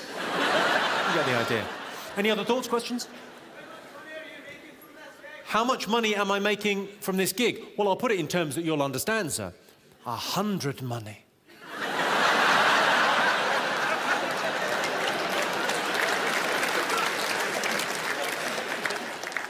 Go on, sorry, what was your question? Did you lose your virginity? What age did I lose my virginity? It was the 20th century. No, I lost my virginity. I was 26 when I lost my virginity. Now, I realise there'll be grandmothers in Glasgow thinking... Well, that can't be right. Did he not have a sister? No, I was 26, but I tell you why I was 26. Because I was Christian growing up. I had an imaginary friend that I used to talk to. I know it sounds mental now, but I did. So that was part of it, but partly I wanted it to be special. Well, not special, but consensual. And then I got to 26 and I thought, fuck it. How much is a train ticket to Dundee?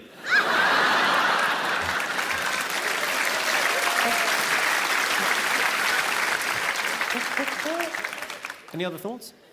What, sorry? What's my favourite song? I would say probably Sweet Caroline. Where it began, I can't begin to know it. But then I know it's growing strong. First there was spring, then spring became the summer. Who'd have known it came... Well, sorry, I could have just gone on there. Hands, touching hands, reaching out, touching you, touching me. Da, da, da. Sweet Caroline, ba, ba, ba. Good times never seem so good. I'd be inclined, ba, ba, ba, to believe they never would. There, I'll do with that. My favourite song. Yeah, do some karaoke halfway through, why not?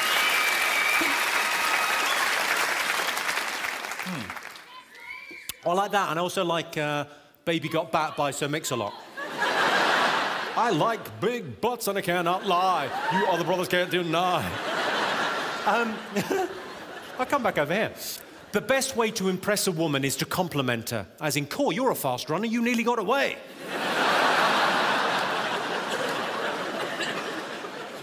We all know that no means no. But what does it mean when they shout help? Means the gags come loose. Two things really annoy me. You know when you buy stuff and it comes in that super hard plastic that you cannot get a start on? Do you know the stuff I mean? And you end up chipping a tooth. And then you go and get scissors. You'd never dream of getting the scissors first. You think, I'll try my teeth. Ah. And then the worst thing is when you bought scissors and they've come in that stuff. That annoys me, that and genocide. Oh. Backseat drivers, they're all the same. Why are we going into the woods? Please let me go. I tell you what I love, and I bet you all love it too. I love the snooze button. Do you love the snooze button? Yeah. Love the snooze, because after 8 hours sleep, I tell you what I need. A nap. Strange but true, isn't it? I wake up in the morning, I'm more tired than when I went to bed the night before. I wake up thinking, I'm exhausted. How tiring is sleep? I need 10 minutes just to take the edge off that.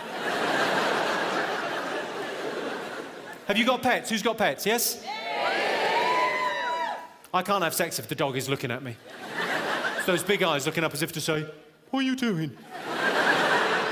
And that's why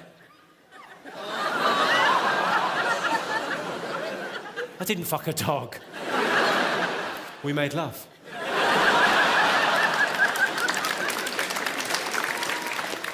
I'm a typical guy. I love all sports. Pilates, hopscotch, conkers, you name it. Any cricket fans in? Interesting fact about cricket. Cricket was invented at Rugby Public School when some boys were playing football and one of the boys forgot the ball and they're all standing in a field and nothing happened.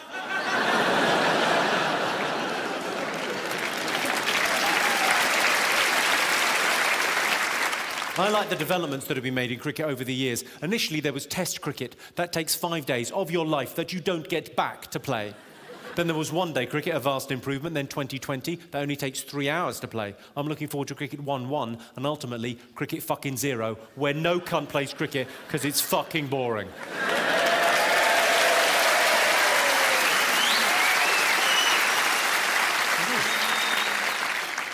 The Paralympics, that is what sport should be about. Did you watch the Paralympics when it was on in Beijing? Inspirational or inspiring global event. About 3 people saw it, it would appear. I don't know how to describe it to people that didn't see the Paralympics. It's sort of like the Paralympics. It's sort of like a children's book where all the broken toys have a picnic. Well, you can get off the high moral ground if you didn't even fucking watch it. I had a favourite event, and all the events are interesting, I think, because you're watching sports that you've seen before, sports that you've taken part in, done in a different way because they're being done by disabled people, so you're getting kind of a different angle on it, different rules, yeah? So they're all interesting. My favourite, and you've got to promise me, look this up if you think I'm making it up. Google it when you get home and have a look on YouTube. Treat yourself. It's awesome. Paralympics, the blind football. Okay, so they get a normal... I'm not talking about Stranraer. Okay, so what they do in the blind football at their Paralympics, they get a normal football, normal standard issue soccer ball, they put a bell in the ball, and blind people play football. Their spatial awareness is that good, they could tell where the ringing is, find the ball, not only find it, kick it, and score a goal. How fucking awesome's that? And Team GB got silver. Gold went to some kittens. I don't know how they got into the stadium. Presumably no one saw them. And there was an unfortunate incident when the referee blew the whistle for the final time, someone kicked his face off. As you'll be aware, I'm very comfortable talking about disability on stage because disabled people are part of our community, part of our societies, of course they are, but also disabled people are the most patronised group within society. Everyone patronises the disabled. It's like a national pastime. Here's a good example for you. If you've got any building in this country with more than 4 stories, there's a limit on the number of wheelchair users that can be in that building at any one time because what if there's a fire? If there's a fire, throw him out the fucking window. What's he going to do, break his back again? What's he going to be, double paralysed? You heard about Dave, he's been double paralysed. It's pretty bad, he's got to go around in 2 wheelchairs.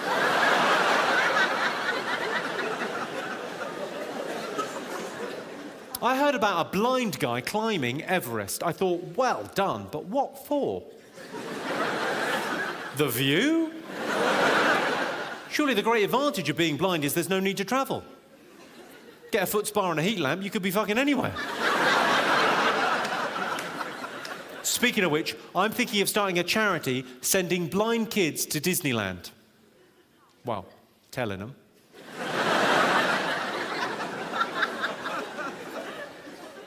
No, it's not the same, but my dog's gone, well, he's lost an eye, and he's got, well, the vet reckons he's got about 30% peripheral vision in his remaining eye. Who thinks I should get the vet to put him down? No.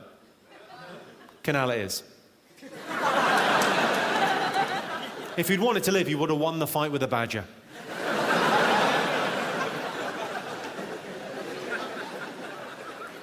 A lot of men like it when the collars and cuffs match, but I wouldn't want to date a bald lady. That took you a while to get. Apparently, women like chocolate because it stimulates them in the same way as sex, which I think goes some way towards explaining the popularity of the chunky Kit Kat. I've never found chocolate to be an aphrodisiac. The only way a chocolate bar is going to help my sexual performance is if I use it as a splint. Or bait.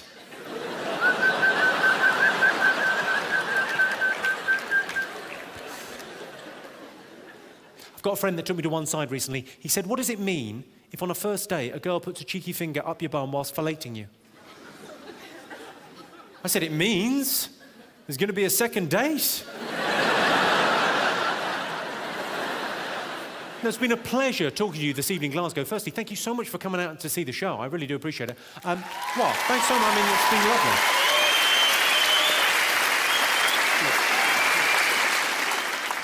Couple of quick things just before I go. If you've never seen a Punch and Judy show, I don't want to spoil it for you, but the man behind the curtain is a paedophile. A lot of people don't think paedophiles should be allowed to live anywhere near schools, but it does reduce their carbon footprint.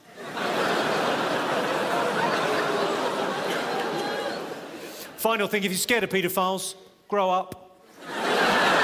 I've been Jimmy Carr, thank you very much indeed. Cheers, good night, thank you.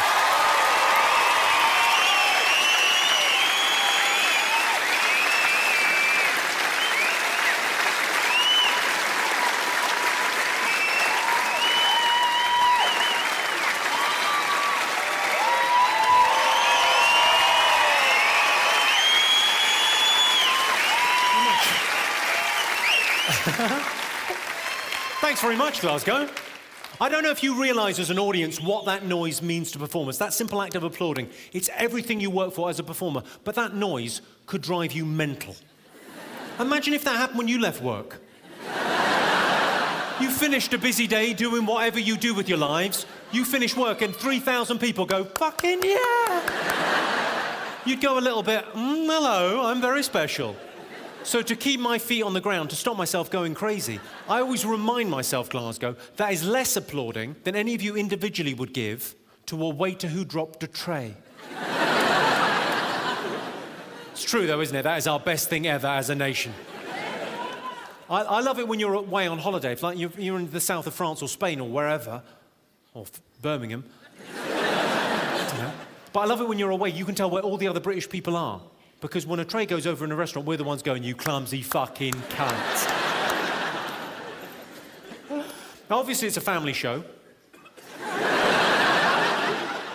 I've noticed a thing, I go out to see a lot of comedy shows, and I've noticed a thing, comics tend to do their best stuff right at the end of the gig, and then they leave the audience wanting more. It sounds good, doesn't it? But it doesn't make any sense. Because you, the audience, are left wanting more, and the comedian has fucked off.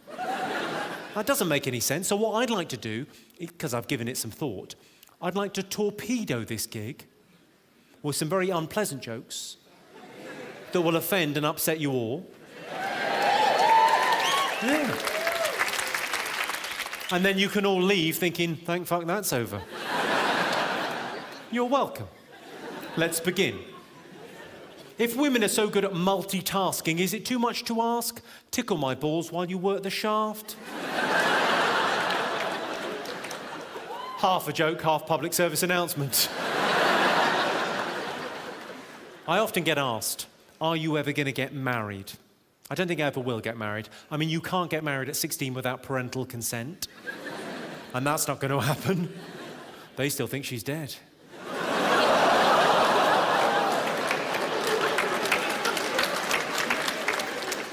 That's an unfortunate reaction, because that's only there to warm you up for this one. Did you all read that story about the girl that was kidnapped and kept in squalid conditions for 18 years? Did you read that story? Was I the only one that read that story and thought, 18 years in squalid conditions? Have a tidy round. Make a house a home, you lazy bint. Say what you like about the Make-A-Wish Foundation. They can work to a deadline.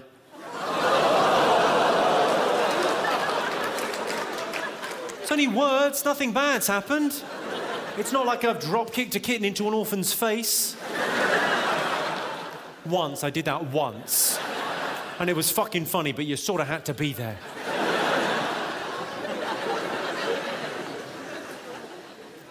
I think I've sorted out the credit crunch. I thought you'd be pleased. No, I genuinely, I think I've sorted out the credit crunch. You know what the problem is with the credit crunch, as I in layman's terms, okay? The trade, the turnover, the cycle of business isn't happening in the way it was because businesses and banks and countries have gone bust and no one trusts each other. So how are we going to repair this? How are we going to get things started again, get that virtuous circle up and running? I'll tell you what we do. We build a World Trade Center.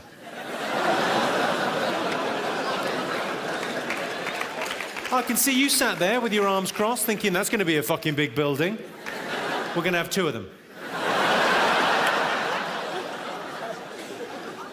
I saw the chief of the New York City Police on the news. He said, we will never forget 9/11. I thought, what's your fucking home, not your phone number?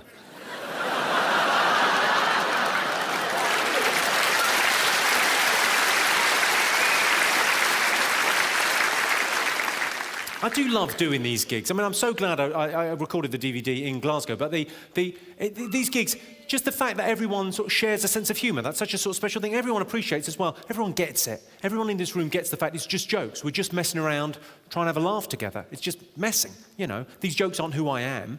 In the real world, I'm quite a generous sort of person. So I realise that makes me sound like a dick.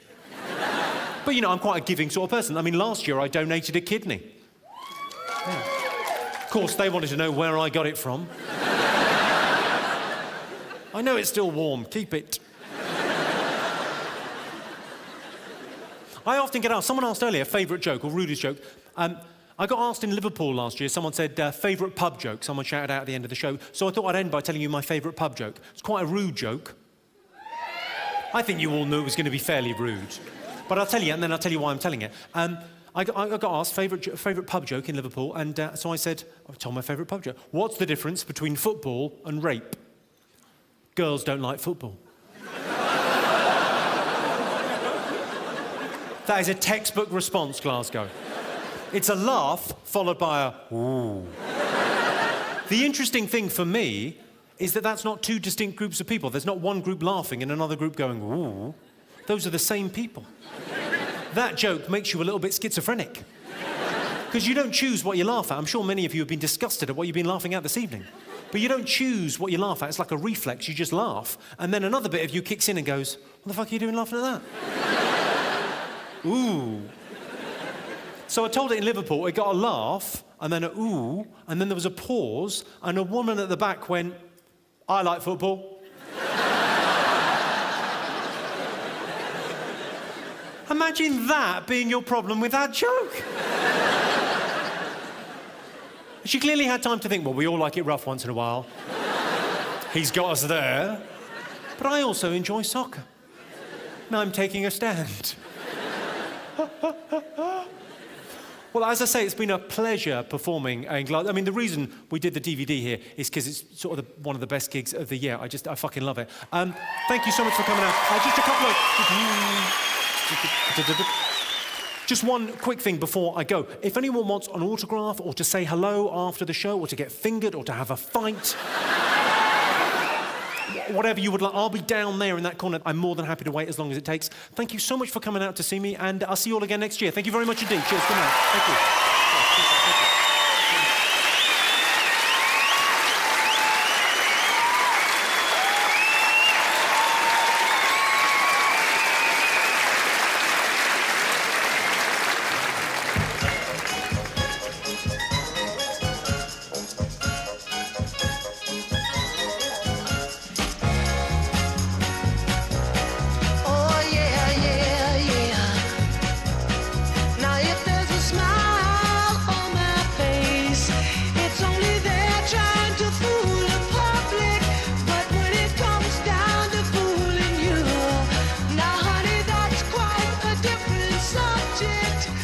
How's it going? You all right? Yeah, good. Thanks for coming to the show. I appreciate it, man. It was all right, wasn't it? I think we got away with it. Yeah. It's like meeting a vicar at the end of a service, you know, kind of after a wedding. Thank you very much for coming. Hello. How are you two? You all right? You can take a photo of me. Of course you can. You can add that, and then when you touch yourself later, you can look at it. Of course. Seems only reasonable. Thank you so much for coming, you two. You look very glamorous, all dressed up. Hello. What's going on here? Well, I love that noise. What happened there? Thanks so much for coming to the show. A long time to come. The hair. You ladies have got kind of the... You've both got very cool kind of 60s hair. I love it. Is it a mother and daughter? Do you want to have a three-way or not? Just say. Not today. Not today. OK, not today. Can I get a hug?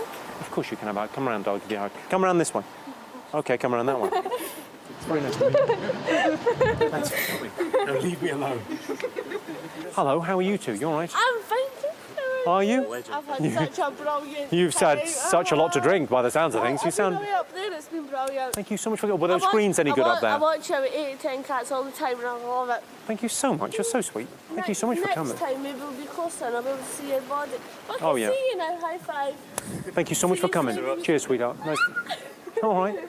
How are you? You all right? Do you have a problem with alcohol? Oh, no, I was thinking of her. Fine. Hello. How's it going? Good, thank you. You're very on trend with the sparkliness. Everyone's very sparkly. It's my Christmas top. It's your Christmas top. Oh, Are you coming to after show party? the after-show party. Is it in your pants? Well, Oh, I is it see. B-Boss? What's sorry? B-Boss in Merchant City. It's in Byblos in Merchant City. I've no idea. Those are words, but I don't understand what they mean. I'll be okay. Not back. I'll finger you on the table. How's that? Right then. I love show business. Thank you so much for coming. Cheers. I appreciate it, girls. Thank you. Is that your missus? You're punching so far above your weight. It's like a different league. When you're in Glasgow, you punch above the Well done, weight. you. You've got low self-esteem. What's gone wrong? Who are you getting back at? Hello. Hello. How are you? You all right? Thanks for coming, girls. How do you know each other? What's going on here? She's your lesbian lover? Huh? She wishes. Go on, give her a go. Break her off a piece. I love the cock too much. I love the cock too much. Brilliant. And a lot of people wouldn't say that. Well, it's fine though, isn't it? That's what I always say. Whenever I've met a lesbian in the last 10 years, I've always gone, what would it take to get you back on solids? That's my standard response. Nice to meet you both. Thank you so much for coming. Thank you very much. How are you? You all right? Yeah, fine. Good show. Oh, thanks very much. Thanks for coming. You're the girl from Dundee? Okay, but if you do chips, I might just get up the road with you. I might get up the road with you. Is that what you call it? You call it the road because so many men have been down it. Thank you so much for joining in, though. I really appreciate it because it kind of makes it for me when people join in a little bit. Really, and where are you from? Dundee. You're from Dundee as well? Well, I'm sorry for your trouble. Took me up the road with a bag of chips years ago, still with them, yeah. Yeah, oh, he seems nice. Nice chips. See you later. Hello, you look all dressed up as well. Thanks very much. Jimmy, can I just say a favour? Yeah, go on. The last twice you've met my niece, you've let her lick you. I've let her lick me. Yes, last night you let her lick you, and you let her lick you a year ago. No, I think I know the girl, the weird thing with the face lick. Weird. Yeah. Yeah, fine. Go ahead. Thank you very much. Hey, Jimmy. no problem at all. Yeah, people are weird though, right? Hello, how are you? You all right, fella? Yeah, okay. Thanks for coming out to the show. I appreciate it. Cheers. Hello. How do you guys all know each other? What's going on here? Friends from school. Friends from school? How old are you? 18. Really? Oh, yeah, okay. I don't know. What's this new Meow Meow like? Is it good? Have you tried it? No, I'm not trying. Spent all your money on tickets to comedy shows. You should be in a park now being fingered. Thank you so much for coming, though. Good luck in your studies. Take care, guys. How are you guys? You all right? Very nice to meet you. Sorry it's taken so long to sound. Of course you can. Actually break your virginity at the age of 26? Was that Yeah. just a joke? No, genuinely, I was No 26. Yeah. way. Yeah, My seriously. God, must have been a sad man. Yeah, it's pretty sad. Yeah. It's all right. I'm living with it. Thank you so much for coming. How do you two? Are you sisters or? Just good friends. Are you? Met at college. So you got me to... No, we're not. We have men in our lives. We are. You say that. Where are these men in your lives? We I are. can't see anyone. Well, very nice to meet you. Thank you so much for coming. Thanks, see you later. Thank you so much, girls. Cheers. Hello. I've been a Michael Jackson fan. Oh, Mike, are you a massive Michael Jackson fan? Massive. I was when back then.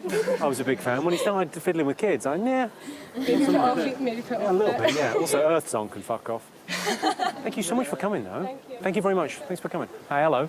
Christ, please don't hurt me. How are you, lads? You all right? Very nice to meet you. Thanks for coming to the show. Is that a fashion thing, or is it the knit nurse been? Huh? What? Oh, that's got him. Clearly, the knits joke has found a home. Thank you so much for coming, guys. I really appreciate it.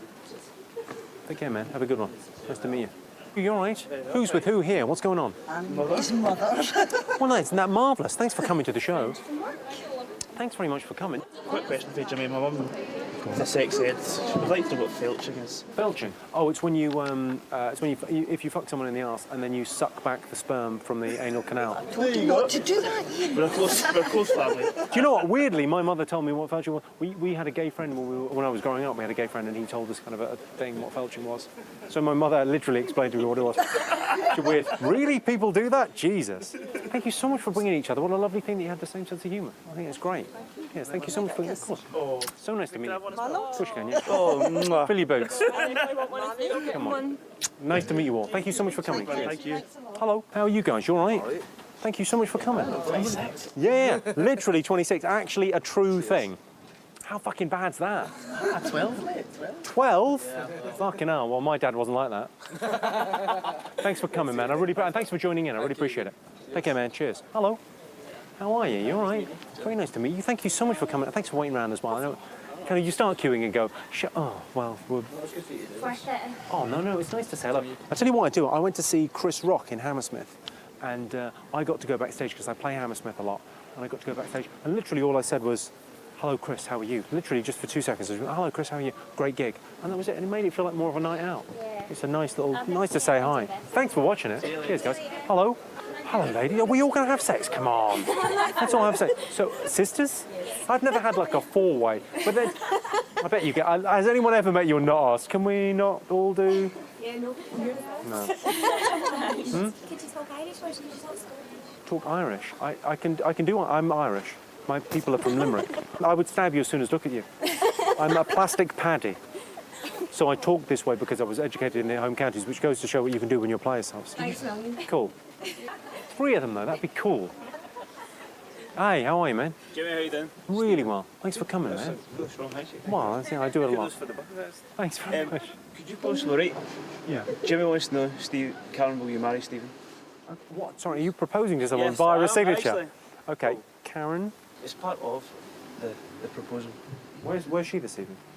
At work, she's a police officer. You've got to let me know how that goes. So you asking her to marry? Yes, Sam. What a wonderful thing. Good Thank luck you with very that, man. much. Congratulations. Thank you. Good luck. She'll say yes, she's bound to. Thanks, everyone. That's the show. That's the end of the DVD. I'm going to get very drunk. Hello, I'm Jimmy Carr, and that was an old clip of me. That happened in the past when I was funny. I'm still funny now. Come and see me live on tour. Join in. IRL. Yeah, kids.